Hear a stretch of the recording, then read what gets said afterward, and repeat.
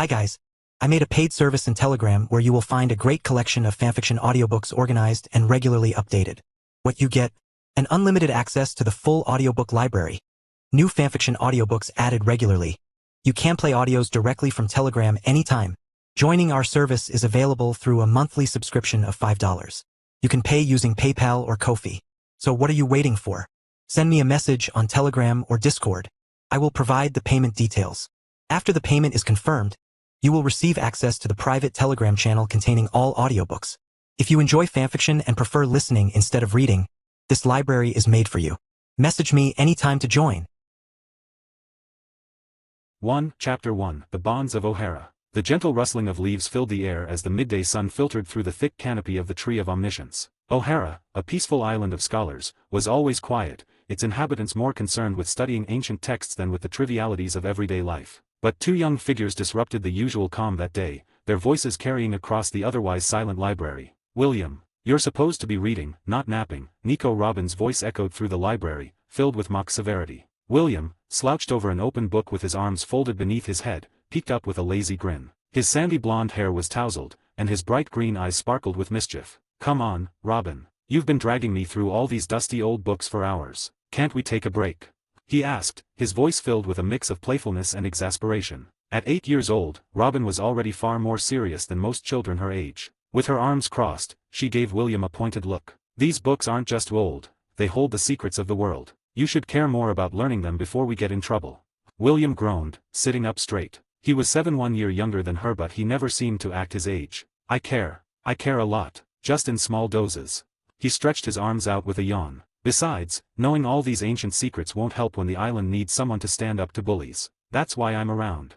Robin's expression softened for a brief moment. She didn't have any friends except for William. No one else on the island wanted to be around her. Most of the other children called her a monster because of her strange powers. The Hana no Mi had given her the ability to sprout extra limbs wherever she wanted, which only deepened the rumors and fear surrounding her. But William had never cared. To him, she was just Robin. "You'll get yourself into serious trouble one day, William," Robin said, her lips curling into a small, mischievous smile. "And when you do, I'll be there to read your obituary."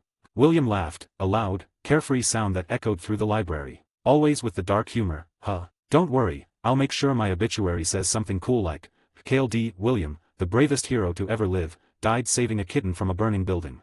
"More likely you'll trip over your own feet and fall into the fire," Robin said in her usual deadpan tone, but the glint in her eyes betrayed her amusement. William winked. "Then you just make sure to tell people that I died a hero and write about my heroic deeds." Robin rolled her eyes, but she couldn't help the small smile tugging at her lips. Despite her tendency to keep others at a distance, William had always managed to break through her barriers. He was reckless, loud, and completely unbothered by the weight of the world that pressed down on both of them. "You don't take anything seriously, do you?" Robin asked, raising an eyebrow. William leaned on the table with his usual cocky grin. "Oh, I take some things seriously. Like making sure you don't become some creepy old bookworm with no friends." Robin tilted her head, her expression softening. "And you think you're going to stop that?" William nodded dramatically. "It's a tough job, but someone's gotta do it." The two shared a comfortable silence for a moment, their bond evident in the easy way they teased each other. They had always been like this, two sides of the same coin. Where Robin was reserved and intellectual, William was outgoing and impulsive. But that was what made their friendship so strong. He was the shield to her mind, always ready to stand up for her, while she guided him with her wisdom, keeping him from acting too rashly. As the sun dipped lower in the sky, casting long shadows across the library, William's playful expression grew more serious. "Hey, Robin, you know I've got your back, right?" Robin blinked, caught off guard by the sudden shift in tone. "Of course," she said softly, "but why do you say that?" He shrugged, looking out the window at the peaceful village below. "I don't know. I feel like something big is coming, something dangerous. And when it does, I don't want you to face it alone."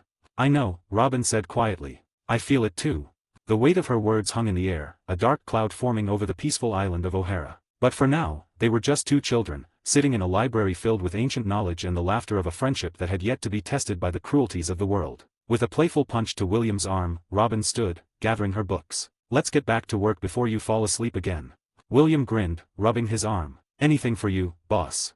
He gave a mock salute before picking up a book of his own, flipping through it lazily. As the day turned to night and the stars twinkled overhead, the two friends sat side by side in the quiet library. The bond they shared, forged in the peaceful days of O'Hara, would soon be put to the ultimate test. But for now, in this moment, they were just KLD William and Nico Robin, two kids with the world ahead of them. And that was all they needed. Chapter 2 Whispers of the Ancient Past. The next day, the sun rose over O'Hara with the same serene grace as always, casting a warm glow over the island's lush greenery. The island was as peaceful as ever, but beneath the surface of everyday life, something deeper stirred a curiosity that threatened to shake the foundations of the world. KLD William stretched his arms wide, shaking off the drowsiness of a long night spent reading with Robin. He was always reluctant to admit it, but there was something exciting about learning from her. Her knowledge seemed endless, and even if he teased her about being a bookworm, he couldn't deny the thrill of discovery, especially when it involved ancient mysteries. Ready for another day of dusty old books? Robin asked with a small smirk, clearly enjoying the prospect of dragging William into more reading. William grinned back. You kidding? I was born ready. He puffed his chest out with exaggerated confidence, then leaned in with a conspiratorial wink. Besides, I hear you've got something exciting planned today. Robin's smile faltered for just a moment. She glanced around to ensure no one else was near them as they stood outside the Tree of Omniscience. Actually, I do. We're going to the restricted section today. William's eyes gleamed with interest. Restricted section, huh? Now you're talking my language. He leaned closer, lowering his voice. What are we looking for? Ancient treasures? Hidden maps? Robin shook her head. Nothing that simple. It's something more important, the poneglyphs. Poneglyphs. William scratched his head, looking genuinely curious. He wasn't as knowledgeable about the academic side of things as Robin, but his enthusiasm was real. What's so special about them? Robin's eyes darkened with the weight of what she was about to share. The poneglyphs hold knowledge that the world government has forbidden anyone to study. They contain the true history of the world. If we can understand them, we'll uncover secrets that could change everything. William's expression turned serious for a moment, a rare look for someone usually so carefree. But he didn't feel fear, not for himself. His only real fear was losing the people he cared about, and Robin was at the top of that list. If this was important to her, then he was in. Let's do it, he said simply, his grin returning as he rubbed the back of his neck. Besides, if anyone gives us trouble, I'll just knock them out. Robin gave him a look half amused, half exasperated. We're not here to fight, William. We're here to learn. I can do both, he shot back, a playful glint in his eyes. With that, the two made their way into the vast, towering library of the Tree of Omniscience. The massive structure housed some of the most ancient and valuable knowledge in the world. Its shelves stretched higher than William could see, filled with scrolls and tomes from every corner of history. But today, they weren't here for just any book. They were after the truth hidden within the stone. Robin led the way deeper into the library, navigating through the winding halls like someone who had explored every inch of the place. William followed closely, his footsteps lighter than usual as they approached the forbidden section. He could feel the weight of the moment, but rather than feeling intimidated, his excitement grew. This was the kind of adventure he lived for, diving headfirst into the unknown. After passing through a series of increasingly obscure corridors, Robin stopped in front of a large, ancient door. This is it, she whispered, her voice barely audible. William leaned against the doorframe casually. You think the scholars would flip if they knew we were here? Robin rolled her eyes. They'd do more than flip. They'd ban us from the Tree of Omniscience for life. Well, lucky for us, they won't find out. He pushed the door open without hesitation, revealing the hidden chamber beyond. Inside, the air was cool and still. The room was dimly lit, with a faint glow illuminating the massive stone block at the center of the poneglyph. It stood tall and imposing, its surface etched with mysterious symbols that seemed to pulse with the weight of centuries. To any ordinary person, the stone would be nothing more than an enigma, an ancient relic too complex to decipher. But for Robin and William, it was the gateway to something greater. Robin approached the stone with reverence, her eyes scanning the text as though she could already sense the power behind the words. William, on the other hand, circled the poneglyph with curious eyes. He wasn't as scholarly as Robin, but he knew this stone meant something huge. So, what's it say? He asked, hands on his hips. Robin traced her fingers along the ancient script. It's part of a much larger history, one that tells the story of the Void Century, the missing 100 years that the world government has hidden from everyone. William raised an eyebrow. So, they're hiding the truth. Robin nodded. That's right. The scholars believe that the poneglyphs hold the key to understanding that lost history. The world government forbids anyone from studying it because they're afraid of what it might reveal. William crossed his arms, his eyes narrowing. Sounds like they've got something to hide. But if anyone can figure it out, it's you. Robin's lips twitched into a small smile. It's not that easy. Even I can only make out parts of it. The language is complex, and there are pieces of the story scattered across the world. William tilted his head, his mind turning over the implications. So, you're saying we need to find more of these poneglyphs to piece everything together? Robin nodded again. Exactly. But the more we learn, the more dangerous it becomes. The world government doesn't want anyone knowing the truth. William didn't flinch at the mention of danger. Well, that just means we have to be smarter and faster than them. Robin glanced at him, her expression softening. William never seemed afraid of anything, not even the possibility of going against the most powerful force in the world. His only real fear was losing the people he cared about, and in this moment, she felt a pang of gratitude that he was standing beside her. "You're not scared at all, are you?" she asked quietly. William shrugged. "What's the point of being scared?" Robin blinked in surprise, her heart warming slightly at his words. They spent the next few hours poring over the poneglyph script, with Robin guiding William through the parts she could decipher. He wasn't a scholar, but he was quick to grasp the significance of what they were uncovering. It wasn't just knowledge, it was the kind of knowledge that could change the world. As they worked in the dim light of the ancient room, the whispers of the past seemed to swirl around them, echoing off the stone walls. For Robin, the poneglyph represented a path to uncovering the truth that had been buried for so long. For William, it was a promise that no matter what came, he would protect Robin and everything they held dear. The two of them, bound by their shared curiosity and unshakable friendship, had begun a journey that would soon take them far beyond the peaceful shores of O'Hara. And though neither of them could have known it, the knowledge they uncovered that day would shape their destinies in ways they couldn't yet imagine. The whispers of the ancient past were only beginning to speak, and soon, their voices would be impossible to ignore. Chapter 3, The Looming Threat. The days that followed their discovery in the hidden chamber of the Tree of Omniscience were filled with an air of excitement and anticipation. William and Robin dove headfirst into their studies, poring over the poneglyphs and sharing theories that seemed to grow more ambitious with each passing hour. Yet, beneath the surface of their enthusiasm, an unease was brewing on O'Hara. News began to spread across the island, rumors of increased patrols from the world government. Scholar after scholar whispered about the ominous presence of Marines stationed just outside the library. The whispers sent a chill down William's spine, even as he pretended to shrug it off. "They can't scare us away," he said to Robin one afternoon as they sat cross-legged on the floor of the library, surrounded by scrolls and tomes. His tone was light, but he could feel the tension building around them. "What are they going to do? Take away our library card?" Robin tried to smile, but her eyes betrayed her concern. "It's not a joke, William. They're tightening their grip. They're worried about what we might find." He tossed a scroll aside, frustration bubbling up within him. "But we're not doing anything wrong. We're just trying to learn." "I know," Robin said softly, her gaze falling to the poneglyph they had been studying. "But to them, knowledge is dangerous, especially the kind that can expose their secrets." William clenched his fists, his usual bravado faltering. "They can't just waltz in here and bully us into silence. This is our home." Robin placed a gentle hand on his arm. "It's not just about us anymore. If they suspect we're getting close to something they want to keep hidden, they might take drastic measures." Before William could respond, a heavy knock echoed through the library. The door swung open, revealing a familiar figure. Professor Clover, the head scholar of O'Hara, stepped inside, his face lined with worry. "William, Robin," he called, his voice urgent. "We need to talk." William sprang to his feet, immediately sensing the gravity of the situation. "What's going on?"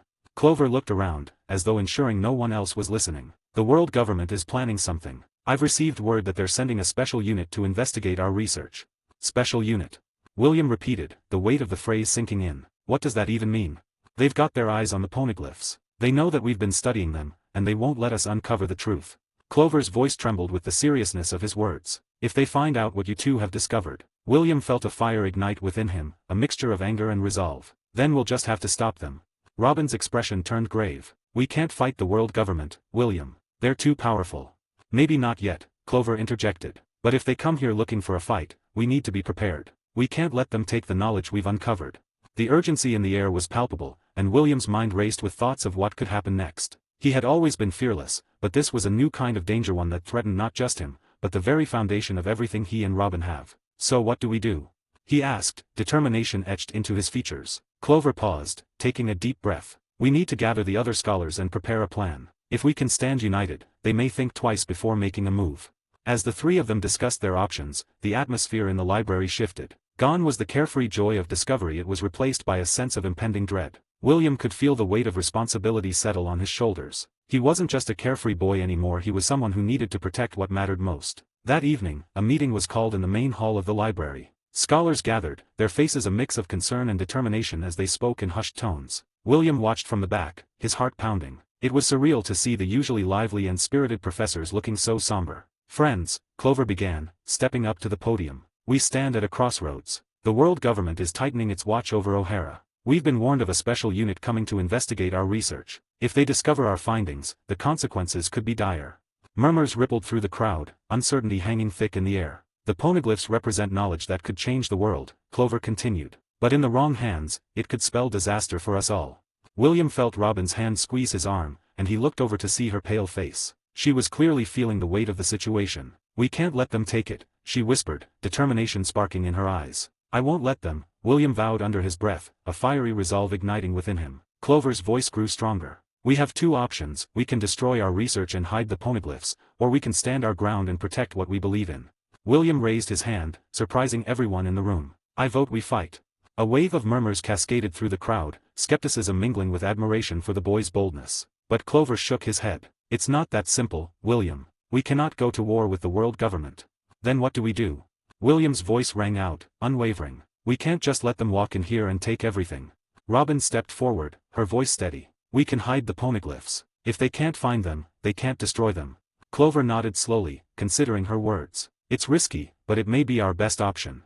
As the meeting continued, William felt a swell of determination rise within him. Whatever happened, he wouldn't allow the world government to crush the hopes of O'Hara. He would protect Robin and all the knowledge that had been uncovered. And as they spoke about plans to hide the poneglyphs, he couldn't shake the feeling that a storm was brewing just beyond the horizon, one that would soon engulf them all. The looming threat of the world government loomed over O'Hara, and the time for action was drawing near. Chapter 4, Shadows of CP9. The tension in O'Hara escalated in the days following the meeting at the library. Whispers of the special unit from the world government had transformed into a palpable dread that clung to the air like a heavy fog. The scholars worked tirelessly to conceal their research, but deep down, they all knew that the looming threat was now more than just a rumor. William kept a close eye on Robin, sensing her unease as they navigated through the stacks of ancient texts. He tried to lighten the mood with jokes, recalling the silly antics of their childhood, but the smiles on Robin's face were fleeting. Each day brought them closer to an inevitable confrontation, and William felt it deep in his bones. Hey, Robin, William said one afternoon as they were poring over the ancient texts in the library. If we ever find a treasure map, I hope it leads us to something good. Like all the snacks we can eat. Robin looked up, her lips curving into a smirk. You mean all the snacks you can eat? Last time we had a feast, you ate half the food before I even got a plate. William grinned mischievously. That was a tactical move. If I didn't eat quickly, you might have snagged the best pieces. I can't let my best friend out-snack me. Robin rolled her eyes playfully. You do realize that you can't win a snack competition by being a bottomless pit, right? Hey, it's a strategy. I'm just preparing for the worst. If I ever find myself in a pirate crew, I need to be ready for the inevitable, who can eat the most, challenge. Robin chuckled, shaking her head. You might want to focus on learning how to fight instead. You know, just in case the pirates want to make you a snack. William laughed. Fair point. But I'll still be the snack champion of O'Hara. She turned to him, her expression shifting from amusement to concern. William, what do you think is going to happen?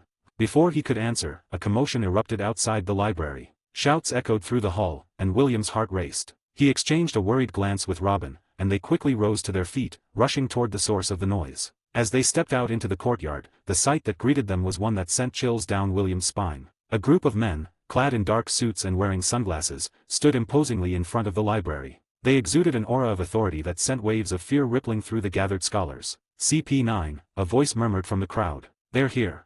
William felt a surge of anger. The very people who represented the shadowy arm of the world government had come to their doorstep, ready to bully them into silence. He could see the fear etched into the faces of the scholars around him, but he refused to back down. Stay back, Robin, he said, his voice steady. I'll handle this. William, don't. She urged, grabbing his arm, but his resolve had already set in. He stepped forward, ignoring the protests of those behind him. The CP9 agents turned their attention to him, a smirk playing on the lips of the one who appeared to be their leader. What do we have here? The man said, his voice dripping with condescension. A little boy playing hero. William's fists clenched at his sides. You're not welcome here. Leave now, and we won't have a problem. The leader chuckled, exchanging glances with his comrades. And what are you going to do about it? You think you can stand against us? I know I can, William retorted, his voice firm. I'm not afraid of you. The smirk faded from the agent's face, replaced by a glint of menace. Very well, if you want to play the hero, we'll gladly oblige. In an instant, the atmosphere shifted. The agent lunged at William, and without thinking, William reacted. His body moved with a speed and strength that surprised even him. He dodged the incoming strike with ease, feeling the adrenaline coursing through his veins. As the agent stumbled past him, William seized the opportunity. He countered with a swift punch, connecting with the agent's side. The impact sent shockwaves through his opponent, and William felt a rush of exhilaration. He had always known he was strong, but the sheer force behind his strike was unlike anything he had experienced before. The other CP9 agents sprang into action, their movements fluid and precise. William faced them head-on, his heart pounding with both fear and exhilaration. He was fearless, unafraid of the chaos surrounding him. His only fear was losing those he loved. He fought with an instinctive ferocity, throwing punches and dodging kicks with remarkable agility. He could feel the strength in his body surging as he weaved through the attacks, and the energy seemed to flow from his core. Stay back. He shouted at the gathering scholars, urging them to remain at a distance. I've got this. But as the battle raged on, William soon realized that he was up against more than just strength. The agents of CP9 were trained fighters, skilled in their craft. One of them lunged at him with a powerful kick, and William barely managed to sidestep, countering with a blow of his own. The skirmish escalated, the courtyard filled with the sounds of fists colliding and shouts of surprise. William could see Robin in his periphery, her eyes wide with a mixture of fear and admiration. He fought harder, each strike fueled by the determination to protect her and everyone in O'Hara. Suddenly, a figure broke through the chaos. Professor Clover, his face pale, rushed forward. "William, you need to get away. They're too strong. I can't just run." William shouted back, his voice firm. "Not when they're threatening everyone." Clover glanced over his shoulder, assessing the situation. "We need to retreat. We can't risk getting anyone else hurt." But before they could decide on a plan, the leader of the CP9 agents let out a commanding shout, rallying his comrades. "Enough of this. We'll finish this little game." William felt a rush of adrenaline, his instinct screaming at him to fight harder. He squared his shoulders, preparing for their next assault. "I won't back down," he declared, his voice ringing with defiance. With a fierce resolve, he launched himself at the closest agent, channeling every ounce of strength within him. As they clashed, he could feel the tide of the fight shift. This was his first real test, and he wouldn't let fear dictate his actions. In that moment, William knew one thing for certain: he would protect O'Hara and those he loved, no matter the cost. Chapter 5, Beneath the Flames. The echoes of chaos reverberated through O'Hara as the sun dipped low in the sky, casting long shadows over the island. William leaned against a crumbling wall, panting heavily, his mind racing. He had faced off against one of the CP9 agents, a master of the Navy 6 styles, and while he fought bravely, his opponent's skill and ruthlessness had proven too much. "Get up, William. We need to go." Robin's voice broke through his haze of defeat. She had just arrived, breathless and wide-eyed, her usually calm demeanor fraying at the edges. "Robin," he began, but she cut him off. "No time for that. They're coming. We have to escape." She reached out a hand to him, her dark eyes filled with urgency. Despite his bruised pride, William could see the desperation in her gaze. He pushed himself off the wall, grimacing at the pain shooting through his limbs. "You shouldn't be here. It's too dangerous." "I'm not leaving you behind," she retorted, her determination igniting a fire within him. They darted through the narrow streets of O'Hara, weaving between the growing chaos. Flames flickered in the distance, and the acrid scent of smoke filled the air, intensifying with each hurried step. The Buster Call had begun, and with it, the destruction of their home. "Why are they doing this?" William gasped, barely keeping pace with Robin as they turned a corner. "We haven't done anything wrong." "Wrong place, wrong time," Robin replied grimly, her mind racing as they navigated the crumbling structures. To them, knowledge is a threat. As they ran, the sounds of battle filled the air: explosions, cries of panic, and the unmistakable clanking of armor. The Navy had come to crush everything in their path, and the flames were spreading, consuming the library, their sanctuary, and the heart of their home. "William, look." Robin pointed ahead to a narrow alley that led towards the outskirts of the town. "We can escape through there." Without hesitation, they sprinted toward the alley, but just as they reached it, a figure emerged from the shadows, one of the CP9 agents, his smirk all too confident. "Did you really think you could escape?" he taunted, his stance steady and poised for a fight. William stepped forward, fists clenched. "You'll have to get through me first." The agent chuckled darkly. "You think you can stop me? I've dealt with countless weaklings like you."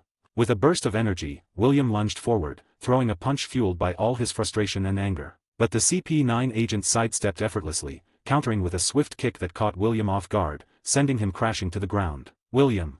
Robin cried out, her heart racing. As the agent prepared to strike again, Robin sprang into action. "Get away from him!" she shouted, using her agility to slip past him. She grabbed William's arm, pulling him back just in time as the agent's attack whizzed past them. "We can't fight him head-on," she urged, urgency lacing her voice. "We need to get out of here." With adrenaline coursing through them, they took off again, dodging past flames licking at the edges of their path. But the chaos was intensifying, and they could hear the shouts of soldiers behind them, searching for survivors. William felt his heart sink as they approached the outer edge of the town. "What if we can't escape? What if this is it?" "Stop it. We're going to make it." Robin snapped, her determination reigniting his own. "I won't lose you. Not now, not ever." As they sprinted toward a small boat hidden in the underbrush, the flames roared behind them, closing in like a beast eager to consume everything in its path. The acrid smoke burned in their lungs, but they pressed on, driven by the bond that had kept them strong through every hardship. Finally, they reached the boat, but just as they were about to climb aboard, a loud explosion erupted behind them, shaking the ground and sending debris flying. The CP9 agent had followed them, and he was closing in. "Go. I'll hold him off," William shouted, knowing full well how reckless that sounded. Robin shook her head fiercely. "No, we fight together, or not at all." William felt his chest tighten as he met her determined gaze. She was right, they had faced everything together, and he wouldn't let her face this danger alone. With a surge of energy, they prepared to fight side by side, their hearts beating as one amidst the chaos and flames. Chapter 6, Separation. The flames danced dangerously close, crackling and hissing as William and Robin stood resolute against the advancing threat of the CP9 agent. Their hearts raced as chaos enveloped O'Hara, but the bond between them fueled their resolve. "William, we need to escape," Robin urged, scanning the surroundings for any opportunity to turn the tide. "I know," he replied, clenching his fists, determination surging within him. Just then, he caught a glimpse of something ominous in the distance, a warship, looming on the horizon, its cannons primed and ready. The urgency surged in him. "Robin, distract him. I have an idea." With a swift nod, Robin darted to the side, drawing the agent's attention. "Hey, over here, you coward!"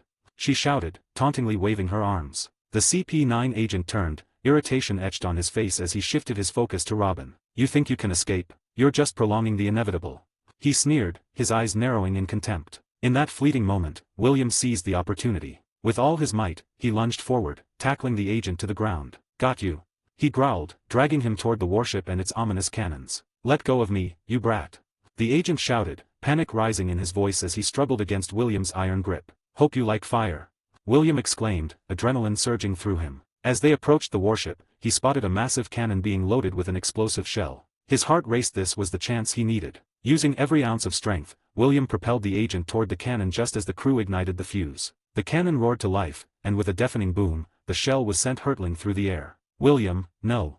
Robin's voice echoed in his ears, but the chaos drowned her out. In one swift motion, he hurled the CP9 agent toward the incoming shell, hoping to use the explosion to his advantage. The moment the shell struck, the world erupted in fire and fury. Flames engulfed them both as the force of the explosion knocked William backward, pain searing through his body. As the smoke cleared, he struggled to sit up, vision blurred and ears ringing. He desperately searched for Robin, fear clawing at his insides. "Robin!"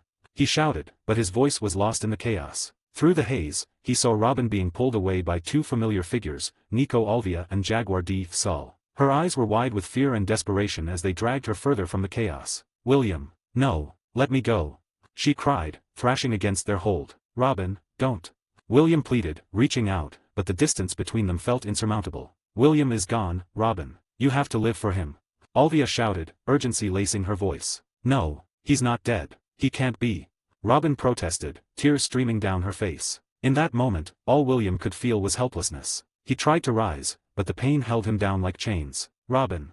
he screamed, but the chaos continued to rage around him. "Live for him. You have to survive," Sol urged, pushing her further away into the fray. "William!"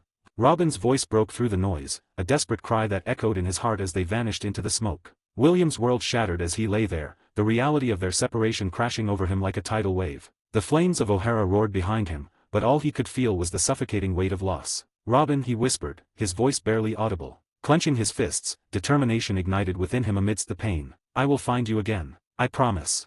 But as the destruction escalated around him, William understood this was the end of their childhood, the end of everything they had shared on this island. The echoes of their laughter faded into the distance, swallowed by the chaos, and with it, a part of their souls forever entwined yet forever separated. Chapter 7, Farewell, O'Hara. The sounds of destruction still echoed in William's ears as he stumbled through the burning ruins of O'Hara. The fires crackled and roared, and the once proud island was now a wasteland, engulfed by the might of the Buster Call. Every step felt heavier than the last, his body battered from the explosion that had separated him from Robin. Robin. Her name echoed in his mind. The image of her being pulled away by Alvia and Sol haunted him. He pushed forward, even as his legs threatened to give out beneath him. He had to survive. For her. Through the smoke and chaos, William's sharp eyes caught a glimpse of movement by the shore. His heart leaped when he saw a small boat, and on it Robin. She was alone, paddling frantically, trying to escape the inferno that had consumed their home. Relief surged through him. "Robin!" He tried to shout, but his voice barely rose above a whisper, his throat raw from the smoke. He wanted to run to her, to help her, but something stopped him. A shadow in the sky. A monstrous figure loomed overhead, a man wreathed in magma and fury. William froze as he watched Vice Admiral Akainu standing aboard a marine warship, the magma on his fists bubbling and glowing with intense heat. William's blood ran cold as he saw what Akainu was aiming at. The refugee ship. "No, no, no, no," William whispered in horror, his heart pounding as he watched Akainu raise his arm. Time seemed to slow as the magma fist was hurled through the air with terrifying precision. The ship, carrying the innocent survivors of O'Hara scholars, families, children, was engulfed in a cataclysmic explosion of molten rock. William's legs gave way beneath him, and he collapsed to the ground, eyes wide as he witnessed the carnage. Screams of terror were silenced in an instant as the flames consumed the ship, leaving nothing but burning wreckage and the sickening scent of death in the air. His mind screamed in outrage, but his body was frozen in shock. He clenched his fists, feeling the raw earth beneath him, his nails digging into the dirt as tears of frustration and helplessness welled in his eyes. "Akainu, you monster," he growled under his breath, his voice trembling with barely contained rage. In the distance, the little boat carrying Robin drifted further and further away from the destruction. She was escaping. She was alive. That thought brought a small measure of comfort, but the bitter truth gnawed at William's ear that couldn't do anything to help. He wasn't strong enough. He wasn't strong enough to protect Robin. He wasn't strong enough to save his home. He wasn't strong enough to stop the massacre. "I'm too weak." The thought echoed relentlessly in his mind as he looked around, desperately searching for a way off the island. His legs were shaking, and every breath felt like agony, but he had no choice. He had to survive. His gaze settled on a small, battered raft washed up on the shore. It wasn't much, but it was enough. Dragging himself toward the raft, William's body screamed in protest with every movement, but he bit down on the pain. He couldn't give up now, not after everything. With trembling hands, he pushed the raft into the water and climbed aboard. His strength was failing, his vision swimming, but he forced himself to row. The oars dug into the water as he paddled away from the inferno, leaving behind the only home he had ever known. The sound of explosions still thundered in the distance, and as he drifted further out to sea, William cast one final, pained glance back at Ahari's island, his friends, his memories all swallowed by flames and ruin. "Farewell, O'Hara," he whispered. He was alone now, truly alone. Days passed, though William wasn't sure how many. Time blurred together as he drifted aimlessly on the open sea. The raft was little more than planks of wood tied together with rope, and it creaked with every wave. The sun beat down mercilessly during the day, and the nights were bitter cold. He had no food, no water, only the endless expanse of ocean stretching out in every direction. His body ached, and his muscles screamed for rest, but his mind was haunted by the same recurring thoughts. I wasn't strong enough. The faces of those he had failed flashed before his eyes. Robin, her tear-filled gaze as she was dragged away, the scholars of O'Hara, their lives snuffed out by the buster called the refugee ship, consumed by Akainu's molten fist. His hands trembled as he gripped the edge of the raft. "I'm weak. I couldn't protect anyone." A single tear slipped down his cheek as the weight of his helplessness crashed down upon him. "If only I was stronger. If only I had the power to fight back, to protect them." The days drifted on, and William's thoughts spiraled deeper into despair. The ocean was vast, endless, and uncaring, and he was just one small soul adrift in its unforgiving waters. But even as the loneliness threatened to consume him, there was one small flicker of hope that refused to die out. One name that kept him going. "Robin. I'll find you again, Robin," he whispered to the empty sea. His voice was weak, barely more than a breath, but the resolve behind it was unshakable. "I don't care how long it takes. I'll become stronger. Strong enough to protect you. Strong enough to never lose anyone ever again." His body was broken, his spirit battered, but his heart remained stubbornly defiant. No matter how much the world tried to crush him, he would survive. He had to. For her. And so, William drifted, carried by the ocean's current, his heart burning with a single, unwavering promise. He would rise from the ashes of O'Hara. And when he did, the world would tremble.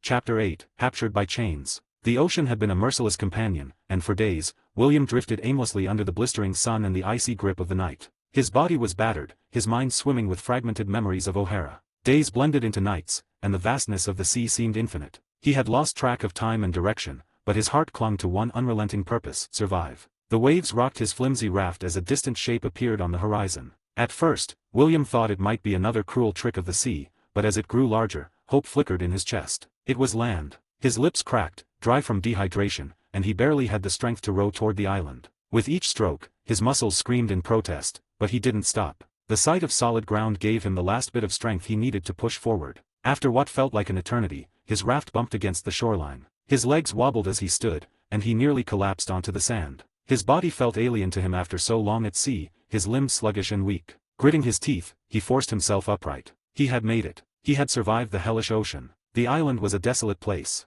Jagged cliffs framed the shoreline, and dense forests loomed ahead, hiding any sign of civilization. The air was humid, thick with the scent of earth and salt, and the sound of waves crashing against the rocks filled the silence. William limped forward, his body aching with every step. His clothes were tattered, hanging loosely from his lean frame. He needed food, water, and a place to rest, but more than anything, he needed to heal. 2 months passed, and every day felt like a battle. The island provided some resources, but not without challenges. William had found a freshwater spring deep within the forest, and there were fruits and small animals to hunt, though he had never needed to fend for himself like this before. His injuries from O'Hara had left him weakened, and without any medicine or proper care, his wounds healed slowly and painfully. He fashioned makeshift bandages from tree bark and leaves, wrapping them around his chest and arms. He had suffered a deep gash along his side from the explosion that had separated him from Robin, and though it was healing, the scar it left behind served as a constant reminder of his failure. Every day, he forced his body to move, pushing through the pain as he hunted and gathered whatever food he could find.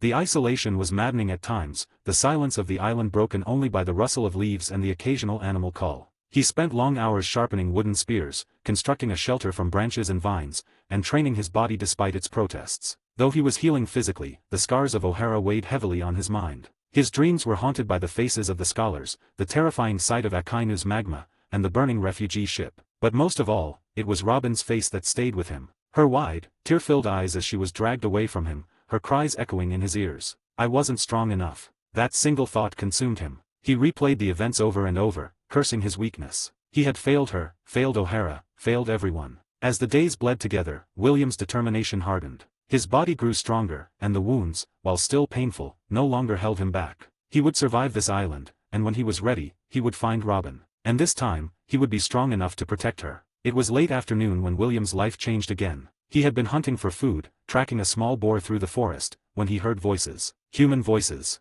His heart leaped in his chest. For 2 months, he hadn't seen another soul. Was it possible that there were others living on the island? Curious but cautious, William crouched low and moved toward the source of the sound. His instincts, honed from his time on the island, told him to stay hidden, to observe from a distance. As he approached the voices, he peered through the thick foliage and saw a group of men. They were large, gruff-looking, and armed to the teeth. Swords hung from their belts, and they wore mismatched armor and ragged clothing. Something about them felt off. They didn't look like ordinary travelers or settlers. Their laughter was cruel, and the way they handled their weapons suggested they were used to violence. William's instinct screamed at him to turn back, but before he could retreat, a twig snapped under his foot. The group froze. Did you hear that?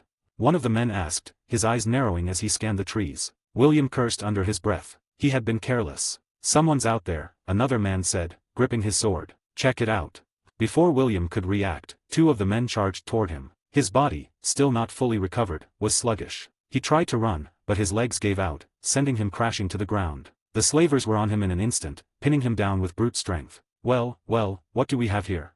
The leader of the group sneered as he approached. He was a tall man, heavily scarred, with a wicked grin. Looks like we've caught ourselves astray. William struggled against the men holding him down, but his strength was no match for their numbers. His body screamed in protest as they tied his wrists together with rough, heavy chains. Let me go. William growled, his voice hoarse. The leader chuckled darkly. Oh, we'll let you go, all right. But not before we get a nice price for you. He leaned in close, his grin widening. You see, kid, you're gonna fetch us a good sum on the slave market. Strong body, tough lookin'. You'll be worth a fortune.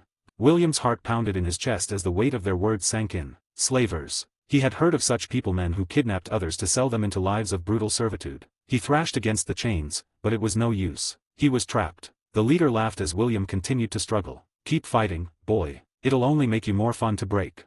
As the slavers dragged him toward their camp, William's mind raced. He had survived O'Hara, he had survived the ocean, and he had survived this forsaken island. But now, he faced a new nightmare. For the first time in his life, William realized that the world outside O'Hara was far darker and more dangerous than he had ever imagined. And now, he was a captive in that world.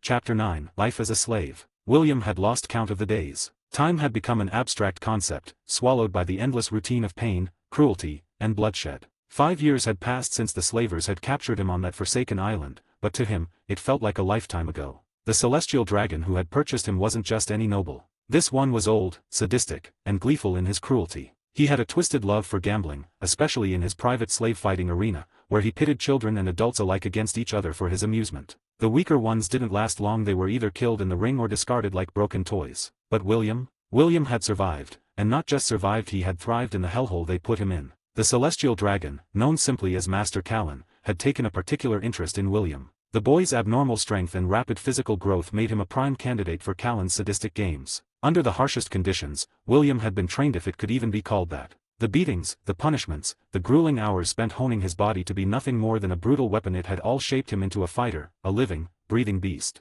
Now, at 12 years old, William stood in front of a cracked, dirty mirror, staring at his reflection. He had grown into something unrecognizable, both inside and out. His long sandy blonde hair fell in ragged waves down to his shoulders, often tied back for fights, the loose strands hung in his face. His bright green eyes, once filled with a spark of curiosity and life, had dulled over the years, replaced with something darker, hollow, predatory. His once youthful face was now sharp and hardened, scars littering his skin, each one a reminder of the countless punishments he had endured. Standing at an imposing 1.8 meters, his body was well built from the years of forced labor and relentless training. His arms were thick with muscle, his chest broad, and his hands calloused from wielding weapons. Though only 12, his size and strength made him look older, more like a young man than a boy. But it was his expression, the cold, merciless look in his eyes, that truly set him apart. The boy who had once feared nothing but the loss of his loved ones was gone, replaced by someone far more dangerous. William touched the scar on his right shoulder, a deep gash left from a whip during one of Master Callan's lessons.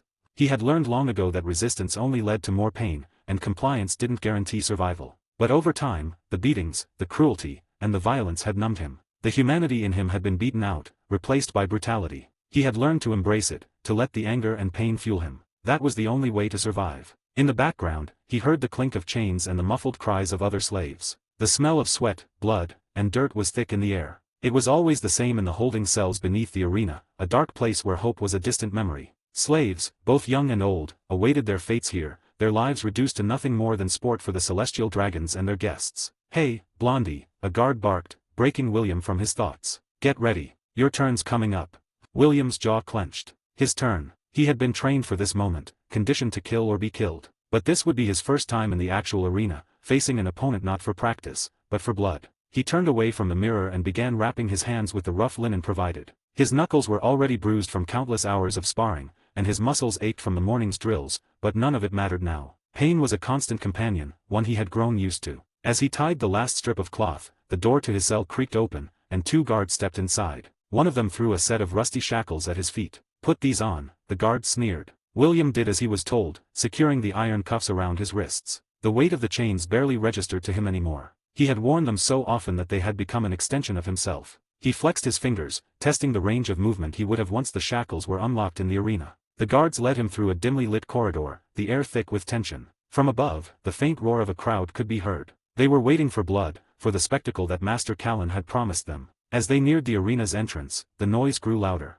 The stone walls vibrated with the cheers and jeers of the spectators. William's heart pounded in his chest, not with fear, but with something colder. His mind had long been conditioned to suppress fear. There was only the fight. Nothing else mattered. The guard stopped at a massive iron gate. Beyond it, William could see the sand of the arena floor, stained dark with blood from previous matches. The smell of death lingered in the air. One of the guards approached him, unlocking his shackles. "You better put on a good show, kid," the guard said with a twisted grin. "The boss is betting big on you."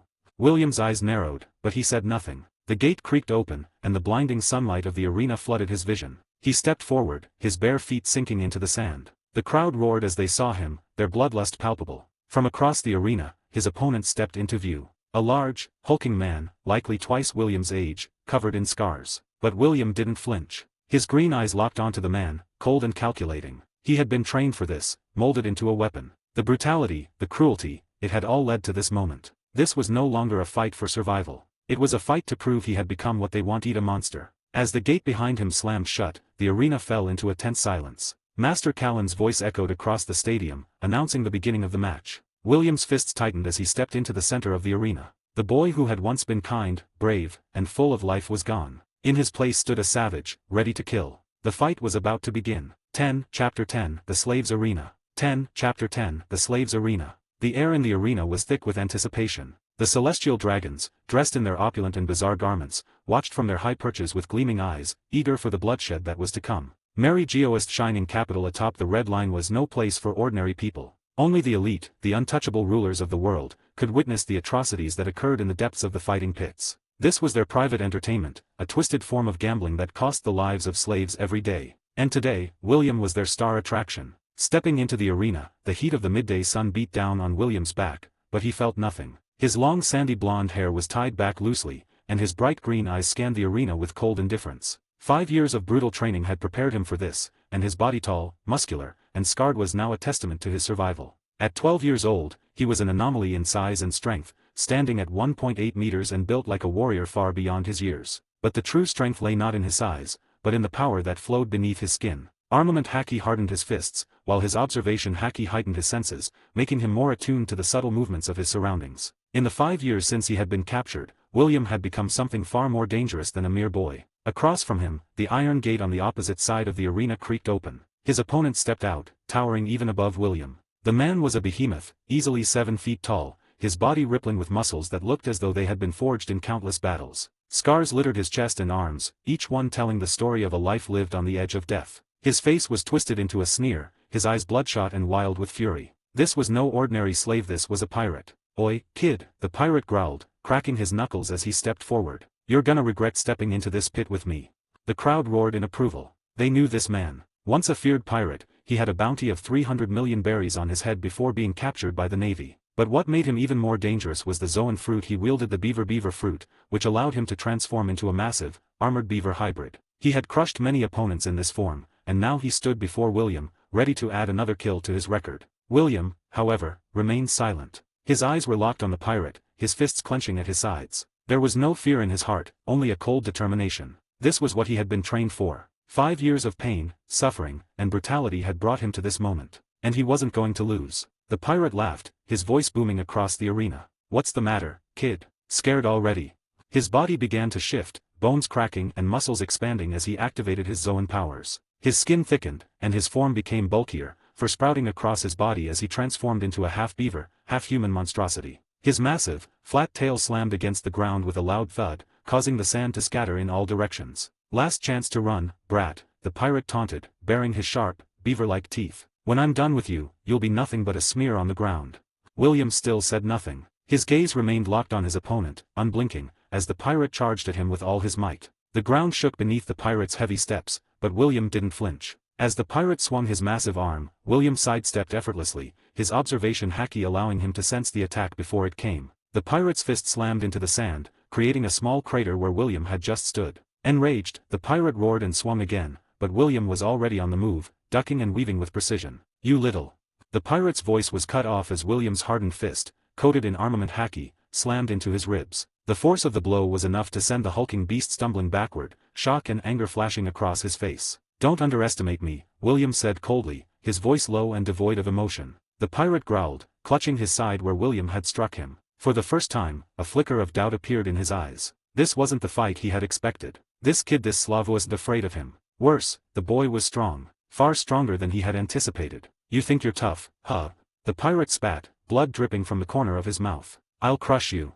With a guttural roar, the pirate lunged at William again, transforming fully into his beaver form. His massive tail swung toward William like a wrecking ball, but William met it head-on, his armament haki-infused fist colliding with the tail in a deafening impact. The pirate's eyes widened in shock as his tail splintered under the force of William's punch. William wasted no time. In a blur of movement, he closed the distance between them, his fists moving with deadly precision. Each blow was brutal, calculated, and unrelenting. The pirate could do little to defend himself as William's fists tore through his defenses, breaking bones and rupturing organs with every hit. The crowd, once jeering and laughing, now watched in stunned silence as the 12-year-old boy systematically dismantled the once feared pirate. There was no hesitation, no mercy. William was a force of nature, and he fought with the cold efficiency of someone who had long since abandoned any trace of humanity. The pirate collapsed to the ground, his body broken and battered. Blood pooled beneath him as he struggled to breathe, his eyes filled with disbelief. He had lost. But William wasn't done. With one final, savage blow, William brought his fist down onto the pirate's skull, ending the fight with a sickening crack. The pirate's body went limp, and the arena fell into a tense, eerie silence. The spectators, celestial dragons who had come for entertainment, now sat in stunned awe at the sheer brutality they had just witnessed. William stood over the pirate's corpse, his chest heaving, his fist still clenched. There was no triumph in his eyes, only emptiness. This was his life now: death, violence, and blood. The boy who had once laughed, once cared for others, was gone. All that remained was a weapon that the celestial dragons would continue to use until there was nothing left. As the gate behind him opened, William turned and walked out of the arena, the roar of the crowd finally resuming behind him. But their cheers meant nothing to him. He had won. But in truth, he had lost everything. Chapter 11, Hidden Power. 4 months had passed since William's brutal debut in the slave arena, and his life had only become more violent with each passing day. Every fight was a test of survival, a bloody dance of skill, strength, and instinct. William had faced opponents larger, stronger, and more experienced than him, but he had yet to meet his match. His brutal efficiency in battle and his use of armament and observation haki had made him one of the most feared combatants in the arena. His victories had earned him favor with Master Callan, the sadistic celestial dragon who owned him. Callan's joy at watching William tear through his opponents was twisted and cruel, but it was also an opportunity. In his warped way, Callan began to take pride in his prized fighter, showing him off to other celestial dragons, even boasting about how the boy was unmatched in the arena. And then, one fateful evening, Callan rewarded William with a gifted demon fruit. It was no ordinary fruit, either. It was a Zoan type, capable of bestowing its user with the power of an animal. Callan had acquired it through his shady connections, seeing it as another way to enhance his already brutal slave warrior. "Eat it, boy," Callan had commanded, a grin spreading across his grotesque face as he pushed the fruit toward William. "Let's see what kind of beast you'll become."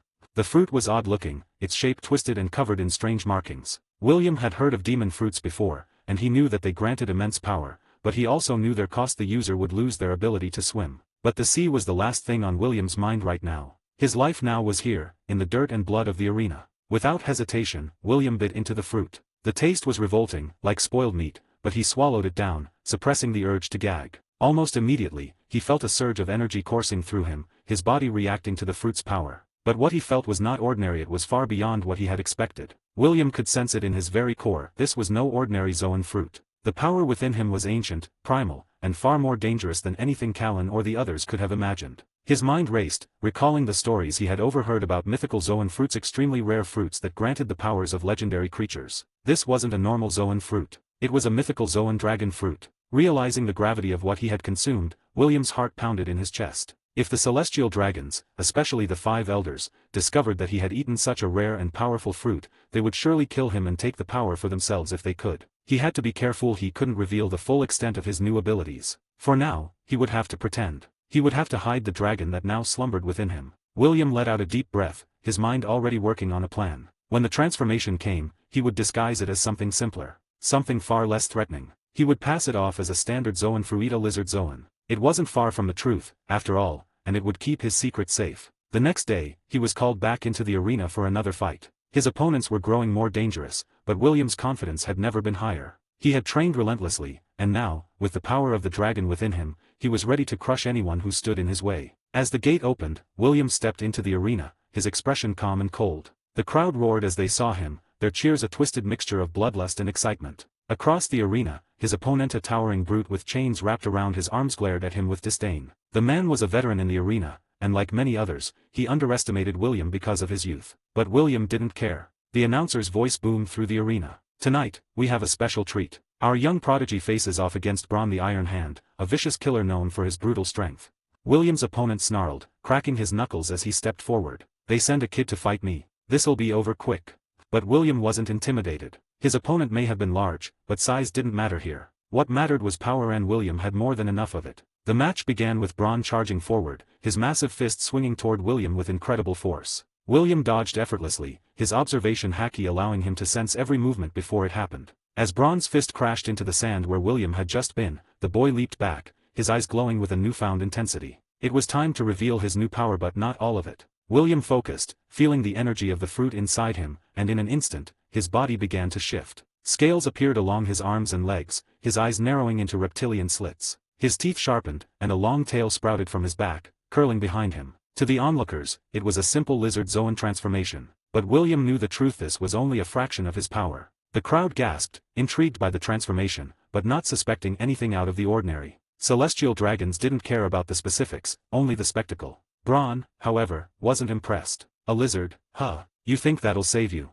William didn't respond with words. Instead, he charged forward, his speed far greater than before. He moved like a blur, closing the distance between them in an instant. Braun barely had time to react before William's hardened fist, coated in armament haki, slammed into his chest. The impact sent Braun flying backward, crashing into the arena wall with a thunderous crack. The crowd erupted into cheers, but William didn't stop. He pressed the attack, his movements swift and relentless. Braun tried to defend himself, swinging his chains wildly, but William dodged with ease, his tail lashing out and tripping the larger man. With a final, devastating blow, William's fist connected with Braun's jaw, sending the man crumpling to the ground, unconscious. The match was over in seconds. William stood over his fallen opponent, his breathing steady, his eyes cold and calculating. The crowd cheered louder than ever, but their voices were nothing more than noise to him. As he stood there, his lizard-like form slowly receding, William glanced up at the celestial dragons watching from above. Master Callan's eyes gleamed with pride, and the other nobles whispered excitedly to one another. They believed they had just seen another victory from their prized warrior.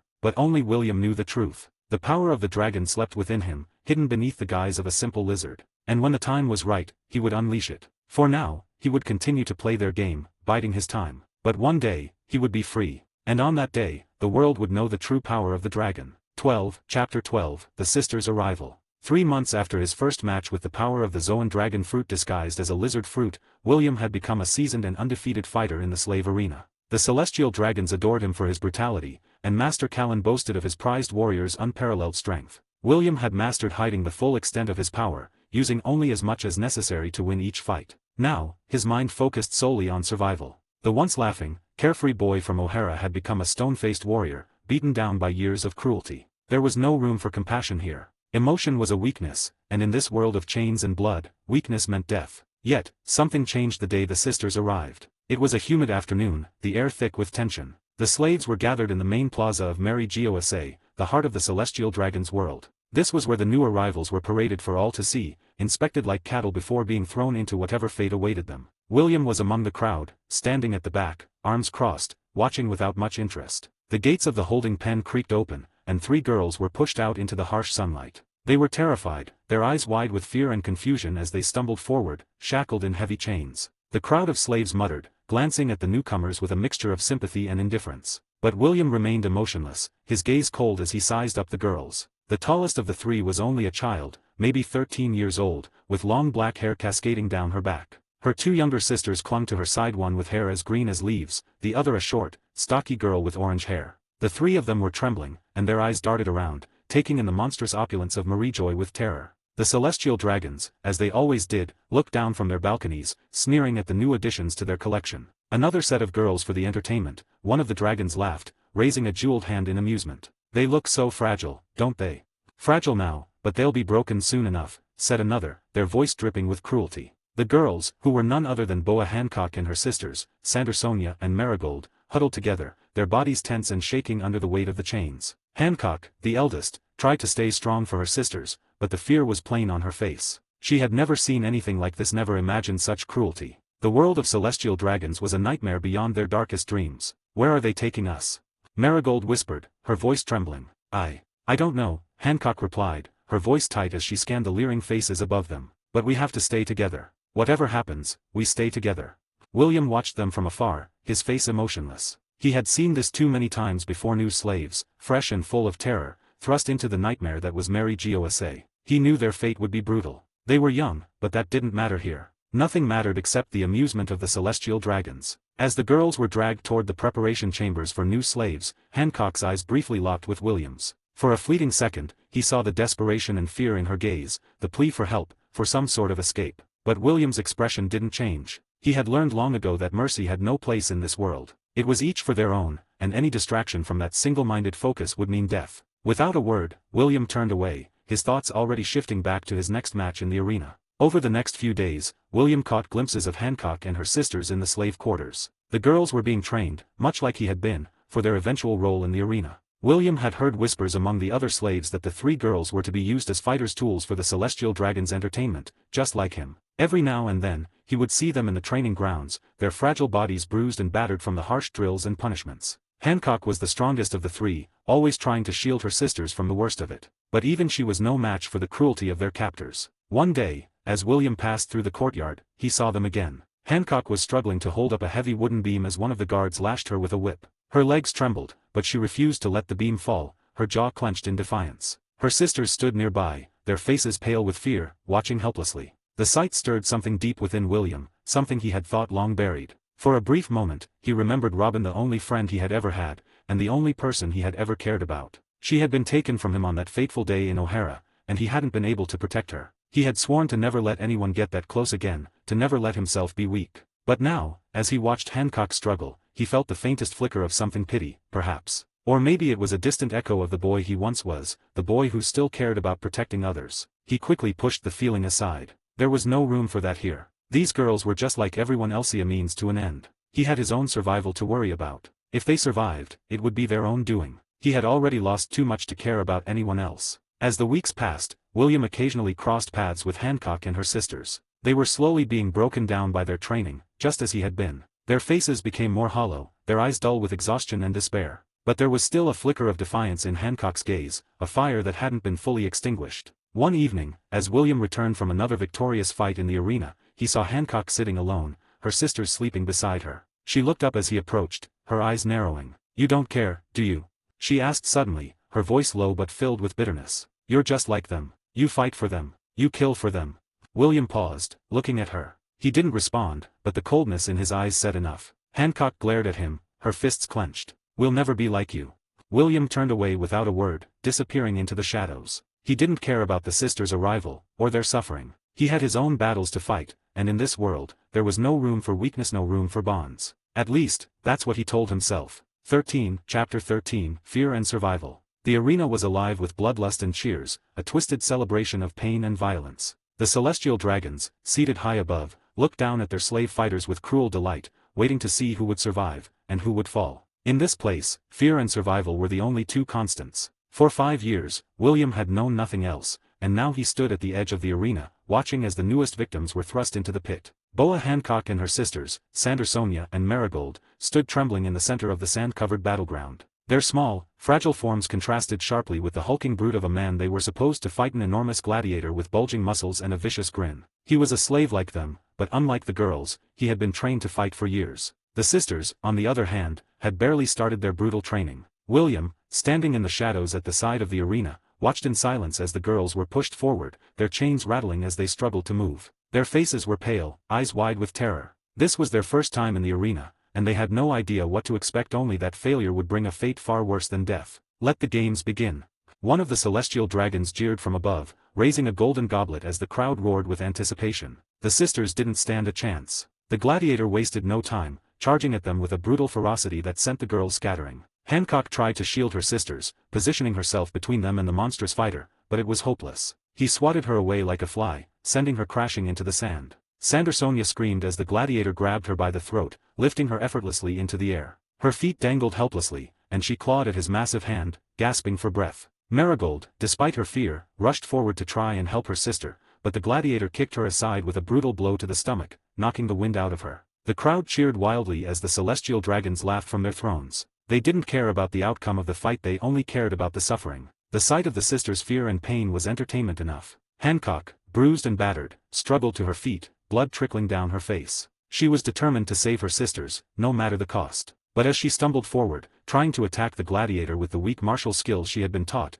he simply grabbed her and slammed her into the ground again. Her body crumpled, and she lay there, barely able to move. William watched it all unfold, his expression cold and detached. He had seen this countless times before, the new slaves thrown into the arena with no chance of winning, forced to fight for their lives in front of a jeering crowd. He felt nothing for them. In this world, caring for others was a weakness, and weakness would only lead to more pain. He had learned that the hard way. Hancock, gasping for breath, looked up through blood and tears, her eyes filled with desperation. But no one would come to save her. Not here. Not in this nightmare. The fight ended as everyone expected. The gladiator, having grown bored with the girls' pathetic attempts to fight back, simply tossed them aside like broken dolls. Hancock, Sandersonia, and Marigold lay in the dirt, defeated and humiliated. The crowd was ecstatic, laughing and cheering as the sisters were dragged from the arena. William's eyes followed them, but his face remained emotionless. He knew what came next. Failure in the arena was never forgiven, and the punishment for losing was far worse than the fight itself. Later that night, the sisters were brought before their owner, Master Callan, the old celestial dragon who had purchased them.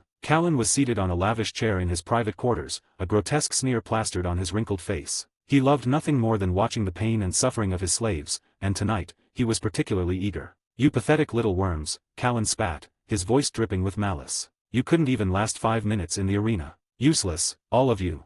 Hancock, her body bruised and broken, knelt on the floor beside her sisters, trembling with fear. Sandersonia and Marigold were crying softly, too terrified to move. The weight of their chains felt heavier than ever, and the dread of what was about to happen filled the room like a suffocating cloud. Callan stood up, walking toward them with slow, deliberate steps. His jeweled cane tapped rhythmically against the marble floor as he approached, a cruel smile forming on his lips. "Do you know what happens to slaves who disappoint me?" Callan asked, his voice cold and venomous. He reached down, grabbing Hancock by the chin and forcing her to look up at him. "They suffer." With a flick of his wrist, Callan signaled to the guards, who stepped forward with whips in hand. The sisters were dragged to their feet, struggling weakly against their captors. Hancock's heart pounded in her chest as she braced herself for the punishment that was to come. The first crack of the whip echoed through the room, followed by a scream of pain. Sandersonia was the first to be lashed, her body jerking as the leather bit into her flesh. Marigold was next, her cries filling the air as the guards struck again and again. Hancock clenched her teeth, refusing to scream as the whip tore across her back. The pain was unbearable, but she refused to give Callan the satisfaction of hearing her cry out. William stood outside, leaning against the cold stone wall of the courtyard, listening to the sounds of their punishment without expression. He had heard it all before: the cries, the screams, the whips. It was just another part of life here. Caring about what happened to others would only lead to more pain. He had learned that long ago when he lost Robin and O'Hara. Now, the only person he could rely on was himself. Still, as he stood there, something about Hancock's defiance, her refusal to scream despite the agony, caught his attention. She reminded him, just for a fleeting moment, of someone he had once known. But he quickly buried the thought. He couldn't afford to care. The next day, Hancock and her sisters were forced back into the training grounds, their bodies covered in bruises and welts from the punishment. They were weaker than ever, but their spirits hadn't been completely broken, not yet. William watched them from a distance as they stumbled through the drills, trying desperately to keep up with the other slaves. "Stay alive," William muttered under his breath, though he wasn't sure why he cared if they did. For now, survival was all that mattered. 14, Chapter 14, William's Warning. 14, Chapter 14, William's Warning. The training grounds were eerily quiet that morning, the air thick with tension. Every slave who entered this place knew the weight of their existence. In the cold, unfeeling world of Mariejoy, survival wasn't guaranteed, and even for those who managed to stay alive, it came at the cost of their humanity. Boa Hancock, Sandersonia, and Marigold stood side by side, bruised and battered, their bodies barely healed from the severe punishment they had received after their failure in the arena. The previous night's torment still echoed in their minds, but more than the physical pain, it was the overwhelming fear that consumed them. The fear of what lay ahead, of what they would become if they didn't grow stronger. The other slaves passed them by without a second glance, all too accustomed to the sight of new, broken fighters. But William, tall, scarred, and brutal, watched them with cold, calculating eyes. He leaned against a cracked stone pillar, his long sandy blonde hair falling over his face, concealing his piercing green eyes. His lean, muscular form towered over many of the other slaves, making him seem even more intimidating. To the sisters, he looked like a predator observing its prey, calculating, distant, and dangerous. Hancock noticed his gaze, her heart quickening. She had seen him fight in the arena, brutal, savage, and terrifyingly efficient. He was a warrior molded by years of suffering, a creature of pure survival. There was a coldness in his eyes, a reminder that he, too, had once been just like them. But something about him felt different now, distant. As if he had seen things that had broken him, things that had made him into the beast they now feared. William, seeing them struggle through their drills, felt something stir within him, something he hadn't felt in a long time: remorse. The image of Hancock shielding her sisters, trying to protect them from the horrors they faced, reminded him of a past he had tried to bury. A time when he had fought to protect someone he cared about, when he had dared to feel something other than hatred and anger. The memory of Robin flooded his mind. His only friend, the girl he had failed to save during the destruction of O'Hara. He had watched her leave, drifting away as the world burned behind him. She had been his only light in that hell, and when he lost her, something inside him had died. He had vowed never to care about anyone again, because caring only brought pain. But now, seeing the sisters so fragile, so terrified, he couldn't help but feel a strange compulsion to warn them. Steeling himself, William pushed off the pillar and strode toward them, his footsteps heavy against the cold stone floor. Hancock saw him coming and instinctively moved in front of her sisters, her small, trembling frame standing between them and the towering figure approaching. Her arms stretched out protectively, even though she knew she stood no chance against him. William stopped a few feet from them, his expression unreadable. For a moment, he simply stared at them, his gaze hard and calculating. Hancock's breath hitched in her throat, her heart pounding as she waited for him to speak. Finally, William broke the silence, his voice low and gravelly. "There's no place for fear here." Hancock blinked, unsure of how to respond. His words seemed out of place, almost as if he was offering them advice instead of a threat. "If you three want to survive," William continued, his eyes narrowing, "you need to be strong. Fear will get you killed in this place, and weakness will make you a target."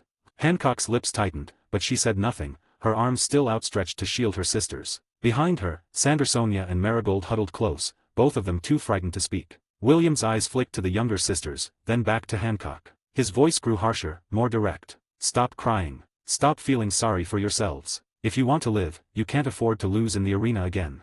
Hancock flinched at the bluntness of his words, but something about them struck a chord within her. As brutal as William sounded, there was truth in what he said. They had failed once, and they had paid the price. She knew they couldn't afford another failure. William glanced around, making sure none of the guards were nearby, then lowered his voice. "And don't anger the old pig Callan. You're lucky you were bought by him. He's more interested in his arena games than other things."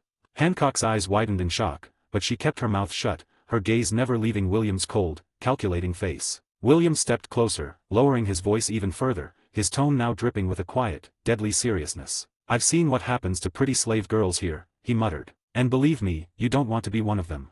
For a long moment, Hancock just stared at him, a mixture of fear and confusion swirling in her mind. William's words hung in the air like a warning. heavy and filled with the weight of grim experience. He was telling her something she already knew deep down: there was no room for weakness here. They had to adapt, or they would die. Hancock swallowed hard, trying to muster the strength to speak. Why are you telling us this?" she asked, her voice small and trembling. William's expression remained cold, but there was a flicker of something regret, perhaps in his eyes. "Because caring about others gets you killed," he said bluntly. "And if you keep acting like this, you'll only bring more pain." Hancock felt a chill run down her spine. She didn't know why, but something about William's words cut deep. He had seen things, experienced things that had hardened him, turned him into the brutal fighter he was now. And though she feared him, she couldn't ignore the truth in his warning. "I don't care what happens to you," William added, his tone emotionless. "But if you want to survive, you'll stop crying and start fighting."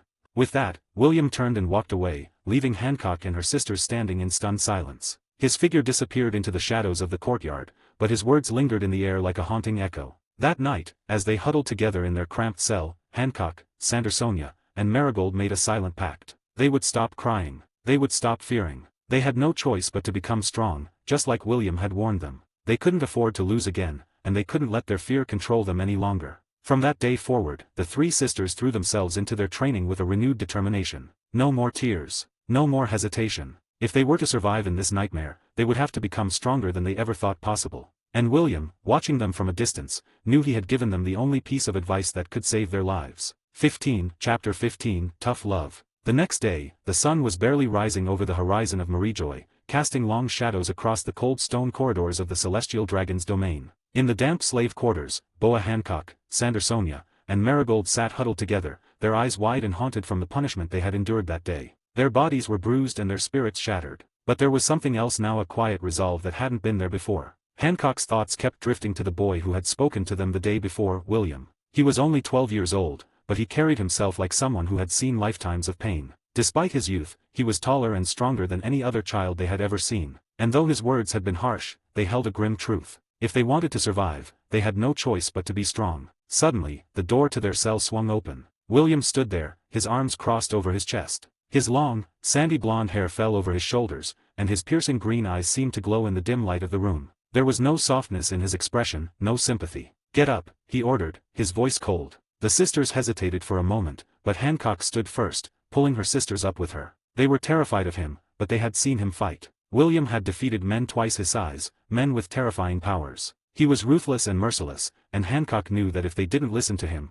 their fate would be far worse than any punishment they had endured so far. "You want to survive," William said, his eyes narrowing as he looked at each of them in turn. "Then you need to stop being weak. You think the arena is scary. This place is far worse. You think crying will help you. No one here cares if you live or die. So do you want to live? Do you want to get stronger?"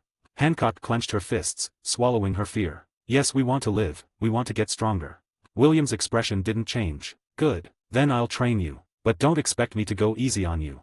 For the next several weeks, William put the sisters through grueling training sessions. Every day was a test of their endurance, strength, and willpower. William trained them the only way he knew, through brutal, unforgiving methods that he had learned during his years as a slave. The arena was a place where weakness was a death sentence, and William made sure they understood that. The sisters struggled at first. Hancock tried to keep up, but her body wasn't used to the kind of punishment William put her through. Sandersonia and Marigold were younger and even less experienced, but they followed their elder sister's lead, pushing themselves past their limits. William was relentless, never allowing them a moment to rest. During one of the training sessions, Hancock collapsed to the ground, gasping for air. Sweat dripped from her brow, and her limbs ached from exhaustion. I can't," she muttered, her voice barely above a whisper. William stood over her, his expression unreadable. "You think your enemies will care if you're tired? You think they'll stop just because you can't keep going?" He crouched down, his voice low and harsh. "If you give up now, you'll never survive. You have two choices: get stronger, or die." Hancock's eyes filled with tears, but she gritted her teeth and forced herself to stand. William nodded, satisfied. "Good." Again. As brutal as William's training was, the sisters began to change. Their bodies grew stronger, their reflexes sharper. They learned how to fight, how to defend themselves, and how to endure pain without breaking. But more than that, they learned how to push past their fear. There were moments when Hancock would look at William and wonder how someone so young could be so cold, so detached. But there were brief glimpses of something else beneath his harsh exterior, something broken. She remembered how he had spoken about survival, how he had warned them about the other fate they could have faced. His words still echoed in her mind, and she began to understand why he was the way he was. Caring about others in this place only led to more suffering. One evening, after another long day of training, Hancock approached William cautiously. Her sisters were resting in the corner of their cell, too exhausted to move. "Why are you helping us?" Hancock asked, her voice quiet. William didn't look at her. "Because I've seen what happens when you're weak. I've seen what happens to those who lose in the arena. Or because I feel like it." Hancock frowned but didn't push further. She didn't fully believe him, but she also knew that asking more questions wouldn't get her anywhere. William wasn't the type to open up, and she doubted he ever would. Still, she was grateful for his help, even if it came in the form of tough love. As the days passed, the fragile alliance between William and the sisters grew stronger. They trained together, fought together, and slowly, they began to trust each other. But there was always an unspoken distance between them, a wall that William had built around himself. Hancock could see it in his eyes, in the way he kept everyone at arm's length. He had seen too much, lost too much, to let anyone get close. But despite his coldness, the sisters knew one thing: as long as they had William on their side, they had a chance at survival. And in a place like Marie-Joy, that was more than enough. Chapter 16 Bonded by Blood. The arena roared with the frenzied cheers of the celestial dragons, their grotesque laughter echoing through the towering stone walls of Marie-Joy. In the center of the pit, Boa Hancock and her two sisters, Sandersonia and Marigold, stood covered in dirt and sweat, but this time, their expressions weren't those of fear. There was a cold determination in their eyes. They were no longer helpless girls at the mercy of their sadistic masters. They had fought hard and they had won. As the dust settled, Hancock looked up toward the stands, her gaze briefly catching the chilling eyes of Master Callan. His pudgy face was twisted into a pleased grin, his twisted sense of satisfaction evident. Beside him, the other celestial dragons clapped and whistled, delighted with the brutal spectacle they had just witnessed. William stood at the edge of the pit, arms crossed, watching them with his usual detached demeanor. His long sandy blonde hair fell around his face, but his green eyes were sharp, taking in every detail of the fight. Hancock glanced at him, her chest rising and falling heavily as she caught her breath. There was a time when she had been terrified of him, his strength, and his coldness. But now, after months of brutal training, she understood him more than she ever thought she would. The sisters had done exactly as he had taught them: fight without mercy, without hesitation, and never let fear control them. That was the only way to survive in this world, William had told them. And he was right. After their victory, the sisters were led back to the dark slave quarters. They walked in silence, their minds still racing from the adrenaline of the battle. When they entered the cell, William was already there, leaning against the wall, his expression unreadable. "You did well," he said flatly, though there was a hint of approval in his voice. It was as close to praise as William ever gave. Hancock nodded, still catching her breath. "We had no choice," she muttered. "But, thank you." William raised an eyebrow, not used to gratitude. "Don't thank me. You fought because you wanted to live. That's all." Hancock met his gaze. Despite his harshness, there was something different about him now. Over the past few months, he had begun to open up, though only slightly. It was as if their shared pain and suffering had forged a quiet, unspoken bond between them. He wasn't the heartless monster she had once thought him to be. He was just like them, a slave, trapped in this nightmare, trying to survive. Later that night, Callan summoned them all to his chambers. His grotesque form sat upon a luxurious chair, draped in fine silks and gold jewelry. His eyes gleamed with a twisted kind of excitement. "My precious fighters," Callan drawled, his voice oozing with false affection. "You've made me very happy today. And when I'm happy, I like to reward those who please me." The sisters exchanged wary glances, unsure of what was coming next. William stood behind them, his jaw clenched, his fists tight at his sides. He hated being near Callan more than anything, but he had learned long ago to suppress his anger. It would do no good to lash out. Not yet. Callan raised his hand, and one of his servants stepped forward, holding a small chest. The servant opened it, revealing a devil fruit inside. The fruit was shaped like a heart, covered in swirls, and it glowed faintly under the dim light of the chamber. "This," Callan said, his voice dripping with satisfaction, "is a rare and valuable fruit, the Mero Mero no Mi. A fruit that bestows the power of love, or more specifically, turning others to stone with love." Hancock's eyes widened as she looked at the fruit. She had heard of the power of devil fruits, but to be given one. Her mind raced. Why would Callan give them something so powerful? "Eat it, girl," Callan said with a dismissive wave. "It will make you even more valuable to me in the arena." Hancock hesitated for a moment, but then she stepped forward and took the fruit in her hands. She glanced back at her sisters, who nodded, and then at William, who watched her carefully, his expression unreadable. She knew that if she didn't accept this gift, Callan would punish her and her sisters. So, without another word, she bit into the fruit. It tasted foul, like rotten meat, but she forced herself to swallow it down. Almost instantly, she felt a strange energy pulse through her body, as if something deep within her had been awakened. Her muscles tensed, her heart raced, and for a brief moment, she felt invincible. Callan clapped his hands together, delighted. "Wonderful. Now, my dear, we shall see how you use your new power." Over the next few months, Hancock trained relentlessly with her new devil fruit ability. She learned how to wield it in the arena, turning her enemies to stone with just a glance. Her beauty, combined with her newfound power, made her an even more formidable opponent. And under William's continued guidance, she, Sandersonia, and Marigold became a force to be reckoned with. But as they grew stronger, so did their bond with William. He no longer barked orders at them with the same coldness as before. Instead, there were moments fleeting, but real when he spoke to them not as a commander, but as an equal. They were all in this together, trapped in a hell they could only escape through strength and blood. One night, after another brutal day of training, the four of them sat in their cell in silence. Hancock glanced at William, who was staring at the ceiling, lost in thought. She hesitated, then spoke. "Why do you help us?" she asked softly. William didn't answer for a long time. Finally, he sighed and turned to face her. His green eyes, once so cold and distant, now held a flicker of something else, something human. "I know what it feels like to lose people you care about," he said quietly. "Seeing you protect your sisters, let's just say I don't want you to find out what it feels like."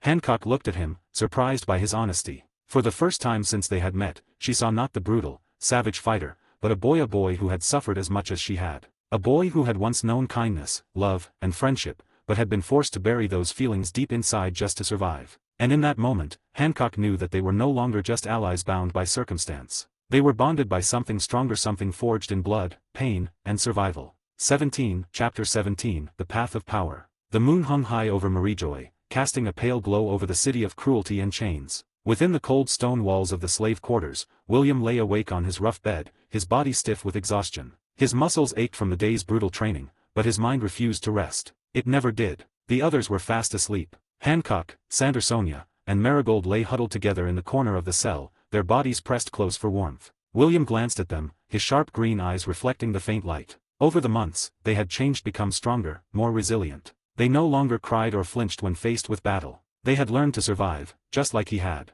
But survival wasn't enough for William. He needed more. Power. Strength. Revenge. He had tasted just a fragment of what true strength felt like when he ate the mythical Zoan dragon fruit, but he kept it hidden, pretending it was an ordinary lizard Zoan. If the five elders or the celestial dragons discovered the truth, he would be taken away, his life stripped from him before he ever got the chance to reclaim his freedom. No, the time wasn't right. Not yet. But it would come. William would make sure of it. Silently, he rose from his bed, careful not to disturb the sleeping sisters. His long sandy blonde hair fell across his face, but he swept it back as he crept toward the narrow window at the back of the cell. The guards were lax tonight. He had memorized their shifts, their movements, everything about this place that could be exploited. Tonight was as good a night as any. He slipped through the bars with ease, his tall, well-built frame moving with a grace that belied his size. At 1.85 meters, he was an imposing figure for someone his age, his body hardened from years of relentless training and brutal fights in the arena. But now, at 13, he was more than just a slave fighter. He was a weapon in the making, sharpening his skills in secret.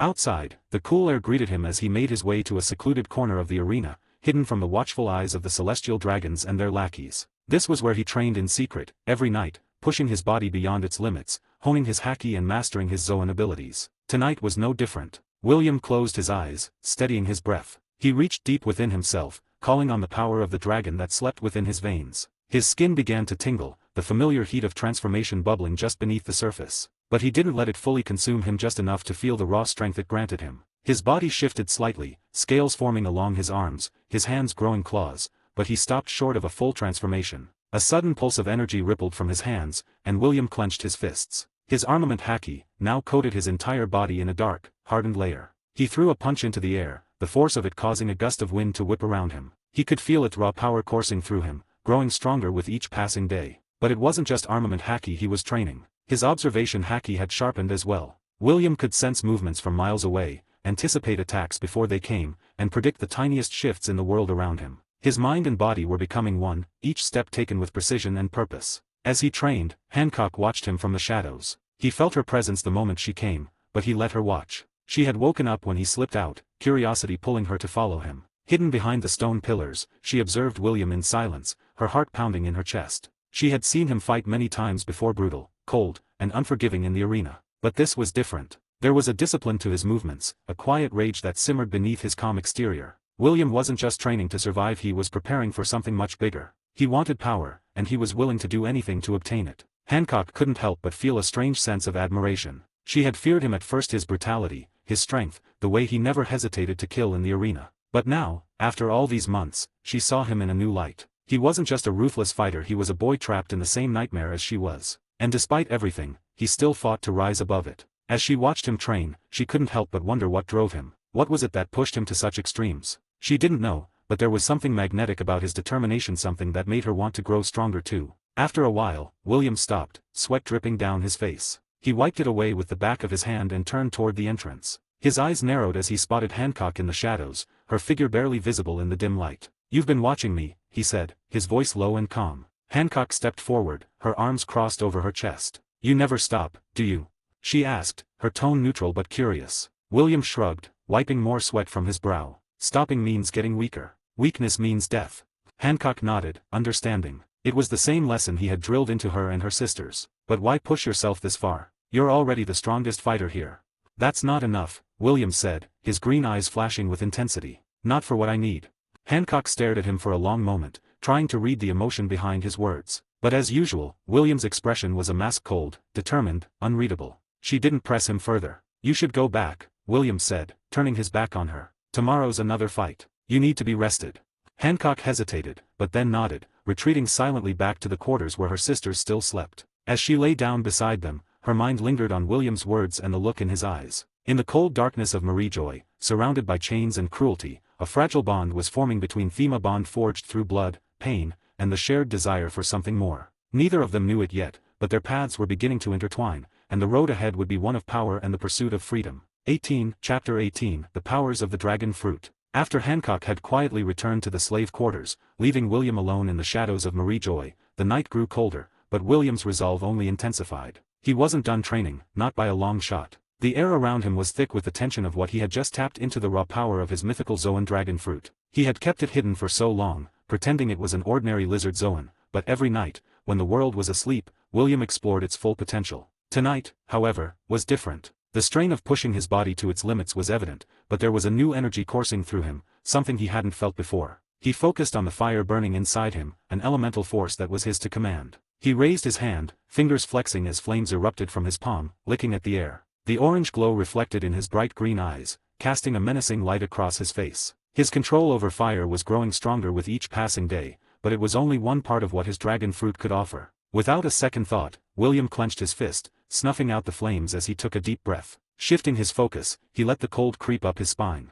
His breath came out in frosty clouds as the temperature around him plummeted. Ice began to form around his feet, creeping outward like a frozen web. He extended his hand, and with a swift motion, a jagged spear of ice shot forth from his palm, shattering against the far wall with a piercing crack. William stared at the shards of ice scattered across the ground. Fire and ice. Two opposing elements, both at his command. But deep down, he knew there was more. The dragon fruit he had consumed was no ordinary Zoan, it was mythical, ancient, and its true power had yet to be fully unleashed. He had to find out what else it could do. His body felt the strain of constant training, but he couldn't stop now. He closed his eyes, focusing on the energy within him. He could feel the power pulsing, not just through his muscles but through something deeper, something connected to the very fabric of the world itself. It wasn't just fire or ice, it was something else. Something strange. William's brow furrowed as he concentrated, trying to grasp the elusive energy he could feel but couldn't quite understand. The air around him seemed to shimmer, almost like it was bending. His hand moved instinctively, tracing a shape in the air, and suddenly, with a soft hum, the space before him warped. It was small, barely the size of a coin, but it was there, a tiny pocket of distorted space, hovering in front of him like a tear in reality. William's heart raced. He had heard of powers like this before, demon fruits that could manipulate space, like the gate fruit. But this wasn't exactly the same. No gate opened to another place, instead, it was as though he had opened a tiny void, a pocket dimension. Tentatively, he picked up a small rock from the ground and placed it into the swirling space. The rock disappeared into the distortion, vanishing as if it had never existed. William's eyes widened in awe. After a moment, he reached out and pulled his hand back, retrieving the rock effortlessly. It reappeared in his palm, exactly as it had been. A smile crept across William's face. This was new. This was powerful. His thoughts raced as he considered the implications. If he could master this power, this ability to manipulate space, he could open larger portals, maybe even large enough to escape Marie Joy. The thought of it sent a surge of hope through him. For years, he had been trapped here, a slave to the whims of the celestial dragons. But now he had a chance. He just needed time. He stared at the small pocket of space he had created, focusing all his energy on expanding it. But no matter how hard he tried, it remained the size of a coin. His brow furrowed in frustration.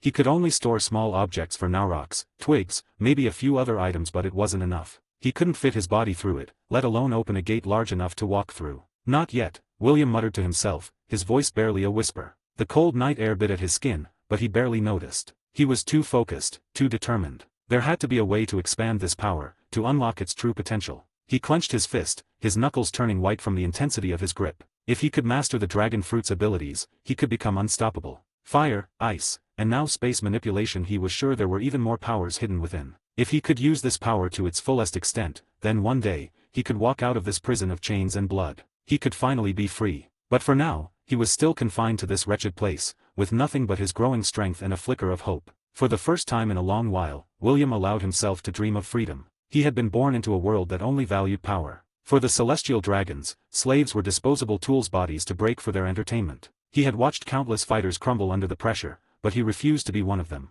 William knew the others feared him, even Hancock and her sisters, despite their growing bond. They saw the brutality in his eyes, the coldness in his heart. But they didn't understand. To survive in this world, to survive in Mariejoy, caring for others was a weakness. Still, when he looked at Hancock, when he saw the fire growing in her eyes, the strength she was building for herself and her sisters, he couldn't help but see a glimpse of Robin in her. He shook the thought from his mind. Now was not the time to let sentimentality creep in. His focus had to remain sharp. The small pocket of space in front of him flickered and disappeared. He sighed, exhausted but satisfied. It was a small step, but it was progress. If he could figure out how to control this space manipulation, he could hide things, store weapons, and one day, use it to leave this cursed place. Turning his back on the empty arena, William made his way back to the slave quarters. As he approached the cell, he caught a glimpse of Hancock sitting up, watching him with those piercing eyes. She said nothing, and neither did he. But for the first time, William felt something stir within him, something like hope. He lay down on his bed, his mind still racing with thoughts of what he had discovered. Space, fire,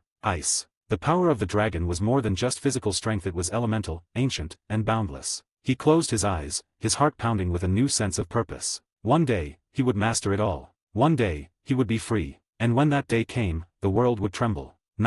Chapter 19, Opening Up to Each Other. Chapter 19, Opening Up to Each Other. A few months had passed since William had begun mastering his dragon's own powers in secret. The arena fights continued, brutal as always, but there was an unspoken camaraderie now between him and the three sisters Boa Hancock, Sandersonia, and Marigold. They were surviving together, training together, and for the first time since his capture, William felt a sense of connection, a fragile alliance between them that was starting to evolve into something deeper. One night, after another exhausting day of survival, they found themselves sitting together in their cold, cramped cell. The flickering torchlight cast long shadows on the stone walls, but there was a strange comfort in the darkness, a sense of safety in each other's presence. Hancock, who had been unusually quiet for the evening, broke the silence. "William," she started hesitantly, "we've never told you how we ended up here, in this cursed place."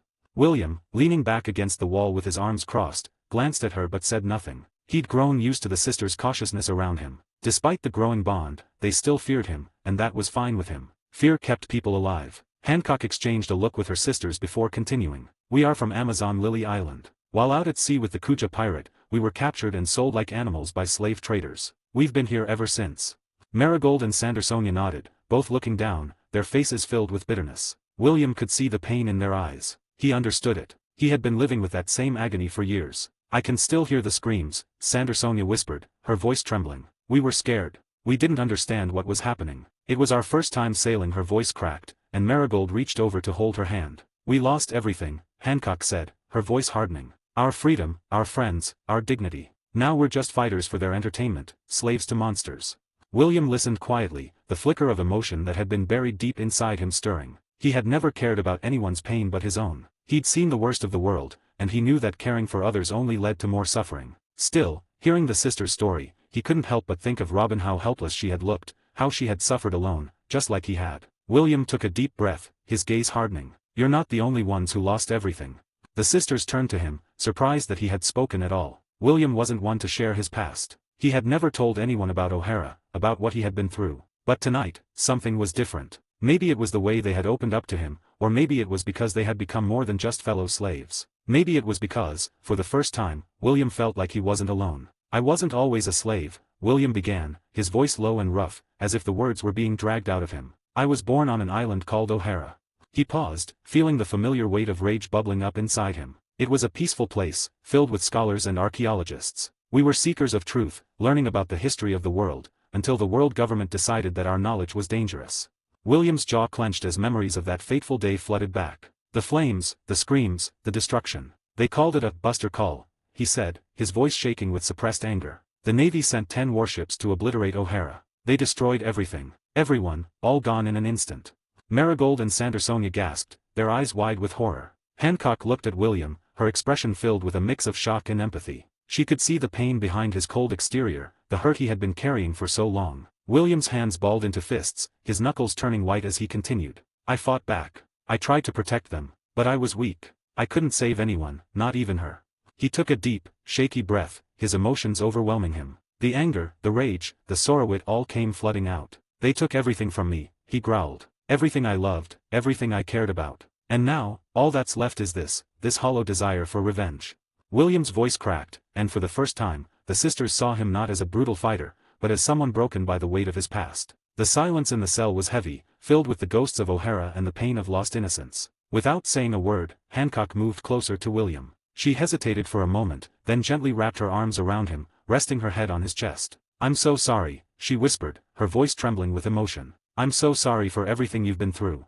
William was stunned. He had never been comforted like this, never been hugged since he was a child. He looked down at Hancock, her face buried against him, and for the first time in what felt like forever, a small smile tugged at the corner of his lips. Hancock looked up at him, her blue eyes wide with surprise. You smiled, she said softly, as if she couldn't believe it. Don't get used to it, William muttered, trying to maintain his usual gruff demeanor, but Hancock could see through it. She smiled back, though tears were still in her eyes. Just as the moment grew tender, William's expression changed. His aura shifted, growing cold and terrifying, his eyes narrowing with rage and madness. His voice was low and menacing as he spoke. Don't feel sorry for me, Hancock. You should feel sorry for them, the ones who caused this. Because I will make sure they regret what they did to O'Hara. I will make them pay, with their lives. Hancock stared at him, her body tensing with fear as the air around him grew thick with killing intent. Just as William's anger began to rise, Hancock pinched his waist, interrupting his dark thoughts. I will take everything. Now what are you doing? William said, even though it didn't actually hurt. Stop that. You're scaring the girls, Hancock scolded, her voice light but firm. Marigold and Sandersonia were watching from the corner, clearly unnerved by William's sudden shift in demeanor. William scratched the back of his head awkwardly. Right, sorry about that, he mumbled to the two younger sisters, who nodded quickly, still wary of him. Hancock, seizing the moment, teased him with a smirk. You know, you should smile more. You're kind of cute when you do. William raised an eyebrow, pretending to be annoyed. Cute, huh? Is that what you think? He crossed his arms, but the corners of his mouth twitched in amusement. Hancock giggled, and for the first time in what felt like an eternity, William and the sisters laughed together. The tension that had gripped them for so long seemed to ease, just for a moment. As their laughter died down, William reached out and gently tucked a strand of Hancock's hair behind her ear. Thank you, he said softly. Hancock blinked, surprised. For what? You didn't need to ask, William replied, his voice softer than she had ever heard. You already know. She didn't respond with words. Instead, she hugged him again, her arms wrapping around him as he gently stroked her long black hair. In that moment, the cold, harsh reality of their lives seemed distant, and they simply enjoyed the silence, comforted by each other's presence. From that night on, their bond deepened. The sisters began to understand the depth of William's rage, the unyielding drive for revenge that fueled him. And Hancock, more than anyone, saw something else, a glimmer of vulnerability beneath his terrifying exterior. She found herself falling for him, drawn to the storm of emotions that raged within him. Chapter 20, The Dragon's Strength. The arena roared with the frenzied cheers of the celestial dragons, their sadistic excitement palpable in the air as they eagerly awaited the spectacle about to unfold. Their gilded seats gleamed under the glaring light, with their twisted faces hidden behind grotesque masks, all fixated on the blood and brutality that was soon to follow. Guards surrounded them, keeping their precious masters safe from the slaves battling below. The arena had become a graveyard of hopes and dreams, but for some, like William, it was where their strength was forged. William stood in the center of the ring. His long sandy blonde hair was tied back, and his bright green eyes glimmered with cold focus. The past years had transformed him into a ruthless fighter, a weapon honed by suffering and survival. Today, he was faced with a challenge unlike any other, an opponent that even William, in his hardened state, could feel a twinge of excitement facing. His opponent stood across the arena, towering and fierce, the very embodiment of brute strength. The pirate, once infamous across the seas, had been captured and broken, but his will to fight still burned bright. With a bounty of 900 million berries, the man's presence alone was enough to send waves of anticipation through the spectators. His bulging muscles rippled with raw power, and the Zoan cow fruit, model, bison, had enhanced his strength to terrifying levels. His thick neck, broad shoulders, and menacing horns made him look like a beast rather than a man. His eyes, glowing with malice, locked onto William with a sneer. So, they're sending a kid to fight me? The pirate scoffed, his voice deep and mocking. This is gonna be easy. The spectators laughed cruelly, entertained by the pirate's disdain for the boy in front of him. But William didn't flinch. He stood tall, his face expressionless, while his blood simmered with anticipation. His hands itched to fight, to test himself against someone strong enough to make his heart race again. It had been too long since he faced someone who could challenge him. The gong rang, signaling the start of the match. The pirate transformed instantly, his body swelling as he shifted into his hybrid zoan form, a hulking bison, massive and intimidating. His hooves smashed against the ground, causing tremors throughout the arena as he lowered his horns, and he went on all fours and charged at William with incredible speed. William stood still, calm, waiting for the right moment. "Come on, kid." The bison man roared as he closed in. "Let's see what you got." At the last second, William sidestepped with grace, his observation haki guiding him effortlessly out of the bison's path. The pirate's horns missed him by mere inches, and he barreled past, crashing into the wall of the arena with a thunderous boom. Dust and debris flew everywhere as the spectators gasped. The pirate turned, enraged. "You little." Before he could finish, William was already moving. With blinding speed, he closed the distance and launched himself into the air, his leg coated in powerful armament haki. He brought his foot down in a devastating axe kick, aiming for the back of the pirate's head. The pirate barely had time to react, raising his arm to block the blow. The impact sent shockwaves through the arena, and the pirate grunted in pain as his arm shuddered from the force. William landed gracefully, already preparing his next strike. His movements were precise, calculated, every punch, every kick infused with armament haki, making his blows hit harder than iron. The pirate stumbled backward, shocked by the power this kid possessed. "You're fast," the pirate growled, his deep voice now laced with frustration, "but I'll crush you like a bug." With a roar, the bison man charged again, his fists swinging wildly, each one large enough to flatten William if they connected. William danced around the attacks, his observation haki keeping him one step ahead, but he could feel the strain. This man wasn't like the others, his mastery of haki was formidable, and his raw strength was overwhelming. As the pirate's punches came faster, William found himself on the defensive, parrying blow after blow. He could feel his blood pounding in his ears, the familiar thrill of battle rising within him. This was what wants. The fight. The challenge. Suddenly, the pirate transformed into a form that focuses on speed, his body moving faster in his smaller frame. He seized the opening and landed a solid punch to William's chest, sending him flying across the arena. William skidded to a stop, gasping for breath. The blow had been infused with haki, and it hurt, but the pain only fueled his desire to win. The pirate grinned, confident now. "What's the matter, kid? Losing your edge?" William wiped the blood from his mouth and smiled a cold, terrifying smile. "You should worry about yourself." His eyes narrowed, and his blood began to boil, not from fear, but from excitement. Deep within him, the power of the dragon fruit stirred, demanding to be unleashed. He had been careful to hide the true nature of his fruit, disguising it as a mere lizard zoan, but now, faced with this opponent, he knew he needed more. With a deep breath, William tapped into the latent power of the mythical dragon. His body shimmered with energy as scales began to appear on his arms. His claws extended, sharp and deadly, and his muscles surged with newfound strength. But he kept his transformation subtle, just enough to give him the edge, but not enough to reveal the true nature of his fruit to the celestial dragons watching from above. The pirate's eyes widened as he saw the change in William. What are you?" William didn't answer. With a roar of his own, he launched forward, faster and stronger than before. His claws slashed through the air, colliding with the pirate's arm, and the force of the blow sent shockwaves through the arena. The pirate staggered back, blood dripping from the deep gashes in his skin. "Impossible!" the pirate shouted, his voice filled with disbelief. "No kid should be this strong."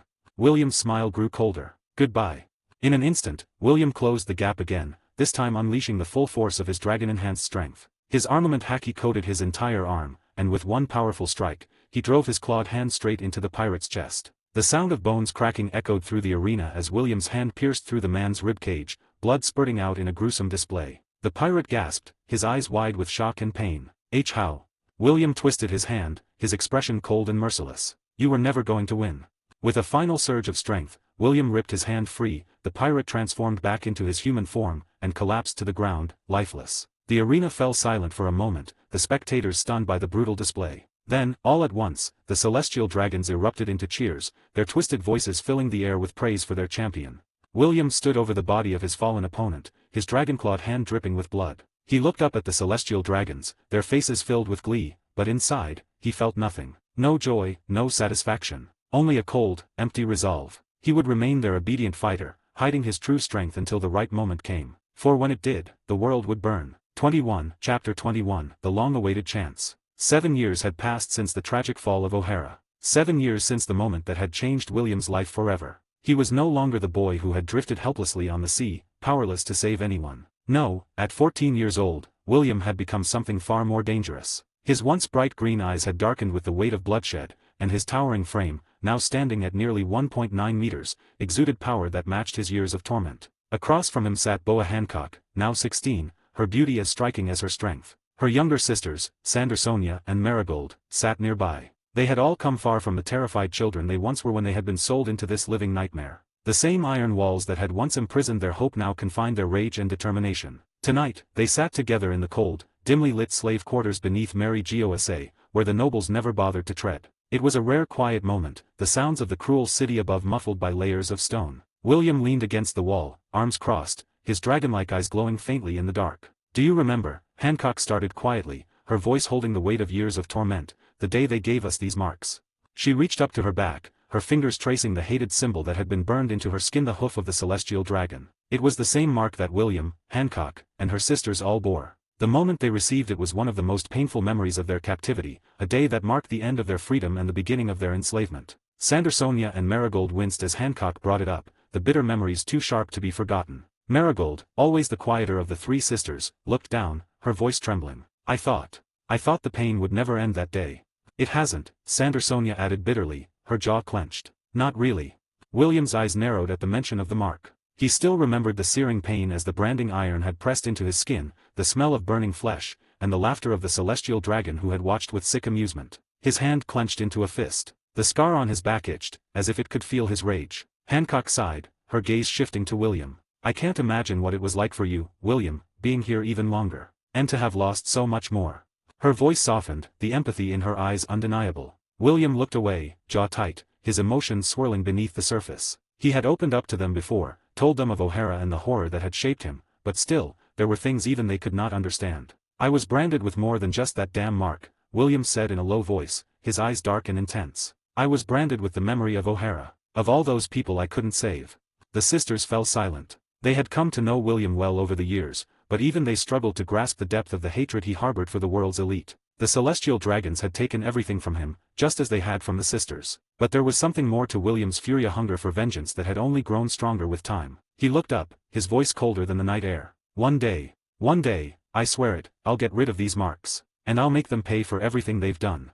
The sisters listened, their hearts heavy. William had made that vow before, but this time, there was something different in his voice. It was as if he was certain of it now, like it wasn't just a distant dream, but an inevitable truth. Hancock, watching him closely, hesitated before speaking. "You're talking about revenge, aren't you?" William's gaze shifted toward her, his eyes unwavering. "Revenge? No, not just that. I'm talking about justice. And not just for me, for all of us." Hancock's lips pressed into a thin line. She had seen the brutal world they lived in, but even she knew the cost of rebellion. "You can't take on the celestial dragons, William," she said softly. "No one can." A bitter smile tugged at the corner of William's mouth. "Maybe not yet, but I'm not done getting stronger." The room fell into a tense silence, the weight of their shared pain hanging heavy in the air. For years, they had clung to survival, scraping by under the watchful eye of their sadistic master, Master Callan. The thought of escape, of freedom, seemed like a distant fantasia light at the end of a tunnel too long to see. But that night, something changed. Just as William was about to respond, his senses sharpened. His observation haki flared up, the hairs on the back of his neck standing on end. There was something off, something distant but clear, a ripple of chaos somewhere within Mary Gosa. "Something's happening," William muttered, his eyes darting toward the ceiling as if he could see through the layers of stone and iron. Hancock frowned. "What do you mean?"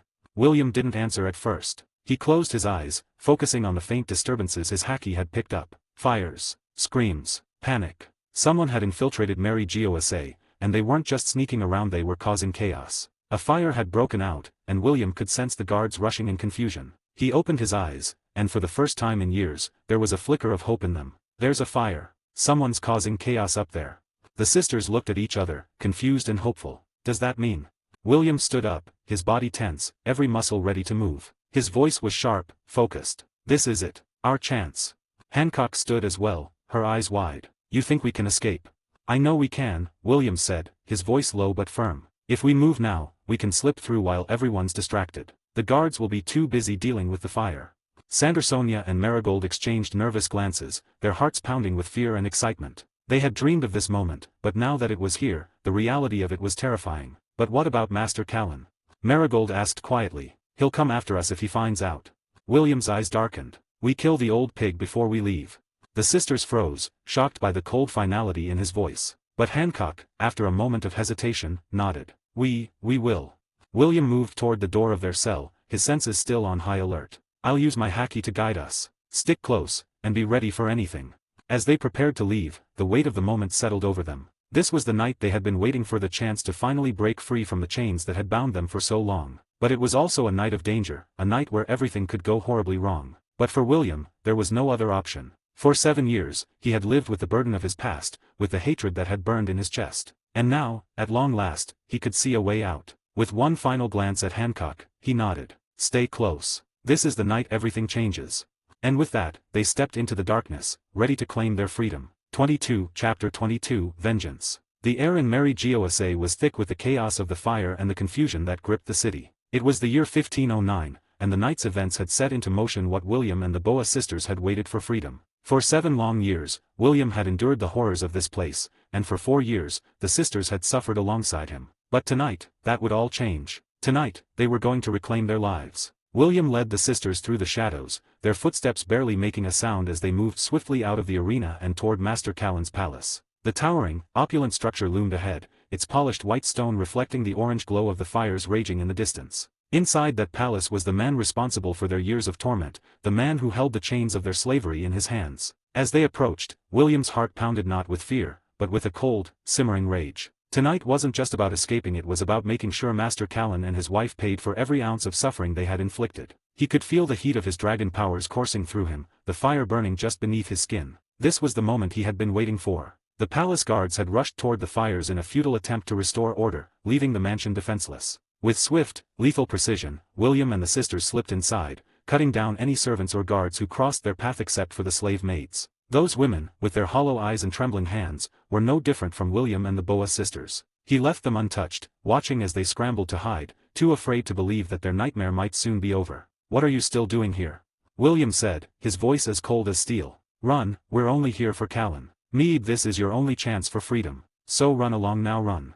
The maids nodded frantically, running out of the palace as William and the sisters ascended the grand staircase leading to the master's bedroom. The luxuriousness of the palace was sickening, the wealth and extravagance a mockery of the pain endured by those forced to serve here. Every gold-trimmed vase and fine silk drape was a reminder of the twisted hierarchy of the world. At the top of the stairs, the massive double doors to Master Callan's chambers stood before them. William paused for a moment, his eyes narrowing. His heart raced, but not with fear. This was pure anticipation. Tonight, Master Callan's reign of terror would end. He pushed open the door, and they stepped inside the lavish bedroom. There, sprawled across a bed draped in luxurious linens, lay Master Callan and his wife. The 2 celestial dragons were fast asleep, their faces twisted into peaceful expressions that only deepened the hatred William felt toward them. William moved quietly across the room, his eyes gleaming with malice. He gestured to the Boa sisters, his voice a harsh whisper. Girls, let's have some fun, shall we?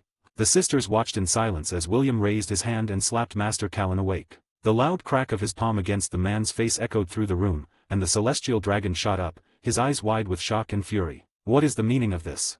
Callan spluttered, his fat fingers clawing at the bed sheets as he tried to comprehend the situation. His wife stirred beside him, equally confused and disoriented. Before either of them could fully register the danger, William slapped Callan again, harder this time. The celestial dragon's head snapped to the side, and a trickle of blood appeared at the corner of his mouth. You filthy slaves! Callan bellowed, his voice high-pitched with indignation. Do you know who I am? Kneel before me, or I'll... Shut up, William interrupted, his voice low and terrifying. The coldness in his tone silenced Callan immediately. Do you really think we're here to listen to your nonsense? Callan blinked, confused, before his arrogance returned. Guards, come here at once and punish these disobedient. William cut him off with a vicious backhand, sending the celestial dragon sprawling across the bed. His wife, finally realizing the danger, shrieked and tried to crawl away, but Hancock stepped forward and grabbed her by the hair, forcing her back onto the bed. The room fell silent, save for the terrified breathing of the 2 celestial dragons. William's expression twisted into something dark and sinister, his lips curling into a smile that sent shivers down the spines of the sisters. This was a side of William they hadn't seen before. It was no longer the cold, controlled fighter they knew. He had become something else, something terrifying. Oh, Callan, William said in a mocking, sing-song tone. I've been thinking about how I should deal with you. I've come up with some fun ideas.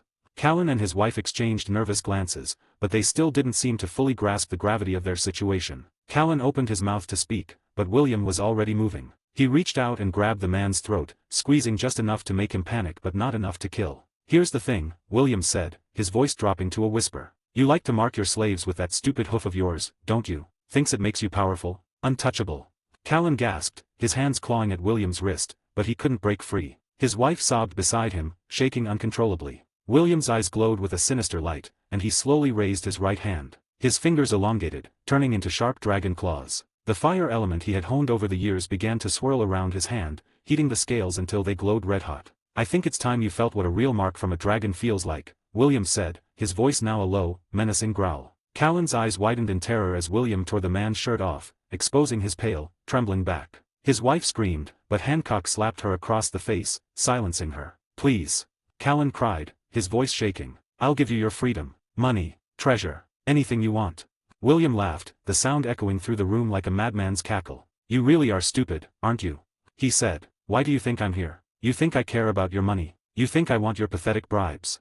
He grabbed Callan by the hair, lifting his head so the man had no choice but to look him in the eyes. No, you idiot pig. I'm here because tonight, you're going to pay for everything you've done. Without another word, William slammed his burning hot dragon claw into Callan's back. The searing heat of the flames burned through his flesh, and the smell of charred skin filled the room. Callan screamed a long, agonizing wail that reverberated off the walls. William twisted his hand, branding the celestial dragon with his own twisted mark. How does it feel, Callan? He asked, his voice cold and devoid of mercy. How does it feel to be marked like the worthless pig you are? Callan's wife sobbed hysterically as William branded her next, burning the same twisted mark into her back. The room was filled with the sounds of their pain, but to William, it was music. His eyes glowed with madness, and a wild grin spread across his face. He lay down beside Callan, mimicking the man's cries in a cruel, mocking tone. Oh no, it hurts so much. Please, have mercy. William laughed, the sound maniacal. He enjoyed this far more than he should have. The sisters stood by, watching in stunned silence. They had seen William fight before, had seen him brutal in the arena, but this was something else entirely. He was no longer just fighting for survival. This was pure, unfiltered vengeance. Finally, after what felt like an eternity, Hancock stepped forward and smacked William on the back of his head. Ouch. William winced, turning toward her with a mock glare. Hancock, what was that for? As much as I enjoy this, Hancock said, her voice steady but urgent, we don't have much time. We need to get out of Mary Gosa before the chaos dies down. William blinked, as if coming out of a trance. He looked down at the two pitiful, sobbing celestial dragons, then back at Hancock. His lips twisted into a final, cruel grin. All right, he said, but before we leave, I'm going to give you girls a good show. With one final, chilling laugh, William prepared to finish what he had started. 23, Chapter 23, The World's First-of-a-Kind Death Match. 23, Chapter 23, The World's First-of-a-Kind Death Match. The tension in the palace was thick as William and the Boa sisters stood over the two celestial dragons. The flames from the chaos outside flickered through the window, casting eerie shadows across the room. Master Callan and his wife were still gasping from the torment William had inflicted, but they were far from broken. At least, they thought so. Get dressed, William ordered, his voice a deadly calm. Master Callan blinked, trying to make sense of the demand. What are you talking about, slave? William's eyes flashed with rage, but he didn't react to the insult. He merely gestured to the grand closet in the corner of the room. Put on your official attire, he said, a mocking grin twisting his lips. You're about to become the stars of a very special event. Callan and his wife exchanged bewildered glances, still too arrogant and ignorant to understand the gravity of the situation. Nevertheless, they stumbled out of bed, dressed themselves in the ridiculous white robes and fish tank helmets that celestial dragons were so proud of, still believing their status protected them. William, with a chilling calm, moved to the nightstand beside the massive bed and opened the drawer. Inside was a Den Mashia video recorder used to capture memories and messages. William's face twisted with disgust as he saw it, his mind racing through what kind of vile activities this couple had probably recorded. He didn't want to know. He pressed a button, deleting whatever was previously stored on it, clearing the Den Mushi for what would be the most horrific recording ever made in Mary Gosa. Once Callan and his wife were dressed in their ceremonial outfits, their ridiculous fish tank helmets perched upon their heads, William gestured toward the large couch on the other side of the room. He and the sisters made themselves comfortable, sitting as if they were about to watch a light-hearted performance. Now, William said, turning on the Den Mushi and facing the camera toward himself. His grin widened, dark and dangerous. Today, I, KLD, William, am going to give you something the world has never seen before, the first ever death match between two celestial dragons, straight from the heart of Mary Gosa. He turned the camera toward the terrified Callan and his wife, zooming in on their pale faces. On the right, William continued, his voice mocking and filled with venom, we have Master Callan, a pathetic excuse for a human who loves to buy slaves and make them fight to the death in his precious arena. He swung the camera over to Callan's wife. And on the left, we have his equally pathetic and stupid wife, whose disgusting habits I don't even care to know.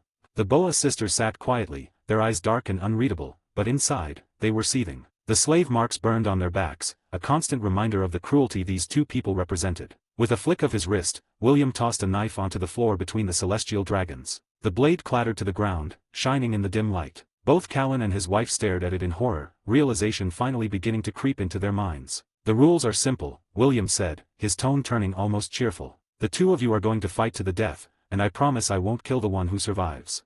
Callan's eyes widened in disbelief, his breath catching in his throat. Why, you can't be serious, he stammered. You're mad. We are celestial dragons. You can't. I'm dead serious, William interrupted, his voice dropping back to that chilling calm. He gestured to the knife. Pick it up. Fight. Or I'll make this a whole lot worse for you. For a moment, both celestial dragons just stood there, trembling and staring at the knife. Then, with a sharp intake of breath, Callan's wife lunged for it. Callan tackled her to the ground, and the two of them began a frantic, ridiculous struggle. William leaned back on the couch, a dark grin on his face. And here we go, folks. He announced in a voice that mimicked the excited tones of an arena commentator. The first ever Celestial Dragon Death Match, brought to you live from the heart of Mary Gosa. Who will come out on top? The sisters exchanged glances, a mixture of disbelief and grim amusement on their faces as they watched the two celestial dragons claw and scratch at each other like animals. Callan managed to wrestle the knife out of his wife's hand, but she retaliated by pulling at his hair, scratching at his face with her long nails. Their fish tank helmets cracked and shattered as they rolled on the ground, their arrogant personas unraveling into sheer desperation. William chuckled. Oh no, she's biting him. That's got to hurt. The celestial dragons were a mess, slapping, pulling hair, poking eyes, and biting like children in a playground scuffle. But this was no game. This was life or death. Ouch, he's going for the eye, and he got her. William called out with a mocking laugh. He was thoroughly enjoying the show, his sadistic side on full display. Callan's wife let out a high-pitched scream as her husband gouged her in the eye. Blood trickled down her face as she stumbled back, dazed. Callan, with desperation etched on his face, lunged forward and, in a final burst of strength, drove the knife deep into her chest. There was a sickening silence as she gasped, her body collapsing to the floor. Callan stood over her, panting, his once pristine robes now soaked in blood. He dropped the knife and turned to William, a grotesque, pleading smile stretching across his face. Don't worry, wife, Callan whispered to her as she bled out. I'll call an admiral to avenge you. Then, as if remembering the situation he was in, he looked back at William. You promised, he said, his voice shaking. I killed her. You said you wouldn't kill the survivor. William's face twisted in disgust as he stared at the miserable creature before him. I did promise, didn't I? He muttered, his tone dripping with disdain. For a moment, Callan looked relieved, his pathetic smile returning as he imagined himself walking out of this nightmare alive. But then a sharp, pink light shot through the air, and a small, heart-shaped bullet pierced his chest. Callan gasped, his eyes widening as he looked down at the hole in his chest. Slowly, he turned toward Hancock, who still had her finger outstretched, her expression cold. Why? Callan whispered, his voice barely audible as he collapsed to his knees. Hancock shrugged, her face devoid of any emotion. I didn't make any promises. Callan's body fell lifeless to the floor, the last of his breath leaving him in a ragged sigh. William stared down at the scene, his eyes dark with satisfaction. The room was filled with the silence of death. The Boa sisters exchanged glances, their expressions unreadable. There was no joy in this victory, only a grim sense of justice. These two celestial dragons had lived their lives inflicting pain and suffering on others. Now, they had paid the price. William stood up, his eyes cold as he looked down at the two corpses. He reached over and turned off the den mushy, the recording now complete. The world would see this footage one day, but not today. Let's go, girls, William said, his voice calm once more. Let's get all of his treasure and get out of this rotting place.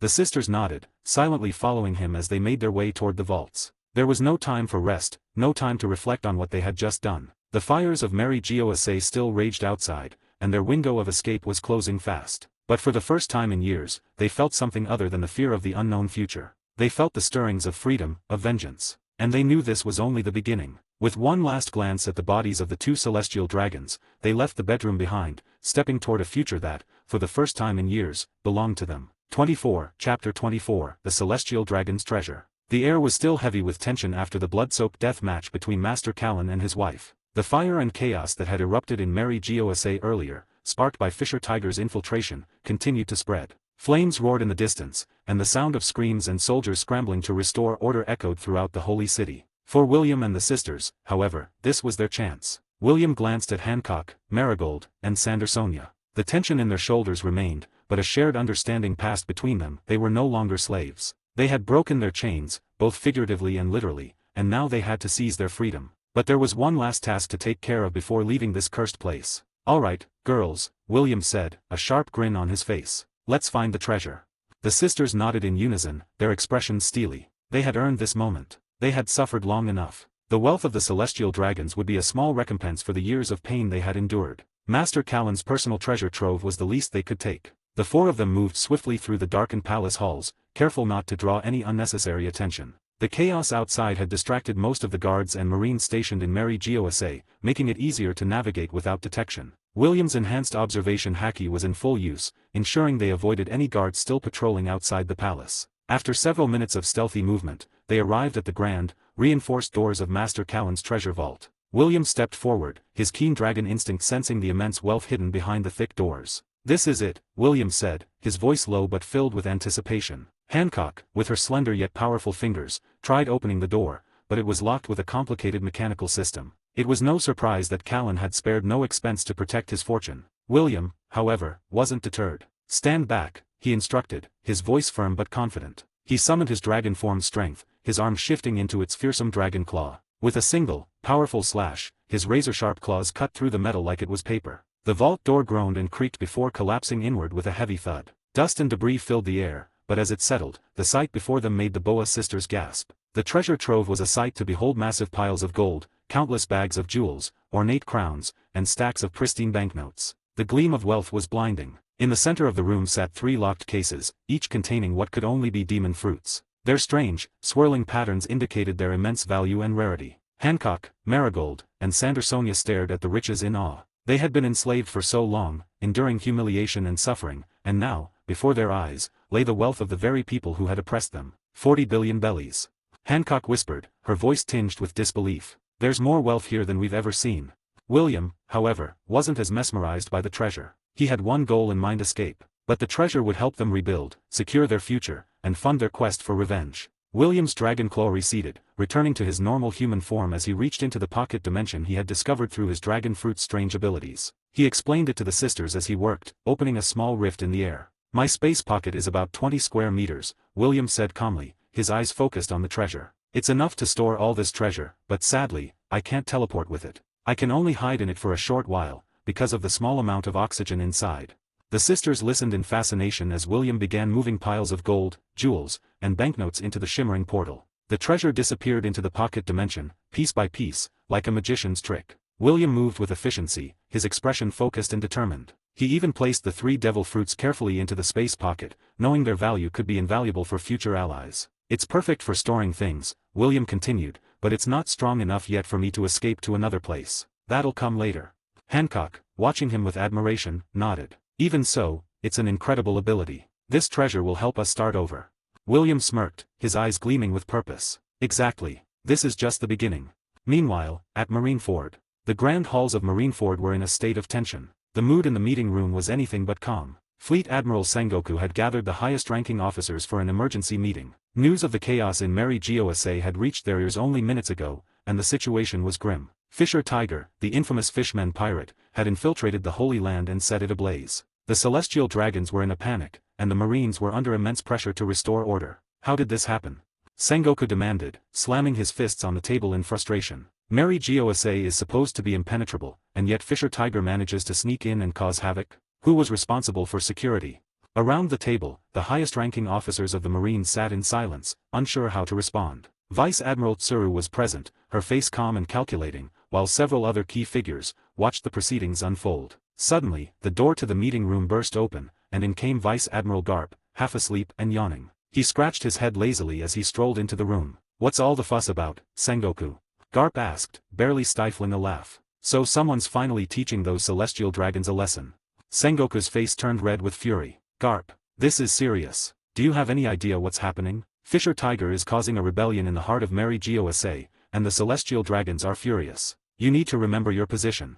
But Garp simply shrugged, his carefree demeanor not changing. "Ah, let them have a little chaos. Those scumbags had it coming for a long time." Tsuru, ever calm, placed a hand on her chin. "Regardless, Garp, the repercussions of this event will be severe. We've already sent Admiral Akainu to Mary Gosa to deal with the situation. But we need to be prepared for what comes next." Sengoku rubbed his temples, clearly exhausted from the mounting pressure. This situation is escalating out of control. If Fisher Tiger gets away, this could embolden others. Back in Mary Gosa, William finished packing the last of Master Callan's treasure into his space pocket, wiping his hands on his pants as he admired their handiwork. They had stripped the celestial dragon of every bit of wealth, but the real victory wasn't the money, it was the knowledge that they were about to leave this place behind forever. "We're done here," William said, his voice filled with resolve. He turned to the Boa sisters, his eyes serious. "Now, we leave." Hancock, still clutching the slave mark on her back, nodded solemnly. "We've waited long enough." As they moved to exit the treasure vault, William paused for a moment. He took one last look around the opulent palace they had been imprisoned in for years. The halls that had once echoed with the commands of their master now stood eerily silent. It was a fitting end for a place so drenched in cruelty. "Girls," William said, his voice filled with quiet intensity, "let's get out of this cursed place." The Boa sisters followed him without hesitation, their steps swift and determined. The fires of Mary Gosa were spreading, and the city was in chaos. This was their moment, their chance for freedom. As they slipped into the shadows of the night, the flames reflected in William's eyes. The treasure was secure, their path was clear, and vengeance had only just begun. Chapter 25, Breaking Through the Flames. The fires of Mary Gosa raged around them, casting the holy city in a hellish glow. Smoke billowed through the streets as chaos erupted in every corner. Screams filled the air, blending with the crackle of burning buildings and the hurried footsteps of guards and marines scrambling to restore order. The once pristine Holy Land was now a battlefield of disorder, screams, and destruction. Fisher Tiger's revolt had sparked an opportunity like none before, and William, along with Hancock, Sandersonia, and Marigold, were determined to use it. William and the Boa sisters fought their way through, determined to escape the nightmare that had held them captive for years. The four of them moved quickly, but not without resistance. Word had spread fast about the slave rebellion and the deaths of Master Callan and his wife. Elite guards and CP agents had been deployed to capture or kill them, but William, Hancock, Sandersonia, and Marigold were far from helpless. The four of them dashed through the city's labyrinthine streets, their movements fluid and purposeful. Elite guards and cipher pole agents were already on the hunt, but they weren't just running for their lives, they were fighting their way to freedom. POV, Sandersonia and Marigold. As they rounded a corner, a squad of heavily armed guards cut them off, swords drawn, and rifles aimed. Cipher pole agents flanked the soldiers, their faces grim and determined. Sandersonia and Marigold slowed to a stop, their eyes hardening. They exchanged a silent glance, communicating without words. It was time to fight. "You two handle them," William said calmly, continuing ahead with Hancock. "We'll clear the way further up."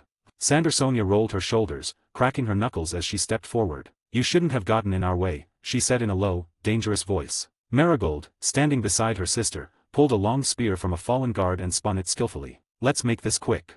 The guards hesitated, but the cipher pole agents wasted no time. One of them lunged forward with expert speed, his fist crackling with armament haki. Sandersonia dodged to the side, her movement swift and fluid. The agent swung again, but this time she caught his wrist, twisting it with a powerful grip. Before he could react, she drove her knee into his chest, sending him crashing to the ground. Marigold, meanwhile, was surrounded by three guards. They lunged at her simultaneously, swords slashing through the air. With her spear, she blocked the first strike, then twisted her body to avoid the others. Her movements were precise, calculated. She swung the spear in a wide arc, knocking the guards off balance before delivering a powerful kick to one of them, sending him flying into a wall. The cipher pole agent she faced was faster than the guards, but Marigold was strong, her armament-coated fists able to deflect his attacks. The agent came at her with a flurry of punches, each one imbued with haki, but Marigold stood her ground, parrying each blow with her spear. With a swift movement, she disarmed him and delivered a crushing blow to his chest, leaving him breathless on the ground. Sandersonia and Marigold fought like seasoned warriors.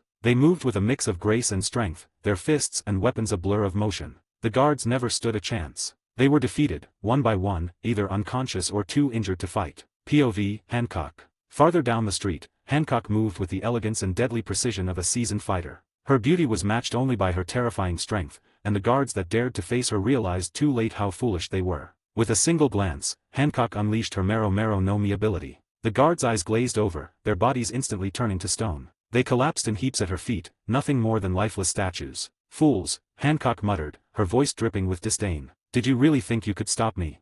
A group of Marines, their faces twisted in fear and desperation, rushed toward her with their rifles raised. Hancock didn't even blink. With a graceful kick, she sent them flying, their bodies crashing into the ground. One by one, they fell, their minds clouded by her beauty and their bodies frozen in stone. With each step, more guards crumbled before her, their fate sealed the moment they laid eyes on her. Hancock barely broke a sweat. Her mastery over her demon fruit powers made her an unstoppable force, and the guards and marines were nothing more than obstacles in her path. As she moved forward, she spared a glance toward William. He was ahead, cutting down enemies with the fury of a storm. Hancock's heart swelled with pride and something more. She knew he was dangerous, but she also knew that no one could stop him. POV, William. William was a force of destruction. His body flickered between his human form and the powerful dragon form hidden beneath his flesh. Flames erupted from his hands, scorching everything in his path. A squad of Marines rushed him, their rifles firing, but William's observation Hacky sensed their every movement. He dodged the bullets with ease, his eyes glowing with fury. With a roar, William raised his hand, and the air around him froze. The temperature plummeted, and frost spread across the ground. The Marines' eyes widened in fear as they were engulfed in ice, their bodies freezing solid before they even had a chance to scream. But William wasn't finished. He switched his power to fire, summoning a massive wave of flames that consumed the frozen Marines, turning them to ash in an instant. His enemies were nothing more than fuel for the inferno of his rage. As he fought, his mind was filled with images of Aharoth Island engulfed in flames, the screams of his people, the destruction caused by the Buster Call. He had waited for this moment, for the chance to unleash his fury on those who had taken everything from him. And then he felt it. A familiar presence, one he hadn't sensed in 7 long years. Vice Admiral Enigmo. The man who had led the Buster Call that destroyed O'Hara. One of the men responsible for the deaths of everyone William had loved. William's blood boiled. His heart pounded in his chest as his killing intent surged, overwhelming everything around him. The air grew heavy, and the ground beneath his feet cracked under the pressure of his rage. There, standing at the edge of the battlefield, was Enigmo, his eyes cold and unfeeling. The Vice Admiral hadn't changed. He still wore that same expression, the same indifference toward the lives he had destroyed. William's eyes narrowed, and a low growl escaped his throat. His dragon instincts were taking over, and all he wanted was blood. Enigmo. William's voice was a snarl, barely human. The Vice Admiral stared back at him, his face expressionless. Without a word, William began to walk toward him, the flames of Mary Gosa flickering in the background, reflecting the fire raging in his soul. 26, Chapter 26, William's Wrath. Thanks for reading. If you like this story, please consider leaving an honest review. The night burned around them. Fires from the chaos engulfing Mary Gosa reflected in William's glowing, slit-pupiled eyes. His rage, so intense and primal, had taken on a dark, twisted kind of joy. He was no longer simply angry, he was reveling in the revenge that was about to unfold, savoring the pain he was about to inflict on Vice Admiral Enigmo, one of the monsters who had led the Buster Call on O'Hara. As William moved forward, the transformation began. Dark black scales crept up his arms, spreading over his body. His cheeks were covered in those same dark scales, and in the center of his chest, golden scales gleamed in the flickering firelight. His arms morphed into long, clawed dragon arms, the muscles bulging with raw power. His lips twisted into a sadistic smile, a smile that could chill even the bravest of men to their core. Enigmo stood still, his eyes narrowing as he analyzed the creature walking toward him. Though the Vice Admiral was no stranger to power, something about this Bueno, this beast made him uneasy. The aura surrounding William was suffocating, like the promise of death itself. "Who are you?" Enigmo asked, his voice steady, though deep down, he could feel the danger radiating from the boy. He reached for his swords, but before he could even blink, William vanished. There was no time to react. William reappeared in front of him, his claws slicing through the air with deadly precision. Enigmo barely managed to raise his swords in defense, but it wasn't enough. A deep, bloody gash tore across his chest, the force of the blow sending him skidding backward. Enigmo's face darkened, but not from the pain. It was the realization that the boy wasn't just strong, he was a monster. William's voice was a low growl as he spoke. "You don't remember me, do you?"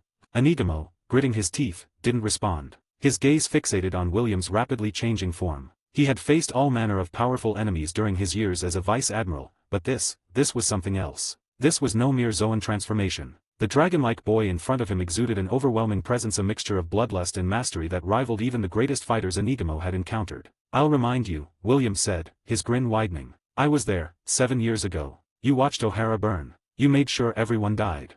His voice dropped lower, laced with venom. "Everyone, except me." Enigmo's breath caught in his throat. The mention of O'Hara pierced through him like a blade, and the truth settled in his mind. This boy, this dragon, was a survivor of O'Hara. "You," Enigmo muttered, but before he could finish, William attacked again. The battle erupted with a terrifying ferocity. William was faster than lightning, his claws slashing through the air with incredible speed. Enigmo parried the strikes as best he could, his haki-coated swords clashing against William's dragon claws. Sparks flew with each impact, but it became increasingly clear that Enigmo was on the defensive. William's fighting style was brutal and relentless, honed by years of bloodshed in the arena. He attacked like a predator playing with its prey, his every movement calculated to cause maximum pain. His strikes were infused with haki, and his dragon scales made him almost impervious to Enigmo's counterattacks. Every time Enigmo swung his blades, they barely scratched the surface of William's hardened scales. With every passing second, Enigmo's heart pounded harder. He had faced demon fruit users before, powerful ones, but this was different. The boy's monstrous strength, speed, and bloodthirstiness made him an unstoppable force. Enigamo's instincts, honed from years of war, screamed at him that he was facing something far beyond his usual foes. William's strikes grew more vicious. He dodged Enigamo's attempts to retaliate with ease, his speed overwhelming. With a sharp turn, William landed a brutal kick to Enigamo's side, sending the Vice Admiral crashing into a nearby wall. The force of the blow cracked the stone, and Enigamo coughed, blood dripping from his lips. He pushed himself to his feet, but his body was trembling. Fear crept into his chest, something he hadn't felt in years. He raised his swords again, but deep down, he knew he was outmatched. William's twisted smile remained as he stalked closer, his eyes locked onto Enigamo's with a disturbing intensity. "You're scared," William said in a low, menacing tone. "Good. That's how my people felt before you slaughtered them."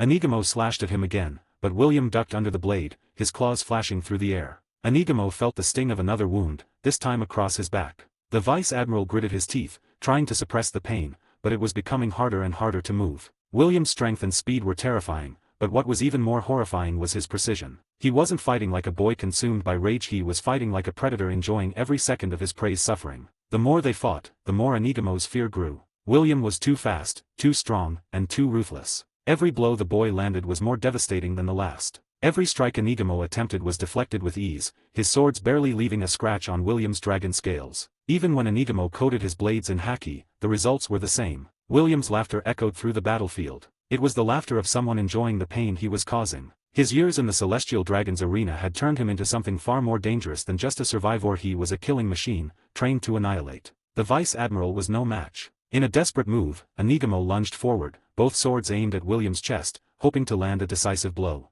But William sidestepped the attack effortlessly. Before Enigamo could react, William's dragon arm slashed across his body, tearing through flesh and muscle with ease. Enigamo cried out in pain, falling to one knee, his breath ragged. William stood over him, his eyes cold and unfeeling. He raised his clawed hand, the dragon's scales glistening in the firelight, and brought it down with brutal force. Enigamo barely managed to raise his sword to block the attack, but the impact shattered the blade, sending pieces of steel flying. William's face twisted into a sick smile. "This is for O'Hara." With one swift motion, William's claws tore through Enigamo's right arm. Blood sprayed into the air as the Vice Admiral's arm was severed at the shoulder. Enigamo screamed in agony, collapsing to the ground, clutching the stump where his arm used to be. William stood over him, his breath heavy, his eyes still glowing with that reptilian intensity. He could feel the satisfaction bubbling inside him, the twisted joy of vengeance. But it wasn't enough. Not yet. As Enigamo writhed on the ground, William's bloodlust surged even higher. The Vice Admiral was broken, but William wasn't finished. He wanted to make sure Enigamo suffered just as much as the people of O'Hara had. Just as much as William had. 27, Chapter 27, The Killing Joke. Thanks for reading. If you like this story, please consider leaving an honest review. The battlefield was soaked in blood, with flames crackling in the background, casting long shadows over the ruined streets of Mary Gosa. William stood over the broken, writhing form of Vice Admiral Enigamo. His eyes, still glowing with the fury of his dragon form, gleamed with a sick joy. Every step he took toward the fallen Vice Admiral was deliberate, a predator toying with its prey. Enigamo, covered in his own blood, struggled to lift his remaining arm. His right side was a mangled wreck after William had torn his arm clean off in their brutal battle. He gasped for breath, pain shooting through his body with each shuddering inhale, but his will to fight remained, even as death loomed closer. William loomed over him, his dark black dragon scales reflecting the flames around them. The transformation had changed him, not only in form but in spirit. This was no longer the boy who survived Aharades, was a dragon fueled by vengeance. Without a word, William straddled Enigamo's chest, pressing him into the ground with a force that made the Vice Admiral's bones creak. Enigamo's one good eye widened in panic, but he could do nothing as William raised his fist. The first punch came down with the force of a hammer. Enigamo tried to cover his face, coating his arm in haki, but it was futile. William's dragon claws tore through the defense like paper. A sickening crunch filled the air as William's knuckles collided with Enigamo's skull. The second punch came even harder. Blood splattered across William's chest, and Enigamo's arm fell limply to the side, his haki shattered. But William didn't stop. Blow after blow rained down,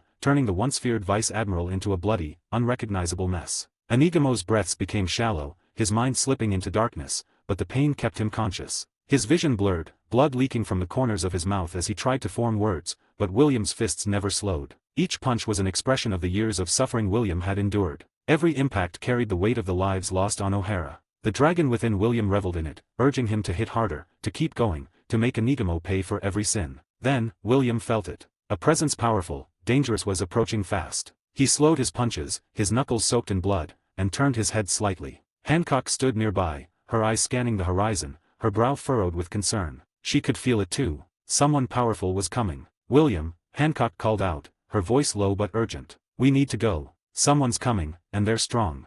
William grunted, wiping the blood from his knuckles. "I know," he said calmly, as if it didn't matter. His eyes returned to Anigamo, who was barely hanging on to life. With a sickening crack, William grabbed the Vice Admiral by the neck, hoisting him into the air with one hand. Anigamo's body dangled helplessly, blood dripping from his mangled face. Their eyes met, and for a brief moment, the Vice Admiral's hatred flared once more. "I want to make you suffer more," William said, his voice unnervingly calm. "I want you to feel the pain of losing everything you hold dear, of watching your world crumble."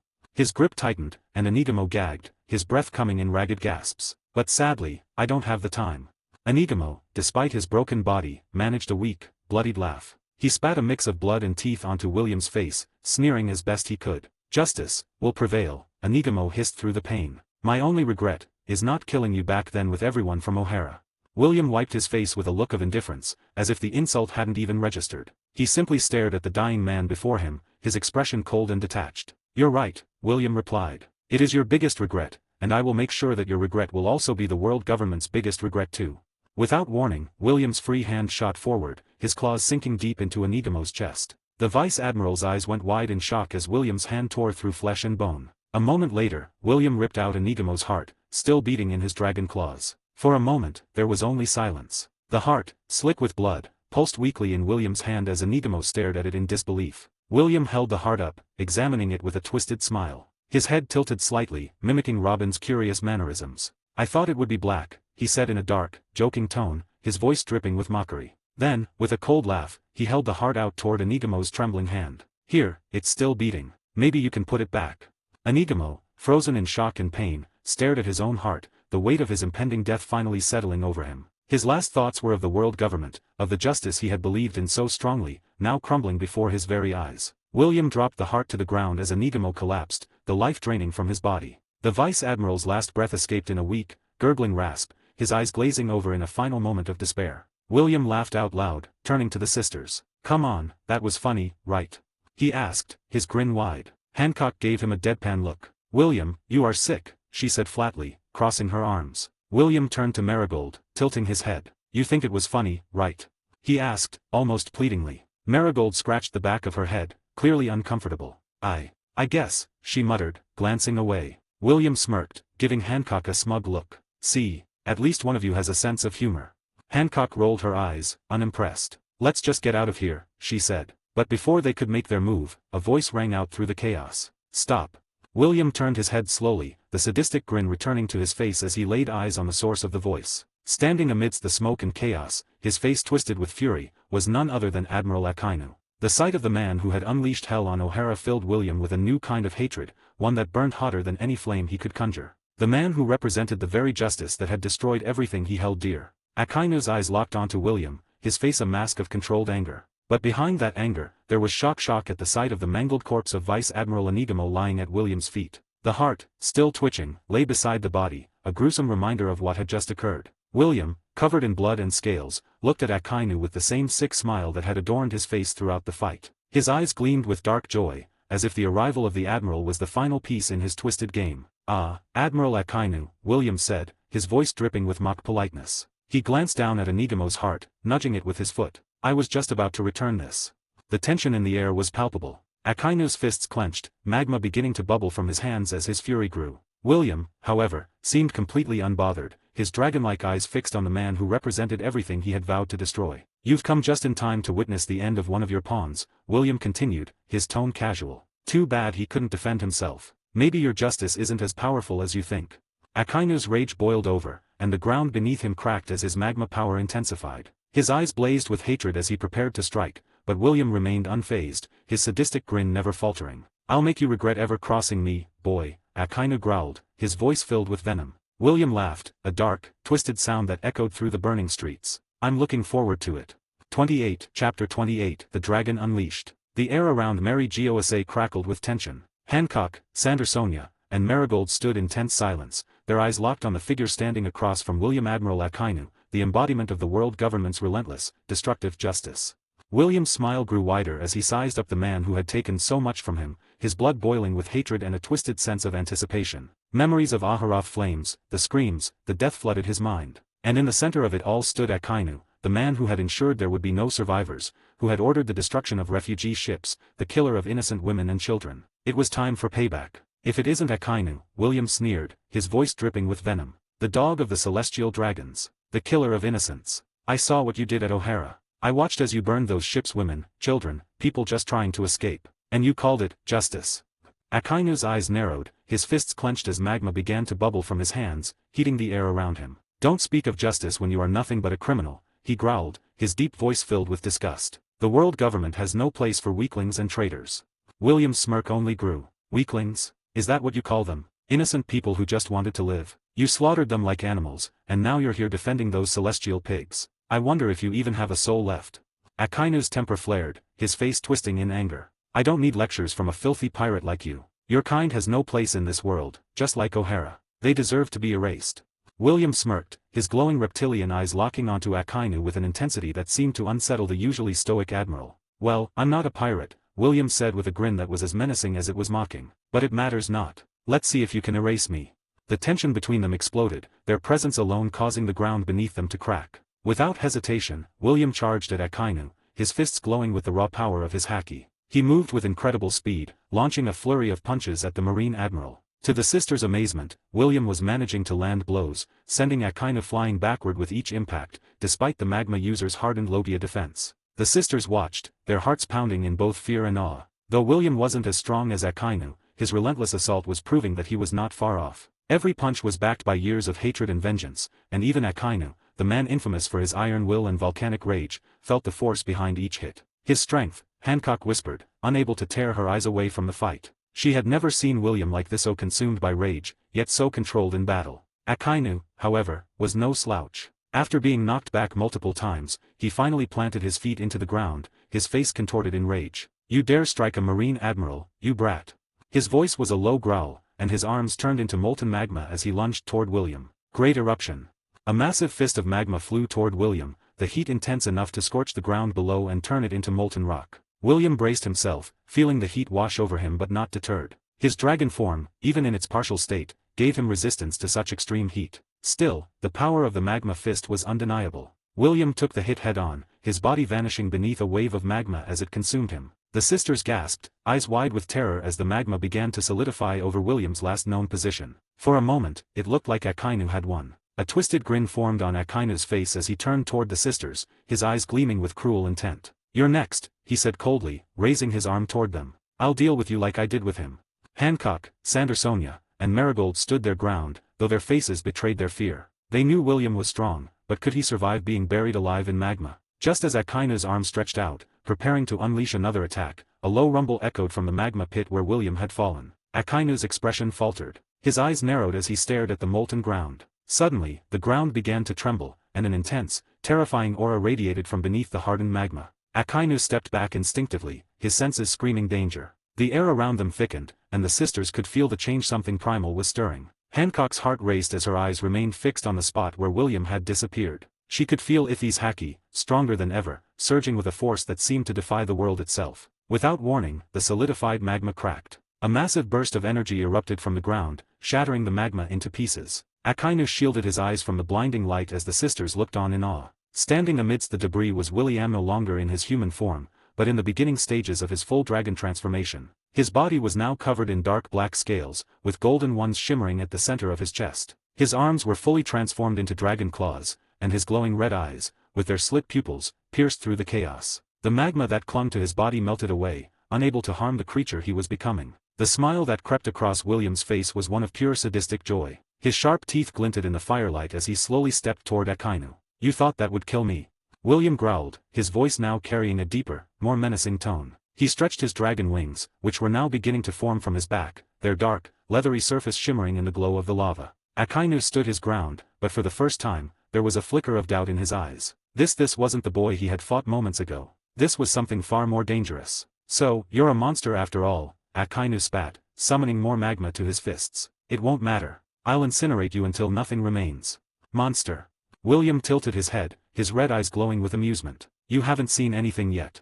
With that, William disappeared from Akainu's sight once again, reappearing right in front of him. The sheer speed of his movement was staggering. Before Akainu could react, William's dragon claw tore through the air, slashing across Akainu's chest with terrifying force. Even the Admiral's magma body could not fully protect him. He was sent flying backward, crashing into the ground with a loud thud, molten blood oozing from the deep gash William had inflicted. The sisters watched in awe as William's power continued to grow. This was no ordinary demon fruit user. This was the power of a mythical Zoan, and it was unlike anything they had ever witnessed. As Akainu struggled to his feet, William grinned, his dragon form becoming more pronounced by the second. His wings now fully stretched out behind him, casting a shadow over the battlefield. His entire body radiated a dark, terrifying energy that sent chills down the spine of everyone present. 29, Chapter 29, Dragonfire. Akainu stared at his seared flesh, realizing the gravity of his mistake. His carelessness had allowed the beast in front of him to fully transform. Now, towering over him was not a mere boy with a demon fruit, but a monstrous western dragon. William's transformation was both awe-inspiring and terrifying. His massive frame, 30 meters in height and 50 meters in length, loomed over the battlefield. His body was covered in sleek black scales, and his chest and wings glimmered with golden accents. The two long horns protruding from his head made him look like something straight out of a nightmare. The ground beneath him cracked as he shifted his weight, his claws digging deep into the earth. His tail swayed menacingly, knocking over rubble like mere toys. When William let out a deafening roar, the entire area quaked with his power. The roar was primal, filled with fury, vengeance, and an overwhelming sense of superiority. The sisters, standing not far from the battle, were in complete shock. Hancock, Sandersonia, and Marigold had seen powerful demon fruits before, but this was something entirely different. They had never imagined William could turn into such a colossal beast. His mythical Zoan fruit had granted him the powers of a dragon, an ancient and mythical creature feared by all. Hancock whispered, almost to herself, "Is that really William?" Sandersonia, her eyes wide, added, "He's magnificent." Even Marigold, usually composed, found herself at a loss for words. "We knew he was strong, but this..." Akainu, who had prided himself on his overwhelming strength and Logia abilities, was stunned. The sheer size of William in his dragon form was enough to make even the most seasoned warriors hesitate. And what made it worse was the realization that William's demon fruit was not just any Zoanthes, was a mythical Zoan. The kind that granted powers beyond anything most demon fruit users could dream of. "He's too dangerous," Akainu thought to himself, gritting his teeth. He couldn't allow someone with this much power to roam free. If William were to escape and grow stronger, it would be catastrophic. The world government had made a mistake with O'Hara, and now that mistake stood before him, seeking revenge. He had to end it here and now. "I won't let you live, monster." Akainu growled as he launched a series of magma fists toward William. The molten attacks shot forward with immense heat, intending to melt the dragon down to nothing. But William simply stood there, unmoved, as the magma splashed against his scales. His deep, rumbling voice echoed across the battlefield as he sneered, "Akainu, are you really that stupid?" His glowing red eyes glinted with malice as he spread his wings wide. "I am a dragon. Lava is nothing more than a hot bath for me." Akainu's eyes widened, and the realization hit Akainu like a punch to the gut. His magma, his greatest weapon, was utterly useless against William in his dragon form. The temperature that had melted countless enemies before now did nothing but roll harmlessly off William's black scales. William's lips curled into a cruel smile. He could feel the overwhelming strength surging through him, the sheer destructive power of his new form. "Let me show you," he said in a voice that was both deep and beastly, "what real fire feels like." With a sudden inhale, William's massive chest expanded, and flames began to gather in his throat. Then, in one swift motion, he unleashed a torrent of dragon fire that scorched the air around them. The fire breath was immense, larger and faster than anything Akainu had anticipated. It blazed forward with such intensity that the very air seemed to burn. Akainu, confident in his ability to withstand any flame, stood his ground. "There's no fire that can harm me," he declared proudly, bracing for the impact. But as the dragon fire came closer, something shifted in his expression. He realized, too late, that this fire was different. It wasn't just heat, it was a pure, destructive force, unlike anything he had encountered before. By the time he tried to turn his body into magma, it was already too late. The fire engulfed him, and Akainu screamed in pain as his left hand and part of his left side were severely burned. His skin sizzled, and the molten flesh clung to his body as the force of the blow sent him skidding backward. Akainu clenched his teeth, refusing to scream further, but the pain was unbearable. He had been careless again. His pride as a magma user, his belief that fire could never harm him, had been his downfall. Akainu hadn't just underestimated William, he had underestimated the raw power of a dragon. But Akainu wasn't one to back down. Though his left side was burned, he wasn't out of the fight. Glaring up at the massive dragon in front of him, Akainu's eyes blazed with fury. "You think you've won?" he snarled, his voice filled with both pain and rage. "You're nothing but a beast. I will erase you just like I did your precious O'Hara." William, standing tall and unbothered, let out a low, rumbling laugh. You should have finished me when you had the chance, Akainu. Now, you'll burn like the monster you are. With that, William charged, and Akainu did the same, his magma body reforming as he readied another attack. The battlefield became a storm of fire and molten rock as the dragon and the admiral clashed. William's massive claws swiped through the air, each strike infused with haki as he tried to tear Akainu apart. Akainu countered with magma fists, aiming to melt through the dragon's scales. The ground beneath them melted into molten rock as their battle intensified. William's size and strength were overwhelming, but Akainu wasn't without his own advantages. Each blow from William, though devastating, was countered by Akainu's molten defenses. Neither of them could gain a clear upper hand. But William soon realized something. While his full dragon form granted him immense power, it came at a cost. He wasn't as fast as before. His movements, while powerful, were slower and more deliberate. Akainu, though injured, was able to keep up, dodging some of William's more deadly strikes. The two combatants stood at a stalemate. Akainu, now taking the fight seriously, eyed William with a renewed sense of caution. He knew he couldn't let this dragon escape, not after what he had witnessed. But at the same time, William, though filled with hatred, knew that his strength alone wasn't enough to win this battle outright. They stared each other down, their bodies tense, preparing for the next clash. The battlefield was silent for a moment, the air thick with tension. Both combatants realized that this battle of wills and power was far from over. And as the smoke and molten debris settled around them, the real war between the dragon and the admiral had only just begun.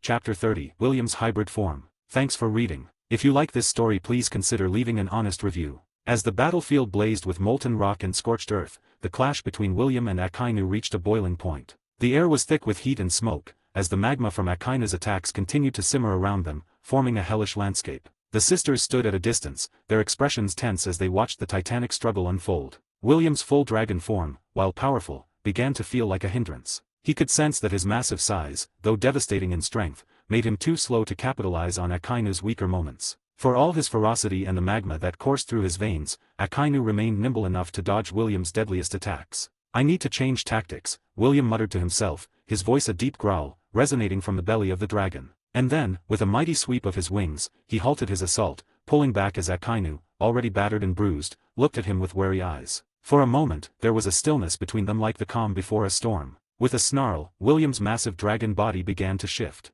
The overwhelming presence of the western dragon shrank down, morphing, transforming into something new. The golden and black scales that once covered his enormous frame condensed around him, molding into a new, terrifying form, a humanoid dragon. Standing now at 5 meters tall, William's new form was something out of a nightmare. His body still carried the gleaming black scales, streaked with golden highlights along his chest and wings. His wings, no longer massive, were now leaner, more efficient, their golden membranes glowing with an inner fire. His long tail swayed with the dangerous grace of a serpent, and his razor-sharp claws looked ready to tear apart anything in his path. His dragon head, with 2 sharp horns emerging from his skull, bore a row of gleaming, razor-sharp teeth. His glowing red eyes fixed on Akainu, burning with a terrifying, unrelenting hatred. The ground cracked under William's feet as he flexed his new form. "This is more fitting," he growled, his voice deep and menacing. Akainu's face twisted in grim realization. Though William's size had shrunk, there was no doubt that this new form was even more dangerous. The aura William exuded was sharper, more refined. His dragon form had been a force of nature, but this was precision. This was speed. This was a predator ready to kill. Without hesitation, William shot forward, his speed a blur. Akainu barely had time to react before William was upon him. The dragon's claws slashed through the air, faster than before, and Akainu was forced to harden his body with haki, barely deflecting the deadly strikes. But he could feel the difference. William was stronger in this form. Each blow was calculated, each strike deadly. There was no wasted movement. Akainu growled in frustration as magma dripped from his fists, launching punch after punch at William. But William danced around them, dodging with an agility Akainu hadn't expected. And every time William's claws connected with Akainu, they left deep gashes, even through the admiral's haki-hardened skin. The battlefield became a whirlwind of fire, magma, and haki-infused blows. Akainu tried to land a solid hit, but William was relentless. He no longer simply overpowered Akainu with brute force. Now, he was picking him apart. Akainu's clothes were tattered, his body scorched and torn from the onslaught of claws and flames. William was relentless. He moved in and out of range, striking Akainu from every angle. Every punch from Akainu was dodged or deflected. The magma that once threatened to melt through anything it touched now seemed almost ineffective. William's scales were tough, his haki strong, and the heat was nothing to him. As the battle raged on, William landed a powerful punch to Akainu's gut, sending him flying across the battlefield. Akainu crashed into the ground, coughing up blood. He struggled to his feet, glaring at William with fury and disbelief. His pride had taken a hit, had never faced an opponent who could withstand his magma and attack him with such precision. Akainu clenched his fists, magma bubbling from his arms. I am the will of justice, he snarled, his voice filled with venom. I will erase you from this world. But William only laughed, his voice deep and mocking. Justice? You mean the justice that burns innocent children and destroys whole civilizations? His glowing eyes narrowed as he stalked forward, his movements fluid and dangerous. You're nothing more than a dog for the celestial dragons. A murderer. And now, you're just prey. Akainu roared in anger, throwing his molten fists at William again. But this time, William didn't dodge. He caught Akainu's fist in his clawed hand, and though the magma seared at his scales, he gripped it tightly, refusing to let go. Akainu's eyes widened as William sneered, his strength overwhelming the admiral's. You've lost, Akainu, William said coldly. Your haki can't reach me. You're not strong enough. With a sudden, brutal twist, William hurled Akainu into the air, sending him crashing back into the ground. Akainu struggled to rise, his body now riddled with deep wounds. He staggered to his feet, panting, blood dripping from his mouth. His once pristine uniform was in tatters, and his body was covered in burns and claw marks. William, towering over him in his hybrid form, looked down at the admiral with disdain. Akainu had always been a symbol of absolute power, of unyielding authority. But now, standing before this monstrous dragon hybrid, Akainu looked almost fragile. Akainu's fists tightened, magma dripping from his clenched knuckles. He knew that William was right. His haki wasn't enough. He could harden his body, but without the ability to use internal destruction level haki, he couldn't pierce William's dragon hide. And that realization burned more than any physical wound. But Akainu wasn't one to give up. He was a symbol of the Marines' unyielding justice, and even in the face of a dragon, he would not back down. You think you've won? Akainu spat, blood mixed with magma dripping from his mouth. I am Admiral Akainu. I will bring you down, even if it costs me everything. William tilted his head, a dark smile curling on his dragon lips. You can try, he said, his voice dripping with arrogance. The two clashed again, but this time, it was different. William's hybrid form gave him a terrifying advantage. He was as strong as before, but now, he was fast. Faster than Akainu could anticipate. Every time Akainu threw a punch, William was there, dodging and countering with devastating precision. Akainu landed a few hits, but they did little to slow William down. The magma that had once melted steel barely phased the dragon's armored body. William's haki was strong, his scales tougher than ever. And every blow he landed on Akainu pushed the admiral closer to defeat. Akainu's injuries piled up, his left side still burned from earlier, and now his body was covered in fresh gashes from William's claws. He was struggling to keep up. Every time he tried to mount an offense, William would counter with a brutal attack that left him more battered and bruised. By the end of the clash, Akainu was on his knees, panting heavily, his clothes in tatters, his body beaten and bloodied. He looked up at William, who stood over him, seemingly unscathed. Both combatants knew that the Rayleigh fight was far from over. Akainu's pride would not allow him to retreat, and William's thirst for revenge had only grown stronger. 31, Chapter 31, The Vengeful Survivor. In the Grand War Room of Marineford, the tension was palpable. The large, pristine room was filled with high-ranking Marine officers, their eyes fixed on the massive screen that displayed the ongoing battle. Every strike, every blow exchanged between Akainu and William was being broadcast live, the harsh sounds of their fight reverberating through the walls. Sengoku, the fleet admiral, stood with his arms crossed, his expression grim as he observed the scene. The entire room was silent except for the distant echo of fists colliding with flesh and the roaring sound of magma against dragon scales. The battle had raged for what felt like hours, yet neither Akainu nor William had given an inch. It was a war of titans, and Sengoku knew this fight had far-reaching implications. Suddenly, a voice cut through the silence. He's from O'Hara. I never thought there was another survivor beside her. Aokiji's deep, calm voice broke the quiet. The former admiral had been silent for much of the battle, but now, his head was lowered, his face shadowed by regret. Sengoku didn't respond immediately, his brow furrowed as he watched William's dragon hybrid form continue to tear into Akainu. But the name O'Hara hung heavily in the air. A painful reminder of one of the Marine's darkest decisions. Aokiji sighed deeply, rubbing the back of his neck as he turned his head away from the screen. I should have stopped him back then. I should have saved more of them. His voice trailed off, filled with regret and guilt. Akainu burning those refugee ships full of women, children, and people just trying to escape. That wasn't justice.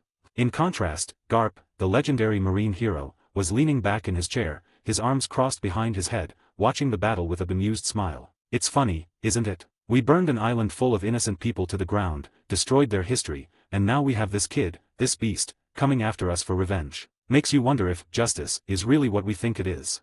Sengoku shot Garp a sharp look, but the old man's words hung heavily in the air. Tsuru, the vice admiral and master tactician of the Marines, spoke next. Her voice was calm, analytical, as always. This boy, William, his strength, his fury, he's not just a vengeful survivor. He killed a celestial dragon. And on top of that, he has a mythical Zoan dragon fruit. If he escapes, he will become a symbol for everyone who has suffered under the world government. He's already proven himself to be dangerous. If we don't stop him here, he'll become a far greater threat. Sengoku's jaw clenched as he considered Tsuru's words. William's terrifying power, his connection to O'Hara, his dragon fruity was all coming together in a storm of vengeance. And if he wasn't stopped, that storm would tear through the world government like nothing they had ever faced before. As the officers continued to watch the battle unfold, the screen showed William unleashing a devastating fire attack. The flames surged forward, threatening to engulf Akainu, who barely managed to retaliate. Sengoku's heart raced. He could see Akainu struggling, and the realization hit him hard. They might lose a powerful admiral today. We can't let this fight continue. Sengoku finally said, his voice heavy with determination. Akainu is strong, but even he is struggling. If this continues, we may lose him.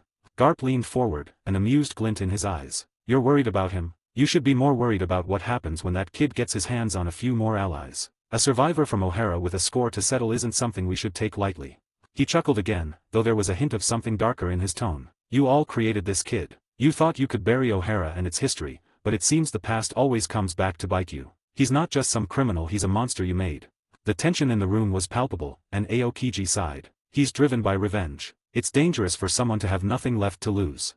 A silence fell over the room once again as Sengoku's eyes narrowed, watching William's dragon form roar with fury, black and gold scales glistening under the light of Akainu's magma. He could feel the power radiating off William even through the screen, a raw, unbridled strength that made even the mightiest of marines pause. Sengoku's mind raced, knowing that this could no longer be left in Akainu's hands alone. This boy was dangerous, more dangerous than he had realized. Has Kizaru reached Mary Gyoase yet? Sengoku asked, his voice sharp and focused. They couldn't afford any more delays. From the transponder snail sitting on the table, Kizaru's lethargic voice came through. Ooh, I've just arrived, Fleet Admiral. Mary Gyoase looks as shiny as ever. There was a hint of amusement in his tone, but it was hard to tell if Kizaru ever took anything seriously. Sengoku's fingers tightened around the snail receiver. Good. I'm ordering you to assist Akainu immediately. You are to bring William in, dead or alive. Do whatever it takes, Kizaru. This is not a fight we can afford to lose. Kizaru's voice responded with that same lazy drawl. Oh dear, it sounds like things are getting intense. Very well, I'll be on my way. Tsuru leaned in, her eyes focused on the screen. Even with Kizaru's help, this won't be easy. William is unpredictable, and he's been forged by years of fighting for his life. The arena, the celestial dragons, everything he's gone through, it's all made him into what we're seeing now. A force of nature.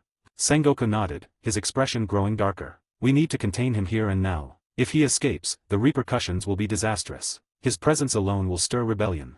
Aokiji, still standing in the corner, sighed again. We could have stopped this, back then. We could have done things differently.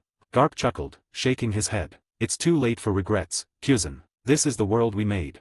As the screen showed William unleashing his draconic fury, the officers exchanged anxious glances. The reality of the situation began to settle, and they were watching the rise of a powerful enemy, one forged by loss and revenge. A force that could challenge the very foundations of the world government. As they continued to watch the battle, Sengoku felt a chill run down his spine. The outcome was uncertain, and the consequences of failure loomed over them like a dark cloud. Suddenly, the screen flickered, showing a bright flash of light as Kizaru arrived on the battlefield. The marine officers watched as the man known for his speed and lethargic attitude appeared, stepping out of a beam of light with his usual calm expression. Back to Mary Gyoase. The battlefield was a wreck. Magma and molten rock bubbled everywhere, the land around Akainu and William scorched and burned beyond recognition. Akainu, battered and bloodied, was still standing, his gaze locked onto William, who remained in his hybrid form, his dragon claws flexing as he stood tall and imposing, a predator ready to strike again. William's breathing was heavy, but his eyes were still burning with rage and bloodlust. His massive wings were outstretched, the golden membranes shimmering as he stood, a powerful symbol of destruction.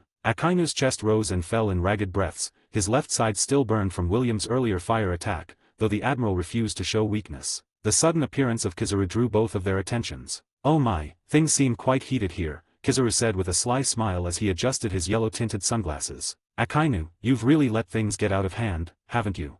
Akainu grunted, his eyes never leaving William. Don't waste time, Kizaru. This brat is a bigger problem than we thought. He's no ordinary criminal's a mythical Zoan dragon fruit user, and he's from O'Hara. Kizaru raised an eyebrow, his casual demeanor not faltering. O'Hara? That does complicate things. Well, I suppose it's time to take this seriously then.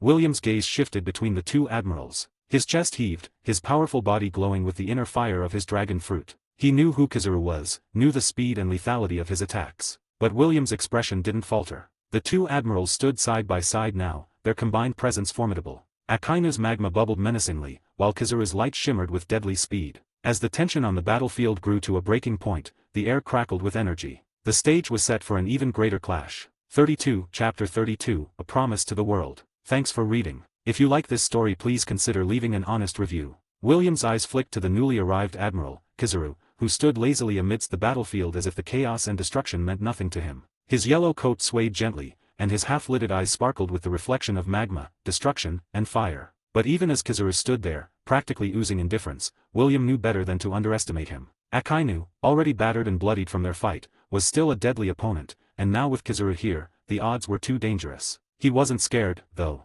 Fear was not something William had known in years. After everything he had faced, from the arena to the horrors of O'Hara, fear had no place in his heart. But he was realistic. He couldn't take on two admirals, not yet. What mattered most now was protecting the three sisters. They were his weakness. He wouldn't let them fall here, not when they had escaped so much suffering. He had to get them out. William straightened his massive, towering hybrid dragon form, the golden glow of his scales reflecting the magma and fire that surrounded him. His reptilian eyes fixed on the two admirals. "My name is KLD William," he said, his voice deep, like the growl of a beast, carrying with it the weight of his resolve. He looked from Akainu to Kizaru, making sure they both understood the gravity of what he was about to say. "I will make you regret what you did to O'Hara." Akainu's magma fist burned fiercely, yet his expression betrayed an unease. Kizaru's casual smirk faded ever so slightly. "I will kill every last one of those celestial pigs," William continued, his voice turning colder. "And I will end the tyranny and injustice of the world government. This is not a threat, this is a promise." As soon as the words left his mouth, a tremendous surge of power exploded from him, radiating outward in a titanic wave. It was his conqueror's haki, and it was devastating. The battlefield trembled beneath the weight of his will. The sky above Mary Gosa cracked, dark clouds swirling into a frenzy as violent bolts of lightning flashed across the heavens. The winds howled, as if the world itself responded to the outpouring of William's rage and determination. The sheer force of his haki shook the ground, rippling through the stone structures of the Holy Land, and every living creature around felt its suffocating pressure. Akainu and Kizaru, hardened veterans of war and battle, found themselves slightly unnerved by the sheer force of it. For a brief moment, even they stood still, feeling the strength of William's unyielding spirit. But to their shock, it wasn't just William's haki that filled the battlefield. From behind William, Hancock let out a gasp, her eyes widening as a similar force surged from her. Her own conqueror's haki exploded into the air, intertwining with William's. She hadn't fully awakened it before, but under the sheer magnitude of William's presence, her power surfaced. The combined force of their haki sent a ripple across the land, knocking out weaker marines and agents who couldn't withstand the intensity. The two admirals were stunned. Kizaru's eyes opened fully for the first time, while Akainu's expression darkened further, the realization of William's growing danger sinking in. "Conqueror's haki," Akainu muttered, his voice laced with disgust. "Both of them." William, sensing their distraction, quickly turned to the sisters. "It's time for you girls to go," he said, walking toward them. "What do you mean? What about you?" Hancock protested, her voice firm with a mixture of fear and determination. "We're not leaving without you." She wasn't willing to abandon him, not after everything they had gone through together. William knelt in front of her, his towering hybrid dragon form dwarfing her petite frame. His reptilian eyes softened, and with a tenderness that was out of place in the middle of such chaos, he pressed his forehead gently to hers. The heat of his scales felt like warmth against her skin, a stark contrast to the destruction around them. "Trust me," William whispered, his voice quiet but resolute. "I won't let anything happen to you girls. You're my priority right now. And don't worry, nothing will happen to me." Hancock's cheeks flushed, her heart pounding in her chest. But she nodded, trusting him completely. William kissed her forehead, a brief, tender gesture that made Hancock's blush deepen. She tried to hide her face, but the moment wasn't lost on her sisters. "Well, that's new," Sandersonia teased, trying to lighten the mood, though the gravity of the situation still weighed on her. "Enough," William said with a smirk. "Now get inside." Reluctantly, Hancock, Sandersonia, and Marigold stepped into William's space pocket. The small spatial dimension wasn't the safest place for a long stay, but it was enough for them to stay hidden for a while. William closed the pocket, ensuring their safety for now. Only then did Akainu and Kizaru snap back to their senses. The two admirals exchanged a glance, realizing that William wasn't planning to continue fighting. His priority was escaping with the sisters. Akainu's fists burned with renewed fury, magma dripping from his knuckles as he raised his arm to strike. "We can't let him go," Akainu roared, launching forward with all his might. "He's a threat to the world government. He must be killed here and now." Kizaru, now fully serious, prepared to engage as well. "Oh dear, he's quite the troublesome one, isn't he?" William's eyes flashed. He had accomplished what he needed to. There was no point in staying any longer and risking the lives of Hancock and her sisters. He could feel their haki and determination, but they weren't ready for this level of fight not yet. As the two admirals prepared to strike, William's dragon wings unfurled to their full length, and with one powerful beat, he shot into the sky, flames igniting around him as he escaped with the sisters hidden safely inside his pocket dimension. "Kizaru, you're fast, don't let him escape," Akainu said with urgency. "That is scary. Akainu, are you trying to get me killed?" Kizaru pretended to be frightened, then he looked at Akainu up and down like he was an idiot and said, "Look at what the kid has done to you. Do you think I can stop him alone?" Akainu ignored the lazy Kizaru and muttered through clenched teeth, "We'll meet again, KLD William." He clenched his fists, magma bubbling from his arms, "and next time, you won't escape." The two admirals could only watch as William vanished into the stormy sky, his promise of vengeance still ringing in their ears. Akainu clenched his fists in fury, magma dripping from his arms, as Kizaru sighed, looking up lazily at the now empty sky. But the damage had already been done. William's promise had been made, and the storm he was about to unleash on the world government had only just begun. 33, Chapter 33, Habayati Archipelago. Thanks for reading. If you like this story, please consider leaving an honest review. After their escape from the battlefield at Mary Gosa, William soared through the night sky with his massive dragon wings. The wind was cool, but the tense battle still hung in the back of his mind. He and the girls needed a place to lay low, somewhere they could catch their breath and plan their next move. As the lights of Sabayati Archipelago began to appear on the horizon, William made a quick decision to descend. It was a chaotic island but perfect for laying low for a while. Even though it was crawling with Marines and world government agents, the island was filled with pirates, criminals, and all manner of outlaws. It would be easy to blend in at least for a night. Landing softly in a secluded area of Grove 24, William let the sisters out of his space pocket. The moment they touched the ground, Sandersonia stretched and yawned, while Marigold glanced around, keeping an eye out for anyone watching. Finally out, Hancock sighed, shaking her head. It was stuffy in there. William grinned. Better stuffy than being incinerated by magma. The sisters nodded in agreement, but now that they were on solid ground, they all realized just how exhausted they were. They had been on the run for what felt like days, and the intense battle against Akainu had pushed William to his limit. He had only escaped by a hair's breadth. The streets were dark, and only a few lamps flickered, casting long shadows across the cobblestone walkways. The shops where Closet was well past midnight, and Sabayati's bustling marketplace had long since shut down. William, noticing the looks on the girls' faces, could tell they needed more than just rest. Their clothes were torn and dirty, and they looked like they could use a change of attire. "I think we all need a fresh start, don't you?" William said, rubbing the back of his neck. "New clothes might help." "But it's 2 a.m., Sandersonia pointed out. "Everything's closed." Marigold nodded in agreement, her eyes scanning the street. "Even the shady merchants are done for the night." Hancock smirked mischievously, clearly having something in mind. "Who said we need to wait for them to open?" William raised an eyebrow, amused. "Are you suggesting what I think you're suggesting?" "We don't have to wait for the shops to open," Hancock said with a wink. "Besides, we always pay our dues." With that, they all headed to one of the nearby shops, sneaking in through a side door that Sandersonia skillfully unlocked with ease. Inside, the shop was dark, but the moonlight filtered in through the windows, just enough for them to make out rows of clothing hanging neatly on racks. Hancock immediately found a section filled with elegant dresses, while Sandersonia and Marigold gravitated toward more practical outfits. William, standing off to the side, grinned at their excitement. "This place is practically untouched," Sandersonia said, holding up a striking red outfit with golden embroidery. "Not bad for a little night shopping." Hancock found a beautiful, long-flowing dress in dark blue, and her eyes sparkled with satisfaction. "We'll leave some money behind," she said, tossing a handful of coins onto the counter. "A generous donation."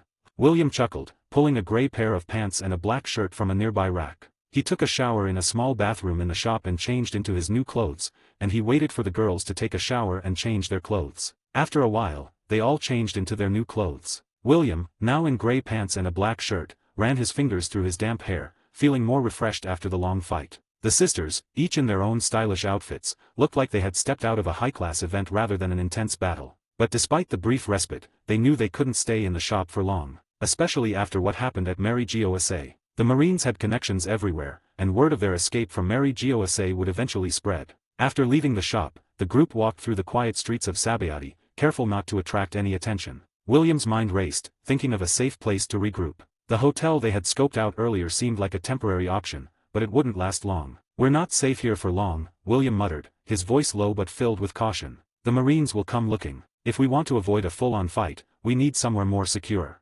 Hancock thought for a moment, then her eyes lit up with an idea. "We can go to Shucky's bar. It's a safe placey at least for the time being." William frowned, unfamiliar with the name. "Shucky. She's a former empress of the Kuja tribe," Hancock explained. "She used to be the captain of the Kuja pirates, and now she runs a bar here at Grove 13. It's not just any bar, she keeps it well hidden from the Marines and anyone else who might come looking for trouble. William raised an eyebrow. So, you're saying she's an old pirate? Hancock nodded. Exactly. She's not one to meddle in other people's business, but she can be trusted. If we go there, we can at least lay low for a while. William considered the suggestion. Grove 13 was on the other side of Sabayati, but it was worth the risk. He didn't like the idea of staying in a hotel where they were easily tracked. All right, William agreed, his voice firm. Let's head there.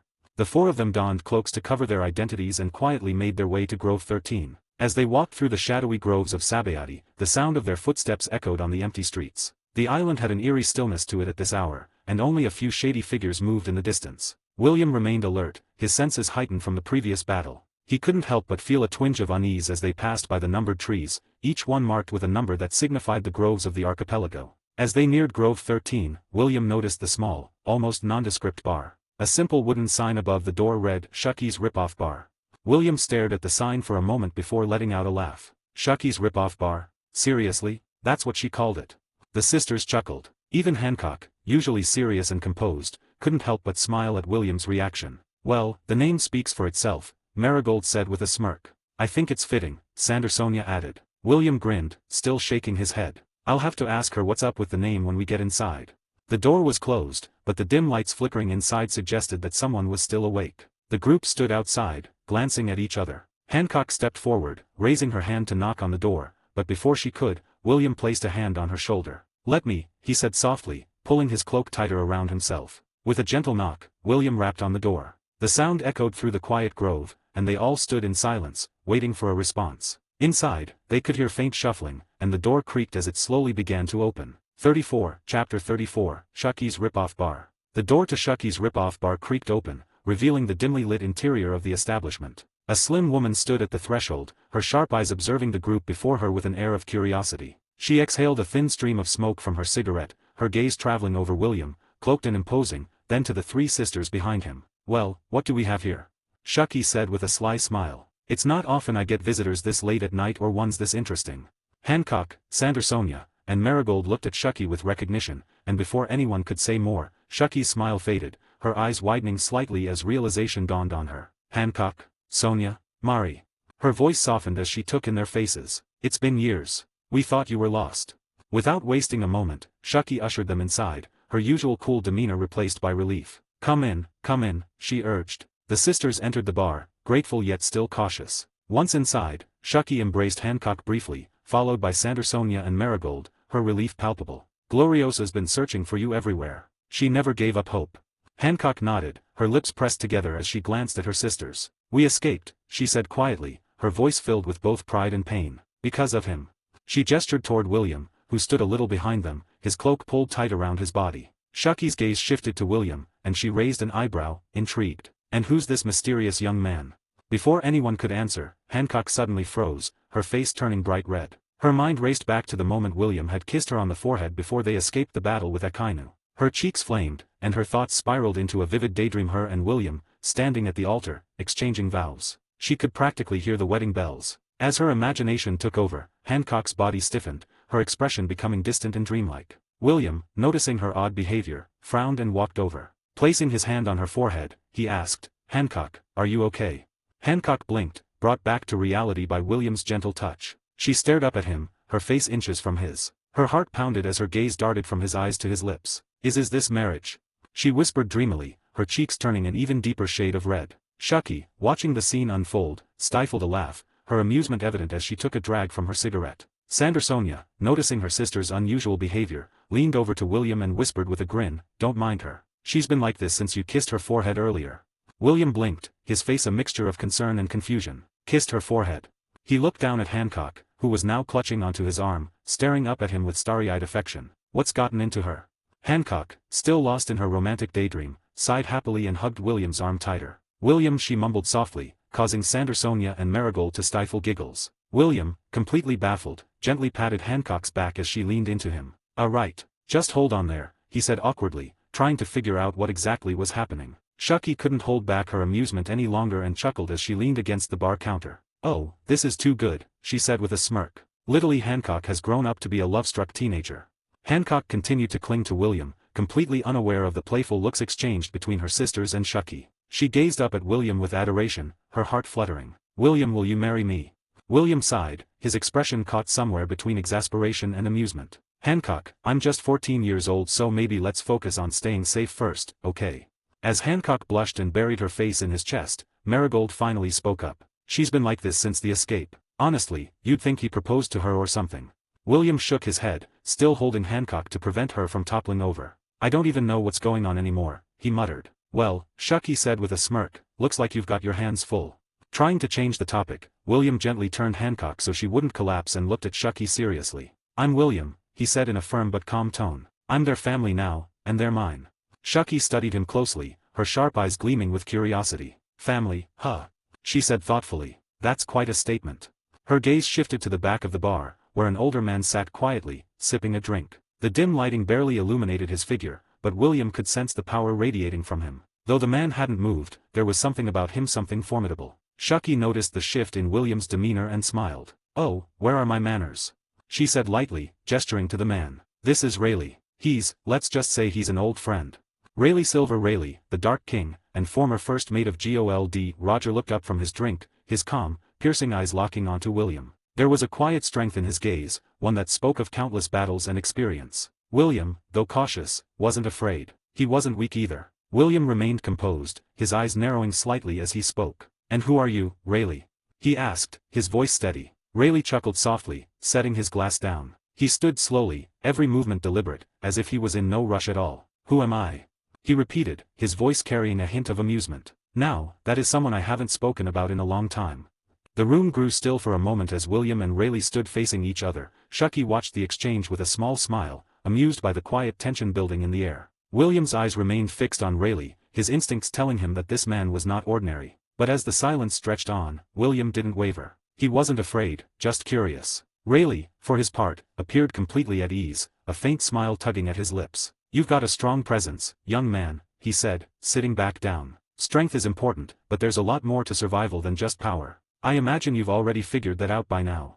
William didn't respond immediately. His focus remained on ensuring the safety of Hancock and her sisters, but he knew there was truth in Rayleigh's words. After a brief pause, he finally nodded and turned his attention back to Shucky. "We need a place to stay," William said simply. "Somewhere to lay low for a while."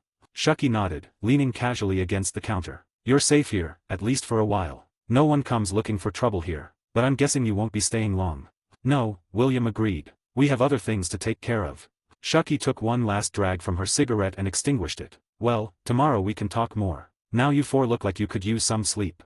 William nodded his thanks to Shucky and followed her with the sisters to a quiet room at the back of the bar, ready to settle in for the night. William knew that he and the sisters were safe here for a while, but he also knew that they should not stay here for too long. Thanks for reading. If you like this story, please consider leaving an honest review. 35, Chapter 35, The First Bounty. The dawn at Marineford was anything but calm. Sengoku stood at the center of the command room, his expression dark and furious. Every inch of the room seemed to hum with tension as he watched the report screens showing the aftermath of the battle with KLD. William. His fists clenched as the weight of his failures bore down on him. Akainu sat across from him, wrapped in bandages from head to toe, looking like a mummified war victim. His eyes were filled with rage, but it was muted by the pain that coursed through his body. The burns from William's dragon fire were still fresh, a harsh reminder that he had underestimated the mythical Zoan fruit user. The entire Marineford seemed quieter than usual, weighed down by the growing realization that they had allowed a potential world-shaking force to slip through their fingers. Sengoku slammed his fist on the desk. How did we let this happen?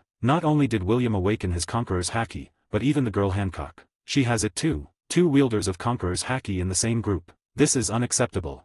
His voice echoed through the room, shaking everyone present. Some of the officers shifted uncomfortably in their seats, afraid to meet his gaze. The failure to capture William and the Boa sisters was a humiliation of the highest order. And it wasn't just them. Fisher Tiger, the infamous fishman, had freed numerous slaves and escaped in the chaos as well. This wasn't just a defeat, it was a disaster. Suddenly, a den mushy buzzed on Sengoku's desk, interrupting his tirade. He knew who was calling. His heart sank as he reached for it, already bracing himself for what was about to come. The den mushy's receiver flickered, displaying the stern faces of the 5 elders. Their expressions were cold, and their words harsher than Sengoku had anticipated. "You have failed us, Sengoku," one of them spat. "Not only did William escape, but you allowed Fisher Tiger to free a multitude of slaves. 2 celestial dragons are dead, and the chaos is spreading." Sengoku gritted his teeth, lowering his head in shame. "I understand, elders, but there are no excuses." Another elder interrupted. Do you realize what this means for the world order? We cannot let this stand. We do not care how powerful William is, she must be hunted down and eliminated. And the same goes for those girls. The elder continued, issue bounties for all of them. Make the world understand the price of defying the world government.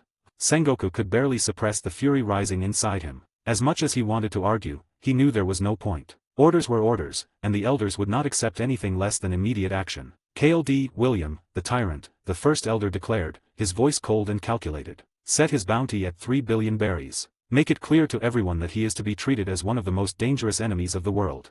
The Boa sisters are no less dangerous, the second elder added. Issue a bounty of 800 million berries for Boa Hancock, the so-called Gorgon Queen.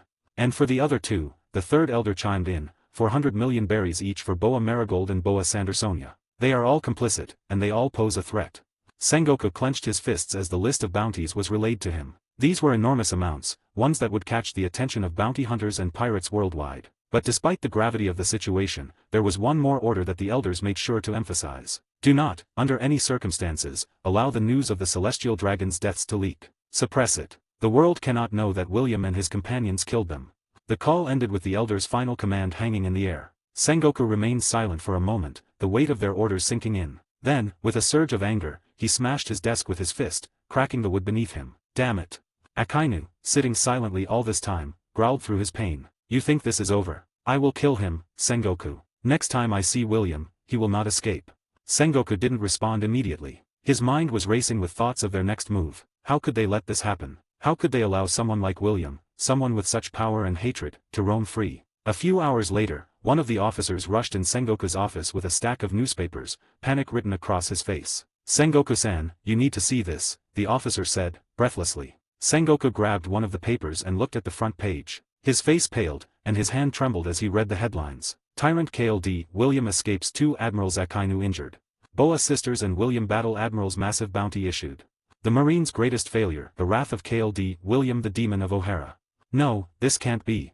Sengoku muttered, his voice barely audible. Despite the efforts of the world government and the Marines to suppress the information, the truth had leaked. The news of the battle, of Akainu's injury, and of the bounty placed on William and the sisters had spread like wildfire across the world. In various parts of the world, the newspapers were being distributed to shocked citizens, pirates, and even other Marines. The entire globe now knew of William's power and his hatred for the world government. And the fact that someone with a grudge this deep had injured Akainu sent a chilling message to everyone watching. In Sabayati Archipelago, pirates and bounty hunters alike scrambled to grab copies of the paper, all eyeing the new bounties. The taverns were abuzz with talk of William and the Boa sisters, as well as the massive amount of money now being offered for their capture. 3 billion berries for this William guy, huh?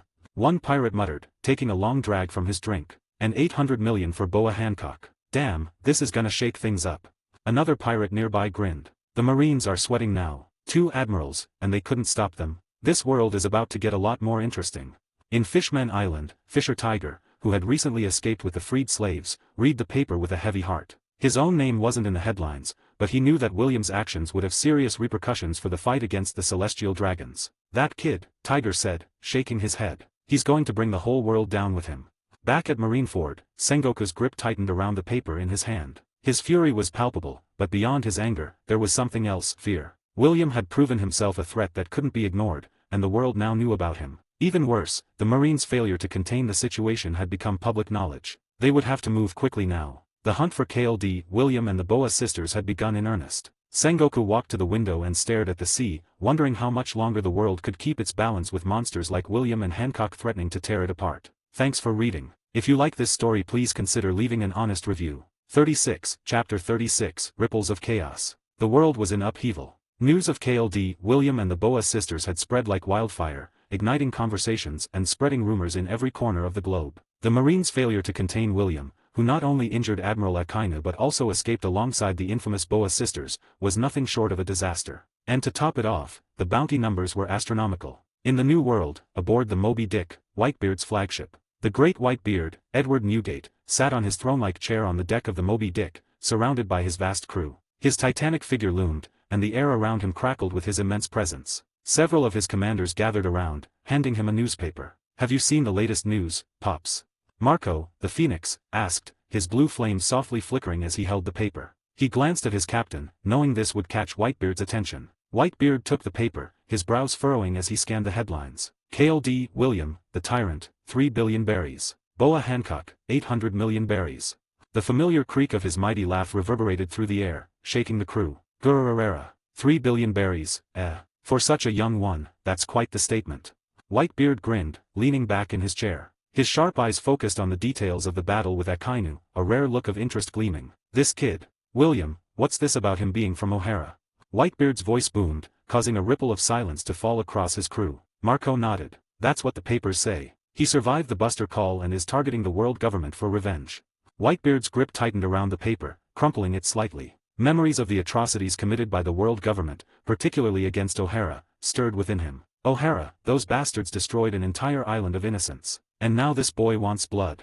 But, Pops, Yozu chimed in, he's going after the celestial dragons and the world government.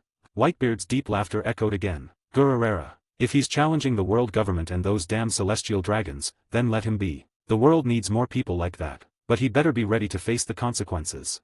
With that, Whitebeard raised his massive bottle of sake, taking a deep swig. I'll be watching, boy. Let's see if you have what it takes to change this cursed world. In Tado Land, Big Mom's palace. The grand, imposing figure of Charlotte Linlin, also known as Big Mom, sat in her vast throne room, surrounded by her ministers and children. The air was thick with tension, and her booming voice echoed through the chamber. KLD, William, who does this brat think he is? Big Mom roared, slamming her fist on the table. 3 billion berries. He's not even a pirate. Prospero, her eldest son, was quick to respond. Mama, his power is undeniable. The reports say he has a mythical Zoan demon fruit, and he injured Admiral Akainu. Big Mom's massive eyes narrowed. So what if he's strong? That doesn't mean anything to me. Power alone isn't enough in this world. I want his soul. She let out a maniacal laugh, her presence overwhelming everyone in the room. Katakuri, standing at her side, remained silent, deep in thought. His machi arm shifted as he tapped his chin. If this William is that dangerous, it's only a matter of time before his path crosses ours. Big Mom grinned wickedly, licking her lips. Let him come. His soul will be mine.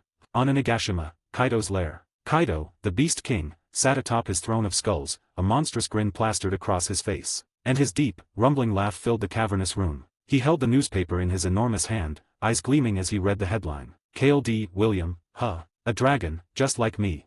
Kaido let out a roar of laughter, the sound booming like thunder. 3 billion berries, not bad for a runt. King, his right-hand man, stood beside him, his arms crossed. He's dangerous, Kaido. From what the reports say, he's got some serious haki, and he's targeting the world government.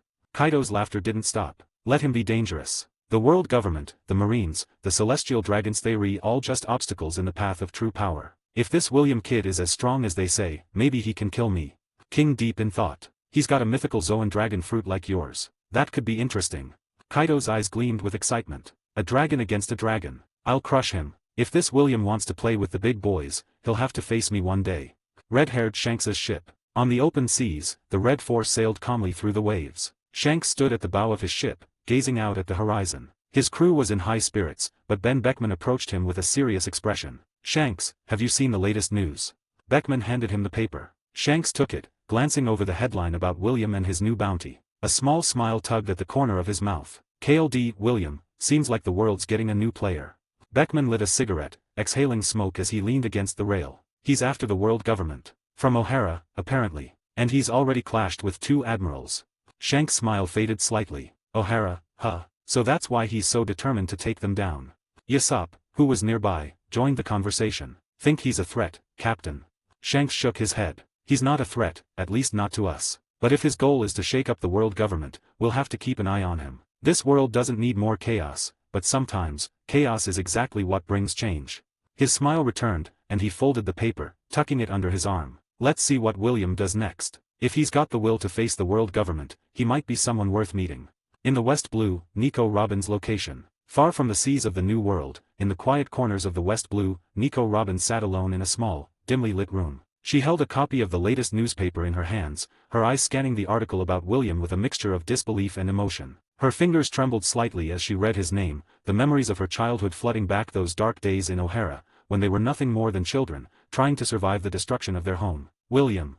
She whispered, her voice barely audible. Tears welled up in her eyes as she saw the bounty on his head. 3 billion berries. He was no longer the boy she knew, but a man now, a force of nature fighting against the very powers that had destroyed their lives. She blinked, her vision blurred by the tears streaming down her cheeks. Robin knew what this meant. William had survived, just like her. And now, he was making the world pay for what had been done to them, to their island, to their people. Her hands clenched the paper tightly, the weight of the past hanging heavy in the air. With a tear rolling down her cheek, Robin looked out the window, her heart heavy with a mix of sorrow and determination. I should have known you'd come back for revenge. William, what have you become? Nico. Robin's tearful gaze fixed on the horizon, knowing deep down that their paths were destined to cross once again. Thanks for reading. If you like this story, please consider leaving an honest review. 37, Chapter 37, The Relaxing Day. The gentle warmth of the afternoon sun seeped through the windows of Shucky's rip-off bar. Inside, the air was peaceful. William stirred first, blinking awake as the sunlight hit his face. For a moment, he forgot where he was. No celestial dragons, no admirals, no immediate danger. Just calm. A low groan came from the other side of the room as Boa Hancock stretched, her body sinking deeper into the soft cushions. I don't think I've slept this well in years, she muttered, still half asleep. Beside her, Marigold and Sandersonia were equally relaxed, their breathing slow and even. William sat up, rolling his shoulders. It feels strange, doesn't it? Not having to look over our shoulders for once. Hancock nodded, a soft smile crossing her face. Strange, but nice. After a few more minutes of enjoying the rare peace, the four of them finally roused themselves and headed downstairs, where Shucky was already bustling around the bar. The smell of freshly cooked food wafted through the air, making William's stomach growl loudly. Good afternoon, sleepyheads, Shucky greeted them with a sly smile as she wiped down the counter. You look like you could eat a sea king. William grinned, rubbing the back of his neck sheepishly. I'm starving. I can't remember the last time I had a proper meal. Hancock's face flushed slightly as she glanced at William, the memory of their close moments before sleep still fresh in her mind. We, haven't eaten well in a while either. Sandersonia and Marigold sat at the bar, eyes eagerly scanning the food that Shucky was setting down. It smells amazing, Marigold remarked, her mouth already watering. Shucky placed a large platter in front of them, filled with grilled fish, rice, and an assortment of fruits and vegetables. Eat up. You'll need your strength if you plan on facing the world after what happened. As William and the sisters eagerly dug into the food, Shucky leaned against the counter, a playful smirk on her lips. By the way, have you seen the news yet? William paused mid-bite, a raised brow. News. Shucky tossed a rolled-up newspaper onto the counter. It's all over the papers. The whole world's talking about you. Intrigued, William grabbed the paper and unfurled it. His eyes widened slightly as he read the headline. KLD, William, the Tyrant, 3 billion berries. Boa Hancock, 800 million berries. Boa Marigold and Boa Sandersonia, 400 million berries each. There, splashed across the front page, were their names and bounties. His own face, as well as Hancock's and her sister's, stared back at them from the grainy images. He let out a low whistle. Well, that's something, William muttered, passing the paper to Hancock, who took it with trembling hands. She stared at her own image on the page, and her heart skipped a beat when she saw William's new title, The Tyrant. Tyrant? Hancock asked, furrowing her brows. William smirked, leaning back in his chair. Guess they don't like it when you stand up to them. Sandersonia grabbed the paper, her eyes lighting up as she saw her own bounty. 400 million berries. That's incredible. Marigold nodded in agreement, though she seemed more contemplative. It's not just about the numbers. This is going to make us even bigger targets. Shucky chuckled, pouring herself a cup of tea. Well, you did take on 2 admirals and escaped. Not to mention your declaration. The world government isn't going to let that slide. William ran a hand through his hair, the weight of their situation sinking in. I knew it would come to this, but it's still strange seeing it in the newspaper. Hancock, still staring at William's bounty, suddenly broke into a proud smile. 3 billion berries. William, you're incredible. William looked at her, his own smirk softening into something more genuine. It's not just me, Hancock. We're in this together. You, your sisters, we're a family now. Hancock's cheeks reddened, and she quickly looked away, trying to hide her embarrassment. Sandersonia and Marigold exchanged a knowing look, a playful grin spreading across Sandersonia's face. So, Tyrant, what's the plan now? Sandersonia teased, nudging William lightly. Shucky, leaning over the bar, watched them with an amused glint in her eyes. You've got quite the group here, William. But with bounties like that, you'll need to be careful where you go next. William sighed, rubbing his chin thoughtfully. Yeah, I know, but for now, we'll stay here. We need to rest and figure out our next move. We can't just charge headfirst into danger. Hancock leaned closer, her voice soft but filled with concern. Do you think they'll come after us again soon?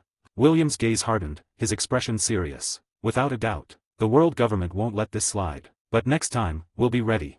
Shucky sipped her tea, nodding approvingly. Smart. You'll need to train, and you'll need strong allies if you want to take on the world government. William glanced at her, noting her calm demeanor. You sound like you've been through this kind of thing before. Shucky chuckled, her eyes sparkling with hidden knowledge. Oh, I've seen my fair share of trouble. Hancock, who had been staring at the paper intently, finally spoke up again. William, what do you think of my title? The Gorgon Queen. William glanced at the paper and then back at her, a small smile playing on his lips. I think it suits you. You're strong, regal, dangerous, and most importantly you can petrify people. Hancock's face turned crimson, and once again, her mind wandered into her own fantasy world. She imagined William crowning her as his queen, their wedding a grand spectacle for all to see. She barely noticed when William called her name. Hancock, you okay? William waved a hand in front of her face, concerned. Oh, yes, of course. Hancock quickly snapped out of her daydream, her face flushed with embarrassment. Marigold and Sandersonia giggled quietly behind her, but she ignored them. William shook his head, amused by her sudden change in demeanor. You're acting strange today. Shucky grinned, watching the interaction with interest. As the afternoon wore on, the group continued to chat, the tension from their earlier battles easing away. It was the first time in years that any of them could truly relax, and they took full advantage of the moment. Shucky, ever the observant hostess, watched them with a knowing smile. You four have been through a lot, she said softly. But don't think for a second that your journey's over. In fact, it's only just beginning. William nodded, his eyes growing serious once more. I know, that's why we're going to take time to prepare. Whatever's coming, we'll be ready for it.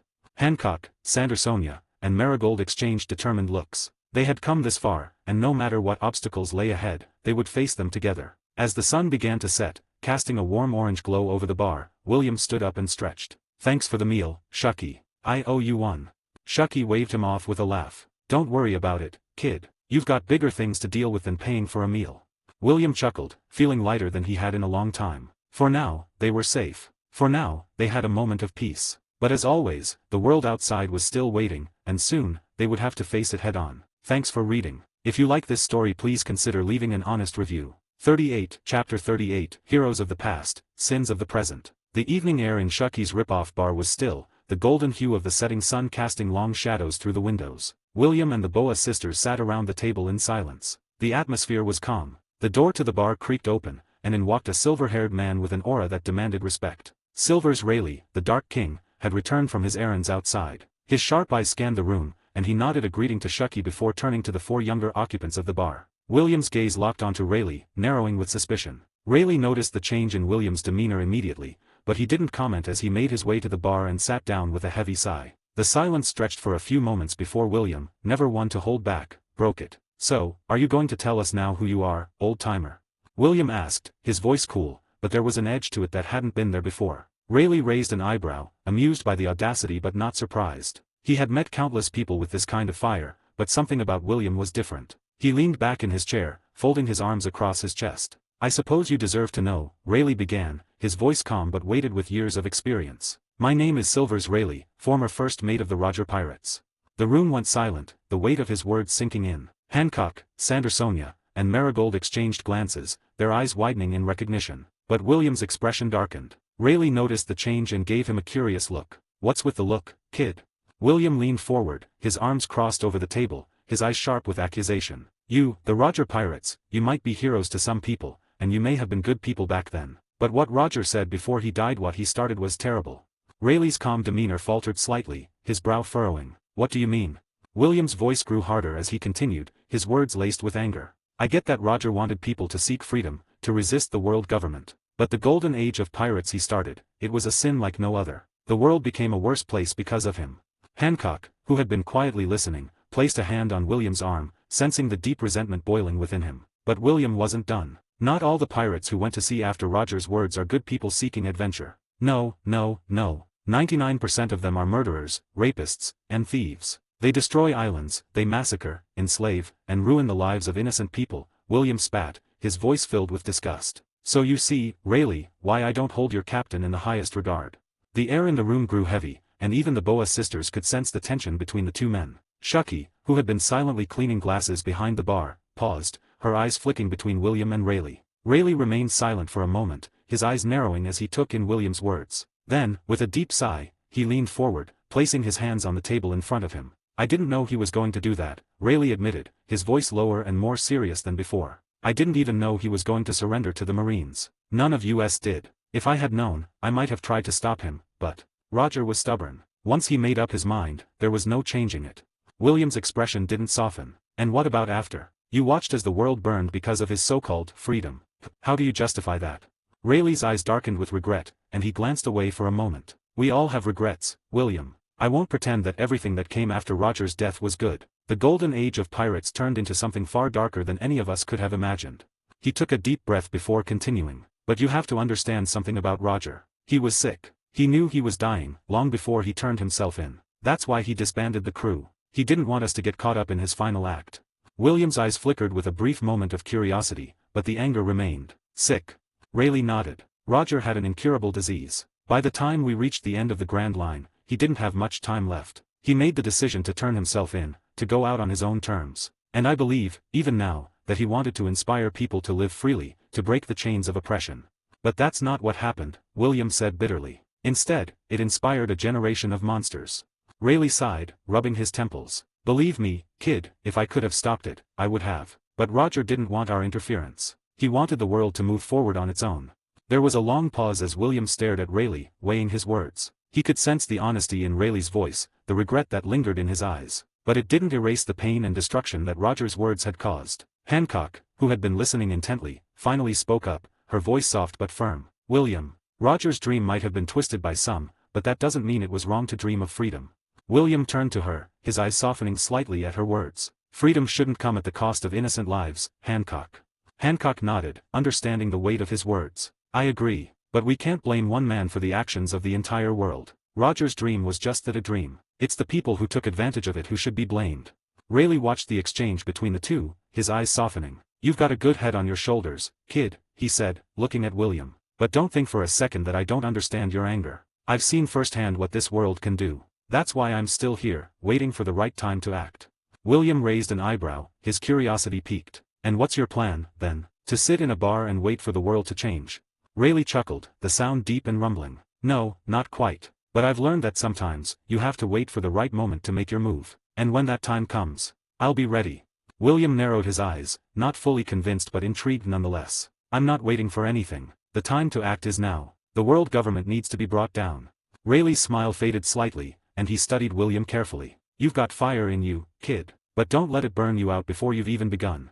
The tension between them finally eased, though the air still crackled with the weight of their conversation. William leaned back in his chair, his eyes still wary but less hostile than before. He wasn't ready to forgive the past, but perhaps he could understand it a little more now. Rayleigh, sensing the shift, stood up from the table. I think it's time I got some rest. We'll talk more in the morning.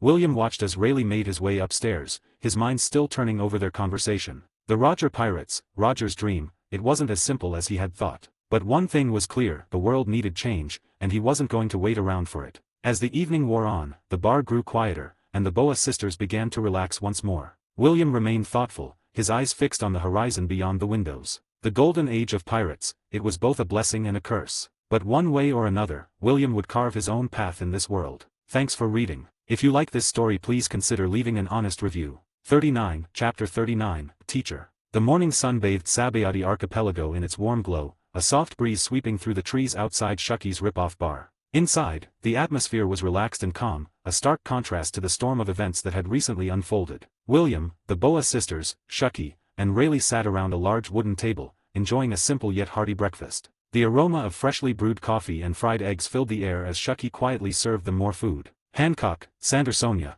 and Marigold were eating with content smiles, something that had been missing from their faces for years. The exhaustion of their lives as slaves and fugitives seemed to be slowly melting away. William, however, sat quietly, his mind elsewhere. The bounties on his and the sisters' heads, the events with Akainu, and the revelation of Rayleigh's past with the Roger pirates still weighed heavily on his mind. Despite the light-hearted banter between the sisters and Shucky, he knew that they couldn't afford to stay in this safe haven for long. As he sipped his coffee, his eyes drifted to Rayleigh. The old man, with his sharp gaze and weathered face, looked nothing like the carefree drinker from the night before. Now, there was a sense of wisdom and power surrounding him, an aura that intrigued William. He had heard many stories about Haki and its advanced forms but had never been properly taught. And if Rayleigh was truly the legendary Dark King, then he was the best person to ask. The clinking of cutlery faded as William set his cup down and leaned forward slightly. Rayleigh, William began, his voice breaking the comfortable silence, can you tell us about Haki, its advanced forms, and how we can use it more effectively?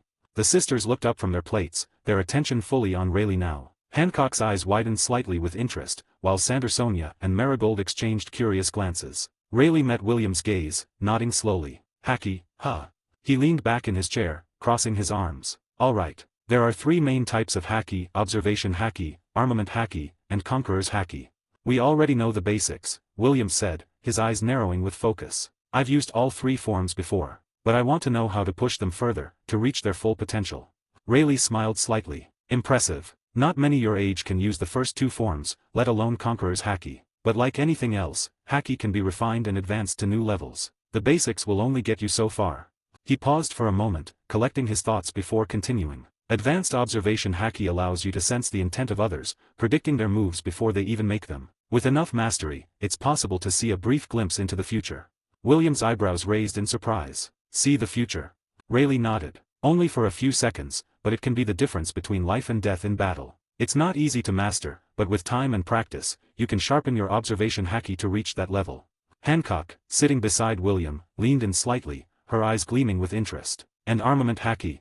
Rayleigh smiled at her enthusiasm. Armament haki can be strengthened too. At an advanced level, it goes beyond just hardening your body or weapons. You can learn to project your haki outward, hitting your opponent without making direct contact. It's like creating a barrier of haki around yourself. He glanced at William. This is especially useful when dealing with demon fruit users. A strong enough armament haki can penetrate their defenses and deal internal damage. William nodded, absorbing the information. He had always suspected there was more to haki than just the basics he'd learned. But what really caught his attention was the next type. And what about conqueror's haki? William asked, his tone a mix of curiosity and seriousness. Rayleigh's smile faded slightly, his expression growing more serious. Conqueror's haki is the rarest of the three. You're born with it, you can't learn it. But those who have it can learn to wield it in ways most people don't even know about. He leaned forward, his eyes locking with William's. At its most basic level, conqueror's haki is used to overwhelm the will of others, knocking out weaker opponents. But there's an advanced form, one that allows you to coat your attacks with conqueror's haki. William's eyes widened slightly, the implications of what Rayleigh was saying sinking in. You mean, I can use it in combat, not just to knock people out? Rayleigh nodded. Exactly. If you learn to channel conqueror's haki through your body and into your attacks, it can give you an overwhelming advantage. It's not something that many can do, only the strongest of the strong, but it's possible. There was a long silence as William processed everything Rayleigh had said. The potential of these advanced forms of haki was staggering. He glanced at the Boa sisters, who were just as absorbed in the conversation. Hancock's face had a newfound determination, while Sandersonia and Marigold looked equally eager. William knew what he had to do. He couldn't waste any more time. If he was going to take down the world government and fulfill his mission, he needed to be stronger. And not just him. Hancock, Sandersonia, and Marigold needed to grow too. They had all been through hell together, and if they were going to survive what was to come, they needed to master haki. William stood up, pushing his chair back slightly. His eyes were set on Rayleigh with a firm resolve. I want you to train us, William said, his voice steady. Not just meal four of us. Teach us how to use haki at its full potential. Rayleigh raised an eyebrow, clearly surprised by William's sudden request. Train all four of you, huh? He said, leaning back and stroking his beard thoughtfully. William nodded, his determination unwavering. I know it's a lot to ask, but we need this. And if it's payment you want. He paused for a moment, a small smirk forming on his face. I can pay you 3 billion berries a year. What do you say? The Boa sisters exchanged shocked glances, their eyes wide at the amount of money William had casually offered. Even Shucky, who had been quietly observing the conversation, raised an eyebrow in amusement. Rayleigh, however, didn't react immediately. He stared at William for a few moments, his face unreadable. Then, slowly, a small smile crept onto his lips, and he let out a low chuckle. 3 billion berries, huh? Rayleigh said, shaking his head in amusement. Kid, you sure know how to make an offer. William remained silent, waiting for Rayleigh's response. The old man's smile lingered as he stood up from the table and stretched his arms. Forget about the money, kid, Rayleigh said, his tone light but firm. I don't need it. If I wanted to get rich, I could have done that a long time ago. William blinked in surprise. Then, why would you help us? Rayleigh walked over to the window, gazing out at the trees swaying gently in the breeze. His eyes softened as he spoke, though his voice remained strong. Because I want to see what you're going to achieve in the future. You've got a fire in you, William, something different from the usual pirates I've seen over the years. He turned back to face them, his gaze lingering on each of them. William, Hancock, Sandersonia, and Marigold. You're not just chasing fame or fortune. You've got a goal, and it's something bigger than just yourself. That's why I'll help you. The room fell silent as William processed Rayleigh's words. He hadn't expected this. He had thought that perhaps Rayleigh would be motivated by money or curiosity, but it seemed that the old man saw something more in him. Something worth nurturing. William's expression softened slightly, his respect for Rayleigh growing. He nodded in appreciation. Thank you, Rayleigh. Rayleigh smirked, his eyes twinkling with mischief. Don't thank me yet, kid. The training won't be easy. You're going to regret asking me soon enough. Hancock, always quick to step in, smiled confidently. We've survived worse.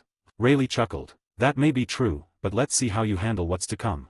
As the morning sun climbed higher in the sky, the group sat back down, the weight of the conversation finally easing. William knew that this was the beginning of something new, something that would push him and the Boa sisters beyond their limits. But he was ready. They all were. Thanks for reading. If you like this story, please consider leaving an honest review. 40, Chapter 40, Parting Paths, Promised Returns. The midday sun filtered through the windows of Shucky's rip-off bar, casting long shadows across the worn wooden floor. William, Rayleigh, and the Boa sisters sat together, their plates cleared from breakfast, but the conversation at the table had just begun. The air was filled with anticipation and tension, as they discussed the next step in their journey. Rayleigh leaned back in his chair, arms crossed over his chest. We're going to need a proper place to train, somewhere far from prying eyes. I know the perfect location, an island called Rusukina. It's in the calm belt, surrounded by sea kings. The conditions there are tough, and it's the perfect place to push you all beyond your limits. William nodded. Rusukina? Sounds like a fun place. Hancock, Sandersonia, and Marigold exchanged glances, a silent conversation passing between them. Finally, it was Sandersonia who spoke up. Before we start the training, we want to visit Amazon Lily. It's been years since we've seen our home. William's eyes softened as he met their gazes. He understood their desire to return to Amazon Lily, even if just for a short time. The weight of the past hung heavy on all of them, and reconnecting with their homeland was something they needed. Of course, William said, his voice gentle. You should see your home. We can meet up after. Hancock, who had been quietly watching the conversation, suddenly sat up straight, her eyes widening in realization. Wait, if we're going to Amazon Lily, where are you going? Her voice trembled slightly, betraying the concern beneath her usual confidence. William turned to her, his gaze steady. I need to head to West Blue for a while. West Blue? Hancock echoed, her brow furrowing. But why? I'm going to find someone. Nico Robin, William said, his voice firm but calm. She's my family too, just like you. The moment he mentioned Robin's name, Hancock's expression shifted from concern to panic. Her mind raced, and before anyone could say anything, she let out a dramatic scream and flopped onto the couch, her hand pressed to her forehead. No, no, you're abandoning me for her.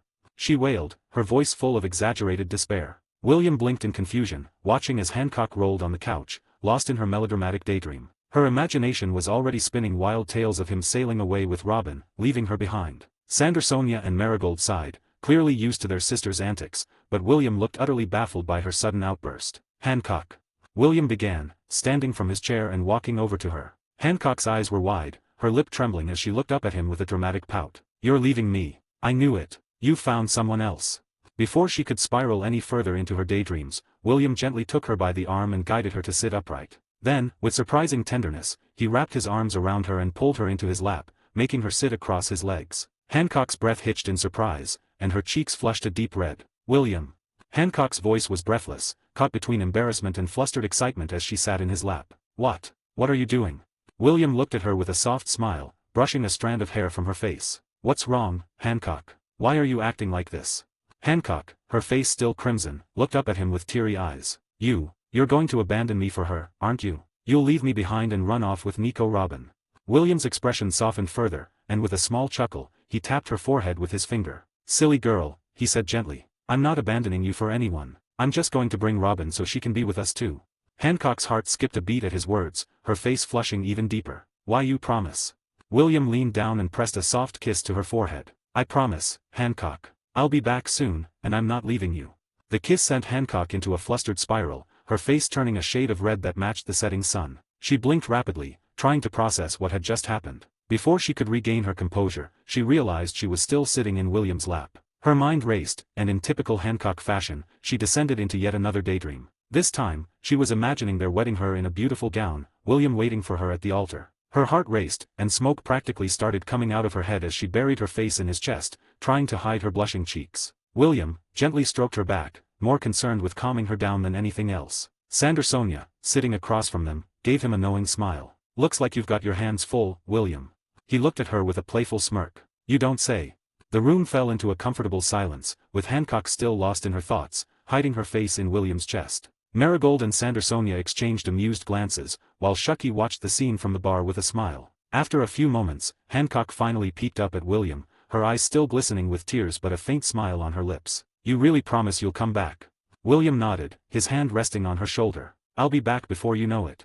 Hancock's smile widened, though she was still blushing furiously. She nodded in agreement before quickly hiding her face again, unable to maintain eye contact with William. With Hancock now more at ease, William gently stood up, helping her to her feet as well. She swayed slightly, still in her own world, and William had to steady her by placing a hand on her shoulder. "You're really something else," he muttered under his breath with a chuckle. Rayleigh, who had been observing quietly from the corner, finally cleared his throat, drawing everyone's attention. "Well, it seems like the course is set. The three of you," he gestured to the Boas sisters, "will go to Amazon Lily, while William heads to West Blue." William nodded, the plan now firmly in place. "We'll meet again on Rusukina. That's where the real training will begin." Rayleigh smiled, his eyes glinting with anticipation. "Just remember, that island isn't going to be easy. The conditions are harsh, and the creatures there won't be kind. But if you can survive, you'll come out stronger." "We'll survive," William said confidently, his gaze unwavering. Shucky, who had been quietly cleaning the bar, looked over at the group with a smile. "You kids have quite the journey ahead of you." The mood lightened as they began to prepare for their respective departures. William and the Boas sisters would part ways temporarily, but their bonds had grown even stronger through everything they had endured together. Thanks for reading. If you like this story, please consider leaving an honest review. 41, Chapter 41, Another Surprising Demon Fruit. The quiet evening at Shucky's Ripoff Bar was filled with the clinking of silverware and the warmth of conversation. "So, kid," Rayleigh spoke up as he took a sip of his drink, his sharp eyes focusing on William, "how long do you plan to be in West Blue?" William, who had been slicing through his steak, looked up and gave the question some thought. "I'll be quick," he said, his voice steady. "A month at most. Finding Robin is my priority. Once she's safe with me, I'll head straight to Rusukina." Rayleigh nodded, his expression thoughtful. "West Blue's a big place, but you seem confident. Take your time, though. Rushing things might put you and Robin in more danger." With a soft chuckle, Rayleigh reached into his coat pocket and pulled out a small strip of paper. He held it out to William. "This is my Vivre card. Keep it with you, and once your business in West Blue is done, follow it. It'll lead you to Rusukina. I'll be waiting there for you." William took the Vivre card and tucked it safely into his pocket. "Thanks, Rayleigh. I appreciate it." As the conversation continued, William's mind wandered to something he had been meaning to address. He reached into his space pocket and carefully pulled out 3 demon fruits he had acquired from Callan's treasure house. The fruits were strange and otherworldly, their unique designs hinting at the powers they contained. He placed them on the table, and all eyes were immediately drawn to the fruits, curiosity sparking in the air. "I found these in Callan's treasure hoard," William said, his voice calm but laced with intrigue. "I've been holding on to them, but I think now's the time to figure out what they are." Shucky, always prepared, slipped off her chair and walked over to a nearby shelf. She pulled out an old, well-worn book, the Demon Fruit Encyclopedia, and returned to the table. "Let's take a look, shall we?" Flipping through the pages with practiced ease, Shucky found the entry for the first fruit, a pink, spiraled fruit with swirled patterns resembling a pig's snout. She scanned the text, then looked up at the group. "This one is a zoan type," she said. "It's the pig fruit. It allows the user to transform into a pig or a pig-human hybrid." They all stared at the fruit, and the room fell silent for a moment. William shivered, a look of horror flashing across his face. "Can you imagine if that pig Callan had given us this fruit instead of mine or Hancock's?"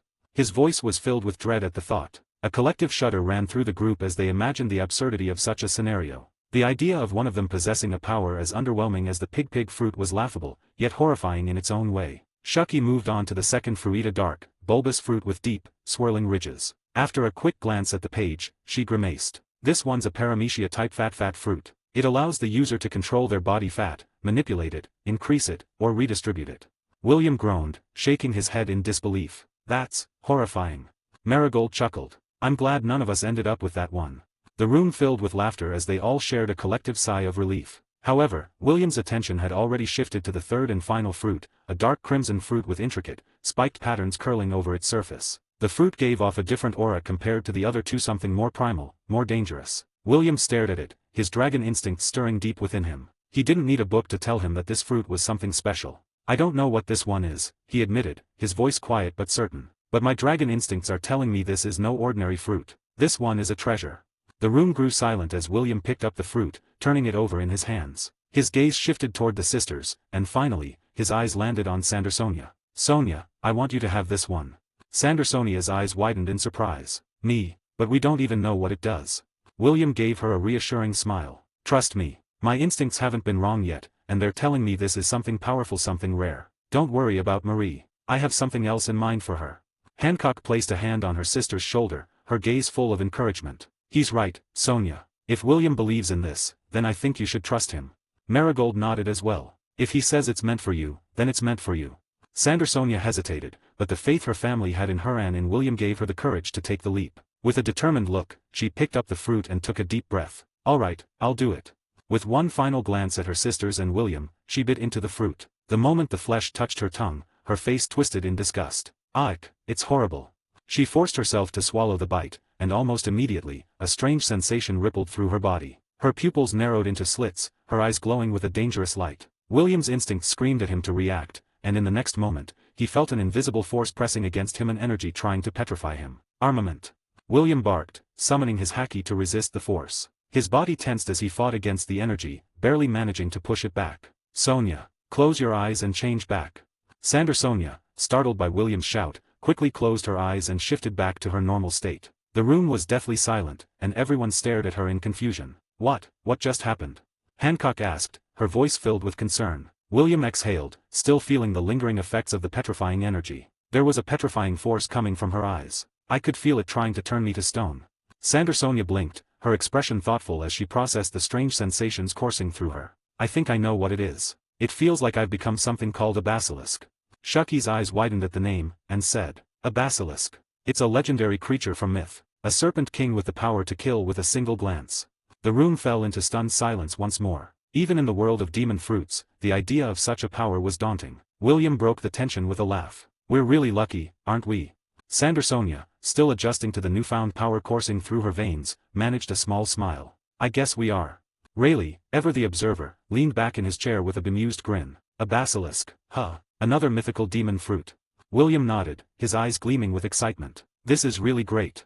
The realization of the fruit's immense power settled over the group. Sandersonia had gained the power of a mythical serpent king, and their journey had just grown even more exciting. As the evening wore on, the group continued their discussions, plans unfolding for the trials ahead. Sandersonia's new abilities, William's journey to West Blue, and the looming challenge of training on Rusukina all lay ahead of them. But for now, in this quiet moment, they were simply family united by their shared struggles and strengthened by their unwavering trust in one another. Thanks for reading. If you like this story, please consider leaving an honest review. 42, Chapter 42, Going to West Blue. The air was still and dark as the faintest light of dawn barely crept over the horizon. William stood at the edge of Shucky's rip-off bar, the world around him draped in the silence of early morning. His heart felt heavy yet steady, knowing what lay ahead. His journey to the West Blue was one filled with purpose, finding Nico Robin and bringing her back to their growing family. But before any of that could begin, he had to say goodbye. The others were awake, standing together outside the bar as William prepared for his departure. The Boa sisters Hancock, Sandersonia, and Marigold looked at him with a mixture of sadness and resolve. Rayleigh and Shucky stood to the side, giving him their quiet support. William turned to Sandersonia and Marigold first. He placed a hand on each of their shoulders, pulling them into a brief but firm hug. "Take care of yourself, Marie, Sonia," he said softly, his voice full of warmth. "And make sure to take care of your silly sister for me." Marigold smiled. "You don't have to worry about us, William. Just make sure to come back safe." Sandersonia gave a short nod. "We'll be ready for training when you return." William released them and turned to Hancock, who stood slightly apart from her sisters, arms crossed and lips pursed in a stubborn pout. She looked away from him, trying to mask her emotions, but William could see through it easily. He stepped toward her and wrapped her in a long, gentle hug. Hancock resisted at first, but after a few seconds, she buried her face in his chest, her fingers clutching at the fabric of his cloak as if she could hold him in place by sheer force of will. "Don't leave me," she mumbled, her voice barely audible. "Don't abandon me for her." William sighed softly, pressing his cheek against her hair. "Hancock, you know I'm not abandoning you. I'll be back soon, I promise. I just need to find Robin."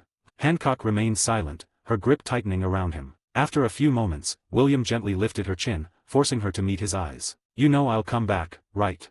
Hancock's lips trembled, but she nodded, albeit reluctantly. "You'd better," she whispered, trying to keep her voice steady. "Or I'll never forgive you." A soft chuckle escaped William as he gave her a playful tap on the forehead with his finger. "Silly girl," he said affectionately. "I'll be back before you know it. And besides, someone has to keep you out of trouble." Hancock blushed, her usual fiery attitude dulled by the tears forming in her eyes. "I'll hold you to that," she murmured, burying her face back in his chest for a final moment. After coaxing her with soft words and promises, Hancock finally let him go. She stepped back, wiping her eyes quickly as if she didn't want anyone to see her tears. William gave her one last reassuring smile before turning to the others. Rayleigh stepped forward, his usual laid-back expression replaced by something more serious. "Take care of yourself, kid. West Blue's not exactly a peaceful place these days." William nodded. "I'll keep that in mind. I'll be back soon." Rayleigh gave him a small, approving nod. just follow the Vivre card when you're ready. Shucky, ever calm and composed, gave him a nod of support. Good luck, William. Bring her back safely. With everyone's words of encouragement settling in his heart, William took a step back from the group. He took a deep breath, feeling the cool morning air fill his lungs. Then, with a surge of energy, 2 massive wings sprouted from his back, shimmering in the dim light of the early morning. The wings, strong and majestic, beat once, twice, lifting him off the ground effortlessly. The Boa sisters and the others watched in awe as William hovered above them, his wings casting long shadows on the ground. He gave them a final wave before soaring into the sky, his silhouette disappearing into the darkness of the pre-dawn sky. The flight across the Grand Line toward West Blue was long, but William relished the feeling of the wind against his face. His heart set on finding Nico Robin, the last piece of the family he had left behind years ago. As the hours passed, the sun began to rise, casting a golden hue across the ocean below. Islands dotted the horizon. It was late afternoon when he finally reached his destination, an island in West Blue. The place was bustling with activity, though it had an air of quiet tension, the kind that comes with living in a world constantly under the shadow of pirates and marines alike. William landed in a secluded area, retracting his wings before stepping into the heart of the island's small town. He needed information, anything that would lead him to Robin's whereabouts. But asking the wrong people could raise suspicion, and William knew he couldn't afford to attract too much attention. He pulled the hood of his cloak over his head, concealing his face as he walked through the crowded marketplace. The town was alive with chatter, vendors shouting out their wares and townsfolk exchanging gossip. William's sharp ears caught snippets of conversation, but none of it was useful. He kept walking, scanning the faces around him for anyone who might know something about the person he was searching for. Finally, he approached a small tavern tucked away at the edge of the market. The place looked worn but lively, a perfect spot for gathering rumors and information. William pushed open the door and stepped inside, the smell of ale and food hitting him immediately. The bartender, a burly man with a thick beard, glanced up as William approached the counter. "What can I get you, stranger?" he asked, wiping a glass with a rag that had seen better days. William pulled out a stack of berries and slid them across the counter. "I'm looking for information," he said, his voice low and steady. "About a woman." The bartender raised an eyebrow. "Depends on the woman. Got a name?" "Nico Robin," William replied, watching the bartender's reaction carefully. At the mention of her name, the bartender's face went stiff, and he glanced around the room as if checking to make sure no one else had heard. He leaned in closer, his voice dropping to a near whisper. "That's dangerous talk around here, friend. Word is, she's being hunted by the world government." William's expression didn't change. "I know." The bartender hesitated, clearly weighing the risk of helping this stranger. After a long pause, he finally spoke. "There's been talk of her being spotted on a few islands in this area. No one knows exactly where she's hiding, but if you're determined, I'd start asking around the northern ports." William nodded, slipping a few more berries onto the counter. "Thanks." Without another word, he left the tavern, his mind racing. Robin was closer than he had expected. But if she was being hunted, that meant there would be eyes everywhere. William would need to be careful. The last thing he wanted was to lead the world government straight to her. As he stepped back into the fading light of the evening, William felt a surge of determination. He would find Robin. He would protect her, just like he had promised all those years ago. With the information he had gathered, he began his search in earnest, disappearing into the streets of the island as the shadows of nightfall crept in. Thanks for reading. If you like this story, please consider leaving an honest review. 43, Chapter 43, A Reunion in the Shadows. Days had passed since William set foot in West Blue, his search for Nico Robin growing more intense with each island he visited. Every port, every town, every remote hideaway left him empty-handed. He had followed every lead, asked all the right questions, and even tracked whispers of a woman matching Robin's description. Yet, with every island he left behind, the distance between him and his old friend seemed to grow larger. Standing on the shore of yet another nameless island, William wiped the sweat from his brow, his frustration boiling beneath the surface. He had begun to wonder if the world government had already captured her or if she had simply vanished entirely.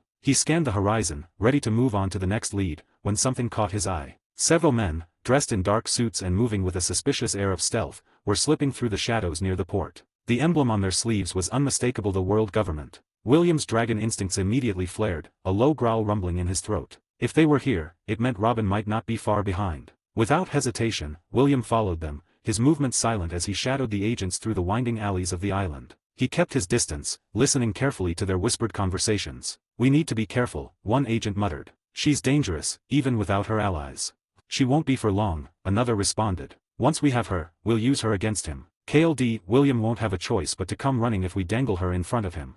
At the sound of his own name, William's eyes narrowed. So, that was their plan: to capture Robin and use her as bait. His anger surged, but he forced himself to remain calm. He needed to be smart about this. Charging in recklessly would only put Robin in more danger. Nico Robin's POV. The news had spread like wildfire. KLD, William, the tyrant, now had a bounty of 3 billion berries on his head. Alongside him, the Boa sisters, all with staggering new bounties of their own. Robin had seen the newspapers, and the moment she read William's name, memories from her childhood flooded back. She remembered the boy who had been her only friend during the darkest period of her life, the boy who had fought for her and stood by her side when no one else did. But that was years ago. Robin wondered if William still remembered her. Did he even care about what had happened to her after they were separated? Did he know the dangers she faced every day? A part of her hoped that he did. Another part of her feared that she had been forgotten, lost in the vast world of pirates, marines, and the chaos of the Grand Line. As she moved from island to island, constantly on the run, Robin couldn't afford to dwell on those thoughts for long. The world government was relentless in their pursuit,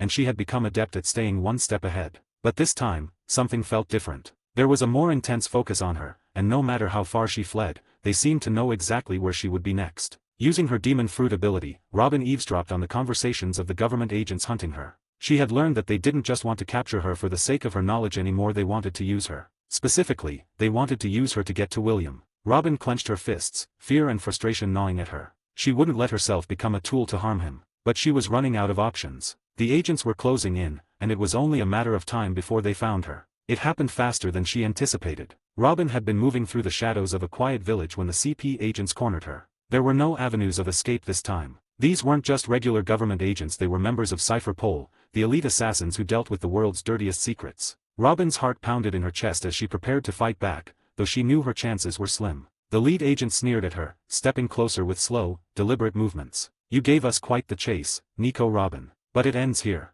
Robin's eyes darted around, searching for any possible escape route. There was none. Her breath hitched, desperation creeping in. Her heart raced, not for her own life but for the thought of being used to harm William. She wouldn't let that happen. Just as the agents closed in, something landed behind her with the force of a meteor. The ground shook slightly beneath her feet, and a sudden wave of energy washed over the area, freezing the agents in place. Robin turned slowly, her eyes wide with disbelief. A shadow loomed behind her, tall and imposing. The fear etched on the faces of the CP agents told her everything she needed to know. Whoever had arrived was not someone they were prepared to face. Before Robin could fully comprehend what was happening, she felt herself being pulled into a tight, warm embrace. She blinked, looking up at the figure holding her, only to meet a pair of bright green eyes, full of warmth and familiarity. "Long time no see, Bookworm," William said with a grin, his voice gentle yet teasing, as if they had seen each other only yesterday. Robin's breath caught in her throat. Her mind struggled to process what was happening. William was here, right here. After all these years, after everything, he had come for her.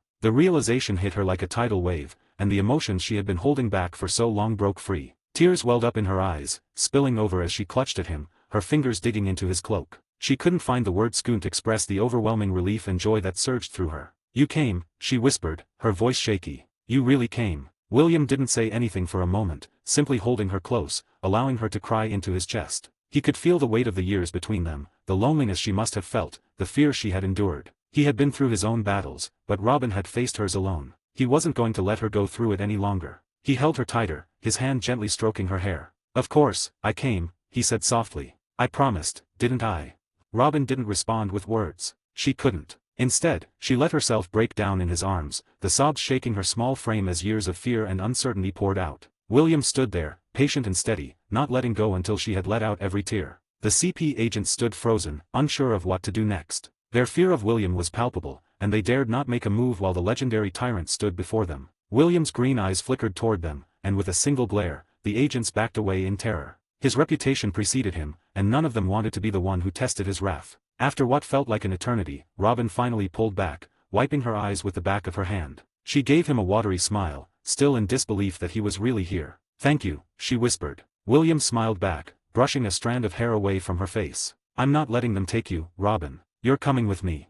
Robin nodded, her heart swelling with gratitude. For the first time in years, she felt safe, truly safe. And she knew, as long as William was by her side, she would never have to be alone again. Thanks for reading. If you like this story, please consider leaving an honest review. 44, Chapter 44, Ashes of the Past. William's bright green eyes locked onto the Cypher Pol agents as anger surged through him. These agents had dared to threaten Robin, to try and use her as a pawn against him. He had no tolerance for their arrogance. As they stood frozen, attempting to intimidate him by invoking the name of the world government, William's patience snapped. "Do you think the world government scares me?"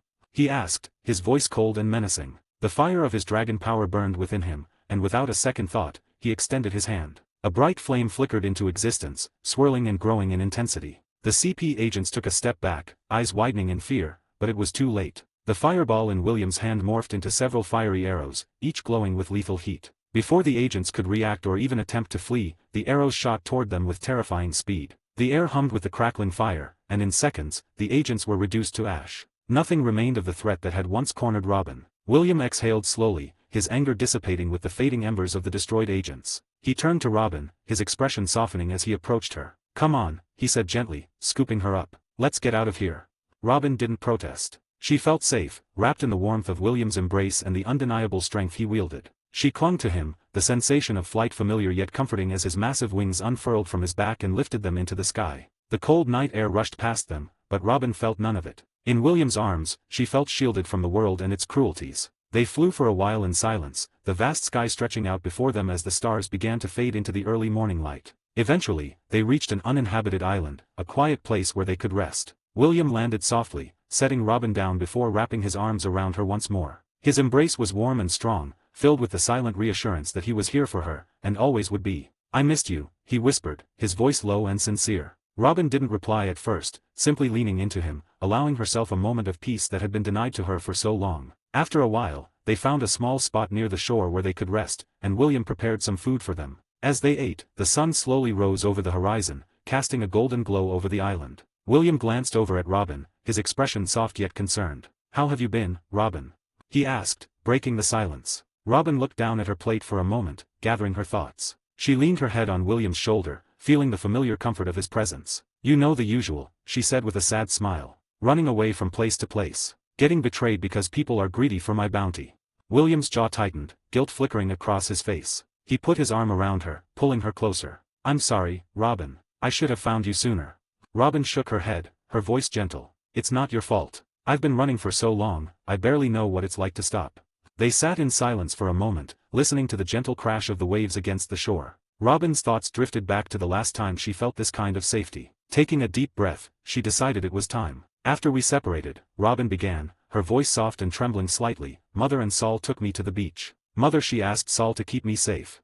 Robin's eyes welled up with tears as she spoke, her memories of that fateful day flooding back. She said she needed to go back to the island to help the others. William listened quietly, his arms still wrapped around her in a comforting hold. "Saul," Robin continued, her voice breaking, "he did everything he could to protect me. He knew the Marines were coming, and when Aokiji appeared, Saul, he sacrificed himself to save me. He gave his life so I could escape." Tears fell freely down Robin's cheeks now, the pain of her loss still raw, still fresh. She had never truly let herself grieve, never allowed herself the space to mourn everything she had lost. William's heart ached for her. He gently wiped the tears from her face with his thumb, his touch tender and careful. Robin managed a small, bittersweet smile through her tears, then she reached over and pinched William's arm. "Ouch, ouch." William winced, rubbing his arm in mock pain. "What was that for?" Robin's watery smile turned into a light chuckle, her sadness momentarily lifted by the silly exchange. "That's for making me cry, idiot," she said, though there was no malice in her voice. William laughed, rubbing the spot where she pinched him. Okay, I deserve that." The two of them sat in comfortable silence for a moment, watching the waves together. Despite the heaviness of the conversation, Robin felt lighter. Sharing her pain with William had eased some of the burden she had carried for so long. His presence, his warmth, and his willingness to listen made her feel less alone. After a while, Robin broke the silence once more, her voice quieter now. "I've been running for so long." William's expression grew serious as he turned to her. "You don't have to run anymore, Robin," he said firmly. "Not while I'm here. I won't let anyone hurt you." Robin looked up at him, her eyes searching his face. She could see the determination in his eyes, the fierce protectiveness that radiated from him, and in that moment, she believed him. For the first time in years, she allowed herself to believe that maybe just maybe she could stop running. "Thank you," she whispered, her voice filled with emotion. William smiled softly, brushing a strand of her hair behind her ear. "You're my family, Robin. I'm always going to protect you." Robin felt a warmth spread through her chest at his words. The feeling of being part of something again, of having someone who cared about her deeply, was almost overwhelming. She rested her head on his shoulder once more, letting the moment wash over her. As the sun rose higher in the sky, they sat together, side by side, watching the new day unfold before them. The horizon stretched out endlessly, a vast and uncertain future awaiting them. But for now, they were together, and that was all that mattered. Robin sighed contentedly, leaning into William's warmth. "I missed you too," she whispered. William smiled, pulling her a little closer as the waves lapped at the shore. "We'll figure it all out, Robin," he said softly. "Together." Thanks for reading. If you like this story, please consider leaving an honest review. 45, Chapter 45, Shared Scars. As the evening sun dipped below the horizon, casting long shadows across the island, Robin and William sat by a small fire, the gentle crackling of the flames the only sound filling the air. The day had been a whirlwind of emotions, but now, with the world quieting down around them, Robin turned to William, her eyes filled with both curiosity and concern. "What happened to you, William?" Robin asked softly, breaking the silence. Her voice was gentle, but the weight of her question hung in the air. "After O'Hara, where did you go? How did you survive?" William leaned back slightly, staring into the fire as if it could help him find the right words. He had never spoken in full detail about his experiences as a slave, but Robin deserved to know. "I guess it's time I told you everything," William began, his voice low. "After the Buster call, I managed to escape O'Hara. But it didn't take long before I was caught by slave traders. I was still recovering from my injury when they found me, just a broken kid. They sold me to a celestial dragon in Mary Gosa." Robin's heart clenched at the thought. She knew what it meant to be hunted, but the horrors of being enslaved by the celestial dragons were something even worse. "What did they do to you?" she asked, her voice trembling slightly. "They turned me into a beast, Robin," William continued, his tone darkening. "A killing machine. They beat the humanity out of me, over and over, until I didn't feel anything anymore. I became a weapon for their entertainment, forced to fight other slaves, sometimes to the death. I didn't care about anything, no fear, no sadness, no hope. I had nothing left." Robin clenched her fists, feeling a surge of anger at the thought of what William had been through. She had experienced her own share of pain, but she couldn't imagine being forced to become someone's weapon, to lose your very sense of self. "But then," William said, his voice softening as he glanced at her, "everything changed when the Boa sisters arrived at Mary Gosa." Robin raised an eyebrow, intrigued. "Hancock and her sisters?" William nodded, a faint smile playing on his lips. "They reminded me of you. I don't know why, but something about them, their spirit, their will to survive, it made me remember the days when you and I were kids on O'Hara. For the first time in years, I felt something. I felt human again." Robin's chest tightened as she listened. She could see the pain etched in William's face, but there was also a glimmer of hope. The Boa sisters had done more than just help him escape, they had helped him rediscover his humanity. "They saved me, Robin," William continued. "In more ways than one. Together, we fought our way out of Mary Gosa. We killed the celestial dragon who owned us, and we escaped. After that, the three of us, Hancock, Sandersonia, and Marigold, we were free." Robin smiled softly, relief washing over her. "I'm glad they helped you, William." William returned her smile, his eyes warm. "Yeah, I owe them everything, but more than anything, I owe you. You were the one person who kept me going all those years, even if you didn't know it. I thought of you every day, wondering if you were safe, if you were alive." Robin's eyes filled with tears, and she reached out, placing a hand on his arm. "I never stopped thinking about you either," she whispered. "You were always in my heart, even when I was running." William smiled at her, his heart lighter now that he knew Robin was safe. "I'm more than fine now that I know you're okay," he said softly. They sat in comfortable silence for a few moments before William's expression shifted, a sly grin forming on his lips. "I haven't told you the best part yet," he said, his tone lighter. Robin tilted her head, curious. "What do you mean?" "Well," William began, "I had a little encounter with Akainu." Robin's eyes widened. "Akainu? The Admiral?" William nodded, a sly grin forming on his face. "Yeah, you heard about it in the news, right? But what they didn't tell you is that I severely injured him." Robin stared at him in disbelief. "You injured Akainu?" William chuckled. "Yeah, I'm not saying it was easy, but I gave him a real taste of what I've become. But that's not even the best part." "What happened?" Robin asked, her curiosity piqued. William's grin widened, and he leaned in slightly, his voice dropping as he recalled the moment. "I killed an Igamo. And after I did, I ripped out his heart." Robin gasped, her eyes widening in shock. William held up his hand as if he were holding something in front of him, mimicking the moment. His voice took on a dark, mocking tone as he said, "I held the heart up, examining it with a twisted smile. My head tilted, just like you do when you're curious. I thought it would be black, I said, just to mess with him." Robin's hand flew to her mouth, both horrified and intrigued as she listened. William let out a cold laugh, his eyes gleaming. "Then I held the heart out toward Enigamo's trembling hand and said, 'Here, it's still beating. Maybe you can put it back.'" For a moment, Robin stared at him in disbelief. Then, she burst out laughing. It was a dark and twisted joke, much to her liking. William laughed with her, the sound of their shared laughter echoing across the quiet island. It was the first time Robin had laughed like that in what felt like years, and it felt good. It felt like healing. As their laughter subsided, the weight of everything they had shared seemed to lift. The fire crackled softly, casting a warm glow over them as the night deepened. Robin leaned against William's side, resting her head on his shoulder. "You've changed, William," she said softly. "But I think it's for the better." William glanced down at her, his expression thoughtful. "Maybe," he replied. "I've been through a lot, but I like to think I've grown stronger because of it. And now, with you back in my life, I feel like I can face whatever's coming." Robin smiled, feeling a sense of peace settle over her. The fire began to die down, and the stars glittered brightly above them. The world felt peaceful, even if only for this moment. As the night grew colder, William shifted, pulling Robin closer. "Come on," he said softly, wrapping his arms around her. "Let's get some sleep." Robin nodded, her eyes heavy with exhaustion. She nestled into his embrace, feeling safe and warm. Together, they lay down on the soft ground, with William's arms wrapped around her. The sound of the waves crashing gently against the shore lulled them into a peaceful slumber. Just before she drifted off, Robin whispered, "Thanks again for coming for me." William pressed a soft kiss to her forehead. "I'll always come for you," he whispered back. And with that, they both drifted into a deep, dreamless sleep, their hearts finally at rest. Thanks for reading. If you like this story, please consider leaving an honest review. 46, Chapter 46, Returning to O'Hara. As dawn broke, casting a warm glow across the sky, William and Robin sat by the quiet shore of the island they had landed on the previous night. After everything they'd endured and shared, the peaceful morning felt almost surreal. With breakfast over, William looked over at Robin, who sat comfortably by his side. "So, Robin," he said, his tone serious but his eyes bright with determination, "do you know where the slave traders are operating here in West Blue?" Robin nodded, her expression darkening slightly. "Yes, they're set up on an island about 4 days from here."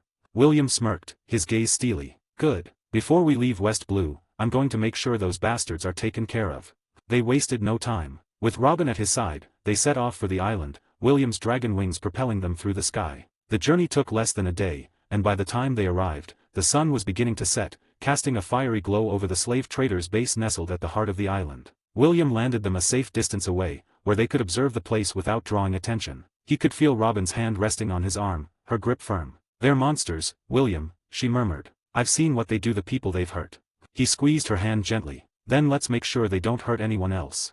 Together, they approached the slave traders' headquarters, a large, rundown building surrounded by heavily armed guards and a few caged slaves who looked out with hollow eyes. The sight made William's blood boil, and a dangerous smile curled on his lips. As they neared the entrance, one of the guards stepped forward to block their path. "What's your business here?"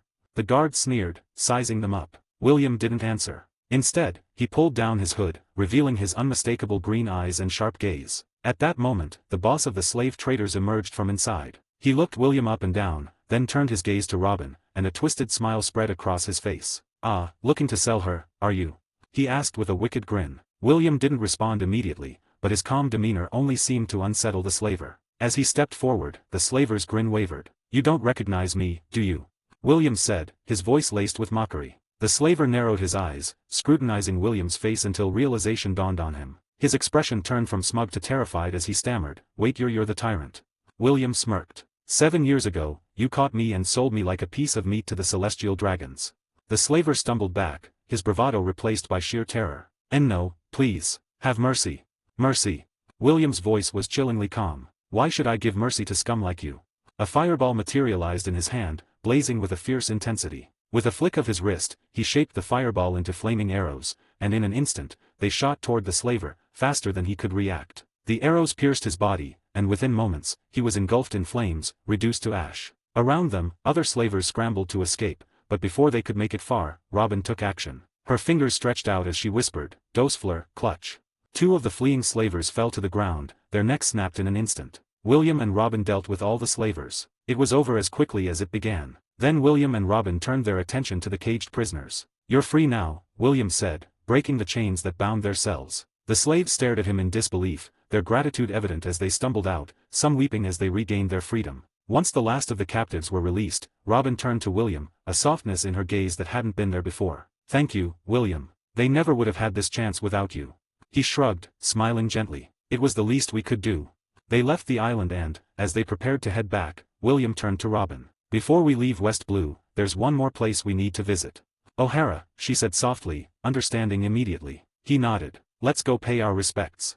They stopped in a small village along the way, where William bought a bouquet of flowers, carefully tucking it away in his space pocket. Then, they took to the skies once again, heading for the island that had been lost to flames so many years ago. When they arrived on O'Hara's shores, Robin's heart tightened. The land was eerily silent, with only the remnants of the island's once thriving trees and buildings now overrun by nature. They walked toward the ruins of the Tree of Omniscience, the memories of their childhood surfacing with each step. But as they approached the site, William suddenly stiffened, his haki sensing an unsettling presence. "What's wrong?" Robin asked, seeing the look of focus on his face. William's eyes narrowed. We're not alone. 3 of them strong ones. World government agents, probably here to ambush us. Robin felt a chill creep down her spine. The government sent an ambush here. William's expression darkened. One of them is almost as strong as Akainu, and the other 2 are close to a vice admiral's strength. But don't worry. He gave her a reassuring smile, his confidence unwavering. I'm here, and they should be the ones worrying. Robin took a deep breath, steadying herself. With William by her side, she felt safer than she had in years. Together, they approached the memorial spot where the Tree of Omniscience once stood. William pulled out the flowers, placing them gently on the ground as they stood in silence, honoring the fallen scholars and friends they had lost. After a moment, William spoke, his voice carrying an edge. How about you show yourselves, dogs of the world government? Robin's head snapped up as 3 men in white suits and masks emerged from the shadows. Their presence was menacing, and she instinctively clutched William's hand, anxiety pooling in her stomach. The agents paused, momentarily thrown off by William's challenging grin. He radiated confidence, his stance exuding a power that made even the agents hesitate. William's eyes gleamed with a dangerous light as he studied them, unafraid. Well, he said, his tone mocking. I thought the world government would send someone competent. I guess I was wrong. One of the agents, who seemed to be their leader, sneered. Your insolence is amusing, tyrant. You may be strong, but you stand no chance against the world government's might. William raised an eyebrow, unimpressed. Is that supposed to scare me? Because I'm not feeling it. The agent's face twisted with anger. We're here to take you down, to end your little rebellion. You've made quite the mess, and it's time you paid for it. William laughed, a low, humorless sound. Oh, I'll pay you all back, all right. Starting now. Without warning, he raised his hand, a whirlwind of fire forming at his fingertips. Robin could feel the immense power radiating from him, his presence overwhelming. The agents tensed, but before they could react, William launched his attack. A wall of flame surged forward, searing through the air toward the agents. They dodged, but barely, the flames licking at their suits as they rolled out of harm's way. The leader of the group snarled. We won't go down that easily. Oh, I was hoping you'd last a bit, William taunted, his grin widening. The agents regrouped, preparing to retaliate, but William remained undeterred, his confidence unshakable. He glanced at Robin, who was watching the confrontation with awe, and gave her a reassuring nod. They might try to put up a fight, but this won't take long. He said to her, his voice steady. The lead agent's voice didn't waver. Tyrant, your actions have consequences. William smirked, his gaze steady and unyielding. The only consequence here will be your failure. He turned to Robin, nodding reassuringly as she looked up at him with both admiration and worry. Stay away. I'll take care of this.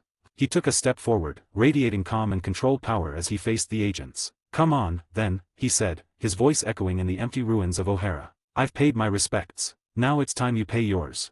Thanks for reading. If you like this story, please consider leaving an honest review. 47, Chapter 47, Fight Against a Polar Bear. William's gaze hardened as he assessed the 3 agents before him. The tactical necessity was clear, he couldn't let them team up against him. This fight needed to be swift and decisive. His body shifted, scales erupting across his skin, wings flaring behind him as he assumed his hybrid dragon form. The agent's eyes widened, unease flickering behind their stoic masks. With a predatory gleam in his eyes, William stared them down, his confidence unshaken. The leader of the agents, with a quick flash of fear, murmured, "Not good." Before they could so much as flinch, William disappeared, reappearing behind one of the 2 lower-ranked agents. The agent barely had time to react as William's clawed hand plunged into his chest with brutal efficiency. His eyes went wide, the shock registering only in his final moments. The leader growled, his voice laced with dread. He's breaking down our numbers advantage.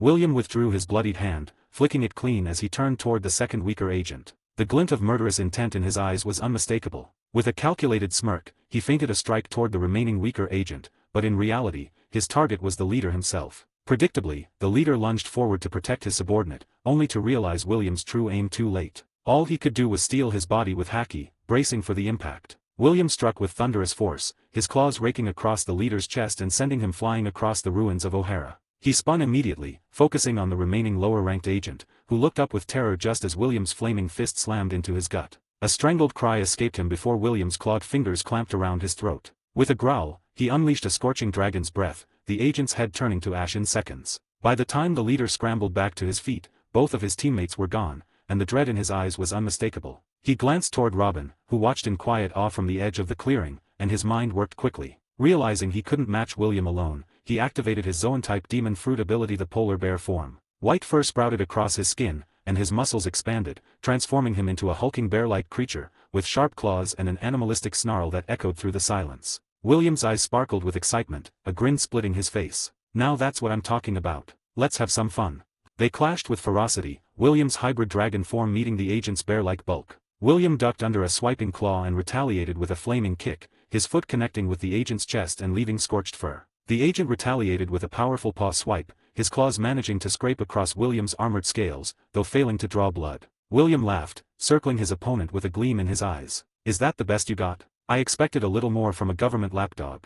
The agent roared, lunging forward and aiming a hacky-hardened fist at William's jaw. William twisted, catching the agent's arm and spinning him off balance. He slammed his elbow into the agent's shoulder with a satisfying crack, sending him staggering back with a gasp of pain. But the agent was relentless, rallying back and throwing everything he had into each swing. Yet with every exchange, William seemed more in control, his movements fluid and precise, his strikes swift and powerful. As they fought, the agent's frustration grew. He realized he was outmatched, and his mind began to whirl in search of a new tactic. His gaze flickered over to Robin, standing nearby, and his expression darkened with cunning. William's smile dropped, his voice cold and cutting. Oh, you think you're going to use her against me? Without another word, William's conqueror's haki surged out in a pulse, the force rippling through the clearing. The agent staggered, thrown off balance by the sheer pressure of William's spirit. Before he could get even a step closer to Robin, William was in front of him, his fist smashing into the agent's spine with merciless strength. The agent let out a strangled cry, his legs giving out beneath him as he collapsed to the ground, paralyzed. Where do you think you're going?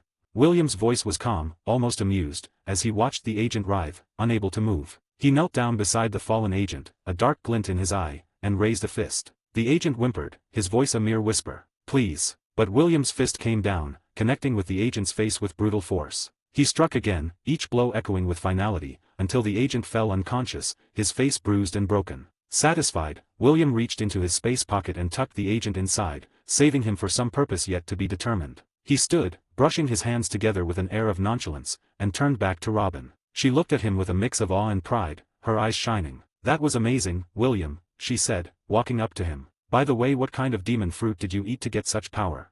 William grinned, letting his dragon form melt away as he ruffled her hair playfully. It's a mythical Zoan demon fruita dragon form, rarer than any Logia. Guess I lucked out with that one.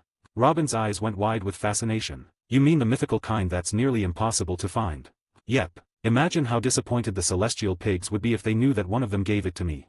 He laughed, casting a glance over the wreckage around them. Then he placed an arm around her shoulders and started walking toward the edge of the ruins. Now, let's get out of here. I think we've made enough of a statement.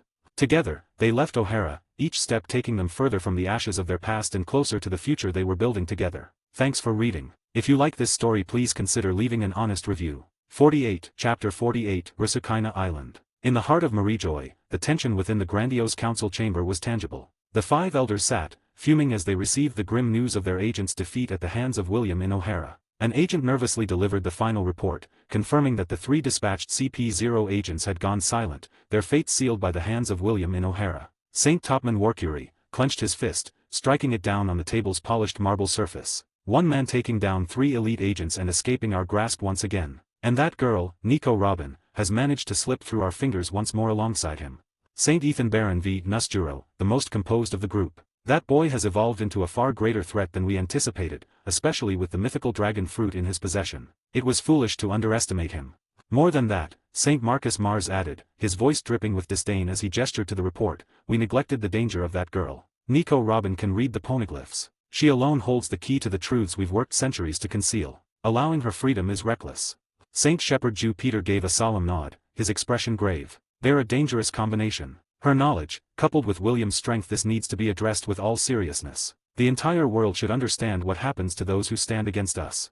St. J. Garcia Saturn met each elder's gaze before speaking. Call Sengoku. That girl's bounty needs to reflect the gravity of her ability. Make sure the world knows that anyone aiding this boy will face the harshest of consequences. In Marineford, Sengoku's den mushi rang ominously. Bracing himself, he picked up, preparing for the inevitable scolding. The authoritative voice of St. Marcus Mars was unmistakable, seething with anger. Sengoku, we have new orders, Mars growled, frustration clear in his tone. Raise Nico Robin's bounty. Set it at 200 million berries. 200 million. Sengoku exclaimed, caught off guard. Clenching his jaw, he carefully masked his thoughts on the harsh escalation. Questioning the five elders' commands was futile. Yes, 200 million, Mars repeated, his tone edged with reproach. If your Marines had been more vigilant, Sengoku, we wouldn't be wasting our time on calls like this. The call cut off abruptly, and Sengoku let out a sigh, trying to suppress his own irritation. The elders were impatient, dangerously so. He closed his eyes for a moment, the tension ebbing slightly as he heard a low chuckle from behind him. Let me guess, the mighty 5 elders aren't happy. Garp's deep laughter filled the room as he folded his arms, grinning. Sengoku's eyes narrowed, though there was no anger in his expression. They think increasing Nico Robin's bounty is going to make a difference, he muttered. Garp let out another chuckle, giving Sengoku a knowing look. You and I both know these fools think fear is enough to control everyone, he said, picking his nose. They think throwing money on a bounty poster will make Nico Robin and William cower in their boots. Garp, that's enough, Sengoku said, his voice calm but stern. Don't criticize those in charge so openly. Garp shrugged, still grinning. Just calling it like I see it. It doesn't take much to see that they've underestimated that kid, William. The celestial dragons learned it the hard way, and now these old geezers are on their way there too. Sengoku's brows furrowed, though his voice softened slightly. You're not wrong. But watch your words, Garp. Walls have ears, and I don't want a foolish slip-up leading to unnecessary trouble. Garp gave a light scoff, offering a mock salute. Aye, Fleet Admiral, he said with a smirk. Then he turned, leaving Sengoku shaking his head with a reluctant smile. Meanwhile, at Baltigo, the mysterious and isolated headquarters of the Revolutionary Army, Monkey D. Dragon sat, surrounded by key members of his inner circle. The low hum of quiet chatter silenced as the latest report from the West Blue crossed his desk. One of his commanders, reported, William's actions against the slave traders have gained traction. Not only did he destroy a trafficking network, but he also took down 3 elite CP0 agents. A smirk crossed Dragon's face, and his eyes narrowed with intrigue. 3 CP0 agents? This boy's influence grows by the day. Apparently, the 5 elders are fuming, one of his commanders continued, a hint of amusement in his tone. They've raised Nico Robin's bounty significantly. That's to be expected, Dragon replied, his voice smooth yet dangerous. But William and Nico Robin's actions tell me more than their bounties ever could. He paused, folding his hands as he looked out at his commanders, determination hardening his gaze. Keep close watch on his movements, and if he is open to it we may consider an alliance. Should I send a team to contact him, Dragon? Asked Ivankov, leaning forward with interest. No, not yet, Dragon replied thoughtfully. For now, let him move as he sees fit. We don't need to rush, let him come to us when he's ready. But we'll be there when the time is right. After a long and silent voyage, William and Robin finally set foot on the rugged, untamed shores of Rusukina Island. The dense, ancient jungle stretched out before them, and the air felt thick with challenge and opportunity. William took in the wild landscape, his eyes gleaming with a renewed sense of purpose. Rusukina, not a bad place to grow stronger, he mused, a grin spreading across his face. Robin nodded thoughtfully, her expression calm but determined. She glanced at William, curiosity flashing in her eyes. So, what's next for us? I know you're not one to linger.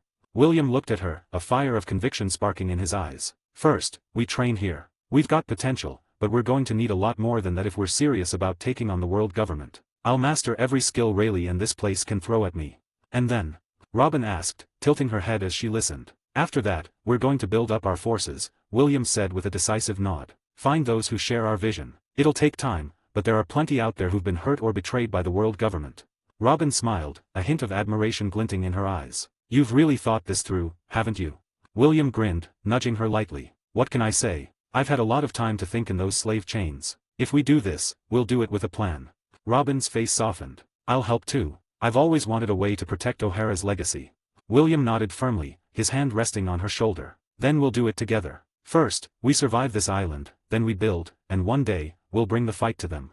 Thanks for reading. If you like this story please consider leaving an honest review. 49, Chapter 49, A Light-Hearted Reunion. William's senses heightened as he and Robin walked through Rusukina's dense forest, the distant presence of the Boa sisters and Rayleigh growing stronger with each step. The air was thick with anticipation, but the moment he spotted them gathered ahead, the quiet tension broke. Hancock's eyes landed on him, and in a flash, she crossed the distance with graceful speed, throwing her arms around his neck in a fierce hug. What took you so long? Hancock demanded, her voice soft but filled with an edge of impatience. William grinned, playfully ruffling her hair. I told you I'd be back in a month at most. It hasn't even been 3 weeks. How does that qualify as too long? Hancock's pout softened, but her eyes sparkled with a mixture of affection and longing. It felt like 3 years to me, she murmured, barely able to mask the relief in her voice. As she spoke, her gaze shifted over William's shoulder, landing on Robin, who stood nearby, with an amused smile on her face. Hancock's expression changed instantly as if struck by an epiphany. She pointed at Robin with a trembling finger, her face filled with shock. It's because of her, isn't it? She accused. She's the reason you were late.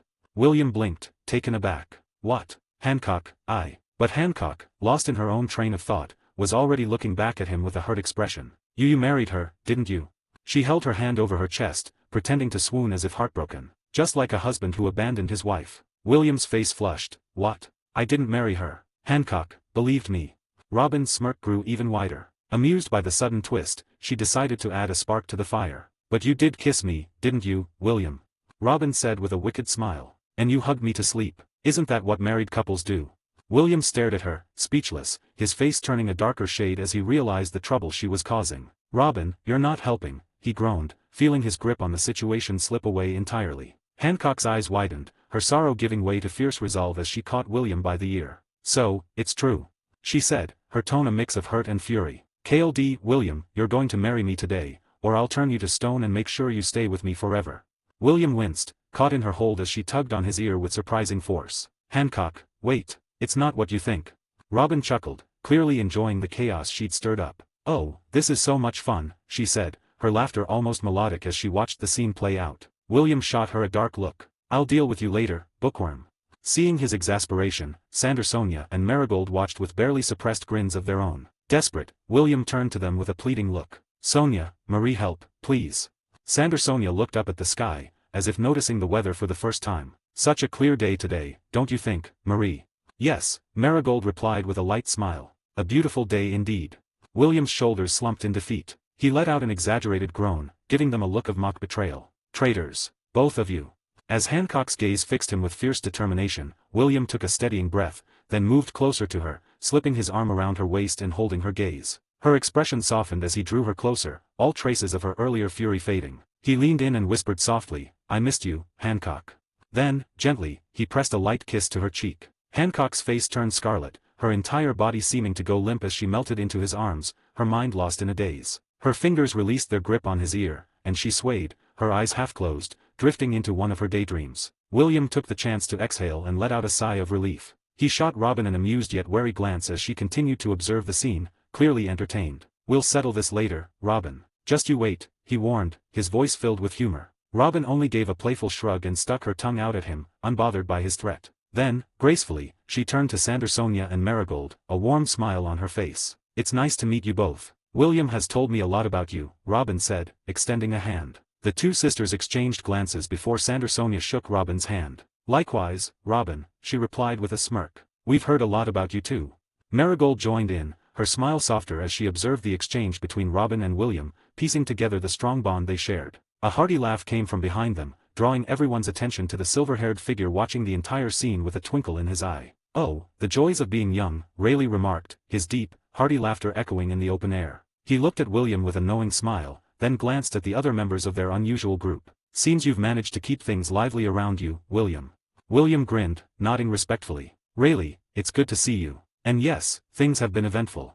Rayleigh's chuckle deepened, his gaze settling on Robin with curiosity and recognition. Nico Robin, he said, nodding at her. It's an honor to meet you, the last scholar of O'Hara. Robin inclined her head. Likewise, Rayleigh. I look forward to learning from you all.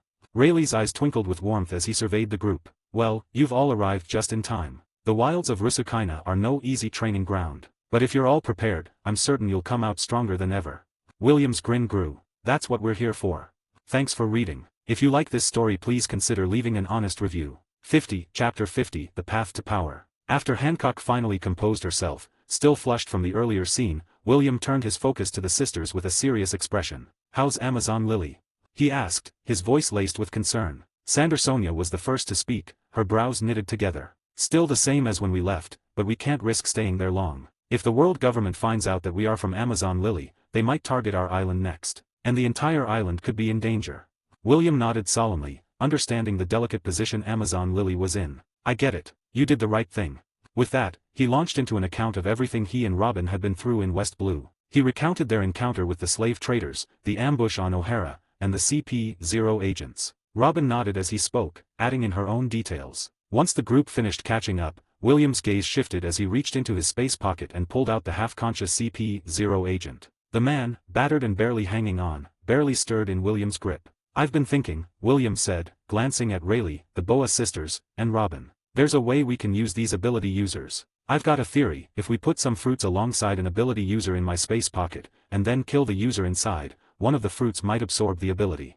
Rayleigh's eyes sparkled with intrigue. Interesting idea. I've heard of demon fruit powers transferring to nearby fruits when their users die. Your space pocket might act as a closed container and amplify that process.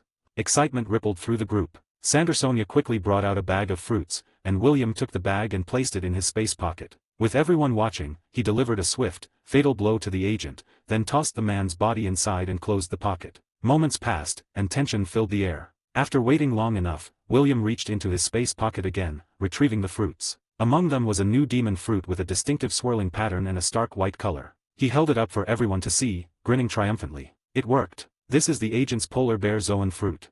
The group burst into cheers, a sense of victory and satisfaction thick in the air. As the excitement died down, William glanced at the agent's lifeless form and casually tossed it into the sea. Feed the fish, why not? He said with a smirk. Once the mood settled, William turned to Marigold with a thoughtful look. I have a bigger plan, he said. We need real strength and influence if we're going to take on the world government, and I think I know where to start. The Golden Lion, Shiki. Hancock, Sandersonia, and Marigold looked at him with wide eyes, and Rayleigh gave an approving nod. Shiki's power could give us what we need to stay above the world government's reach, William continued, his voice laced with excitement. With his ability, I could build a kingdom in the sky, where we'd be beyond their prying eyes, a base where we can grow our forces in peace. Marigold looked at him, her interest piqued. What exactly are you planning, William? William's eyes glinted. If we take Shiki's power, it will let us manipulate anything, even whole islands, to float in the sky. I can think of no one better than you to wield this ability, Marie. With this fruit, you'd control our kingdom's movements and keep it hidden above the clouds, out of reach of anyone who might try to harm it. Marigold's expression shifted from surprise to a steady determination. I'll make sure our kingdom is untouchable, then, she said, her voice filled with pride. Rayleigh gave an approving chuckle. Building a kingdom in the sky, hidden from the world government. I have to admit, it's an ambitious plan, but one that might just work. Shiki's ability is a powerful one, Robin said, smiling with encouragement. If we can find him, it could turn the tide in our favor. Rayleigh leaned back with a thoughtful expression. Well, Shiki has her own information network. I can ask her to keep an eye out for any news on Shiki. It might not be easy, but if anyone can track him down, she can. William grinned, the excitement radiating from him. Then that's the plan. Once we have Shiki's power, there'll be no stopping us. As the conversation wound down, the group decided to take a break and share a meal. The atmosphere lightened considerably as they moved to a makeshift dining area, laughter filling the air as they set up their dinner. Marigold and Sandersonia prepared an array of dishes, showcasing their culinary skills learned from their time on the island. The table was filled with tropical fruits, grilled meats, and fragrant rice, all of which they shared with relish. William, you've got to try this, Hancock insisted, handing him a plate piled high with food. Her eyes sparkled with enthusiasm, and her earlier tension seemed to melt away. I can't say no to a meal prepared by the Sisters of Amazon Lily, he joked, digging in. The food was delicious, and it brought everyone together, allowing them to relax and celebrate their recent victories. As they finished their meal, Hancock glanced at William, a hint of mischief returning to her eyes. Now that we've made plans and had a feast, there's one last thing I need from you. William raised an eyebrow, curiosity piqued. Oh, and what would that be? I want you to hug me to sleep, Hancock declared, her voice playfully demanding. Robin chimed in quickly, a teasing smile on her lips. No, wait, I want to hug him to sleep too. The two began to bicker, making exaggerated claims about who deserved to cuddle with William. The light-hearted quarrel drew a chuckle from everyone, and William couldn't help but smile at their antics. All right, enough of this, William exclaimed, laying down on the soft ground beneath the stars. Come here, both of you. With that, he spread his arms wide, inviting them in. The two girls paused, then they settled beside him, Hancock on one side and Robin on the other, both of them snuggling close as William enveloped them in a warm embrace. Now stop quarreling and let's get some sleep, he said, a satisfied grin on his face. Hancock sighed contentedly, her earlier fluster forgotten. This is nice, she murmured, nestling closer. Robin smiled, resting her head against his shoulder, a feeling of safety washing over her. The warmth of their bodies and the comforting rhythm of their breaths created a sense of peace in the air, lulling them toward sleep. The stars twinkled above, their soft light mingling with the serenity of the moment. William's heart swelled with happiness. As they drifted off, the weight of the world outside their little bubble faded away, leaving only the promise of tomorrow's adventures and the bonds they were forging together. Thanks for reading. If you like this story, please consider leaving an honest review. Hi guys. I made a paid service in Telegram where you will find a great collection of fanfiction audiobooks organized and regularly updated. What you get? An unlimited access to the full audiobook library. New fanfiction audiobooks added regularly. You can play audios directly from Telegram anytime. Joining our service is available through a monthly subscription of $5. You can pay using PayPal or Ko-fi. So what are you waiting for? Send me a message on Telegram or Discord. I will provide the payment details. After the payment is confirmed, you will receive access to the private Telegram channel containing all audiobooks. If you enjoy fanfiction and prefer listening instead of reading, this library is made for you. Message me anytime to join.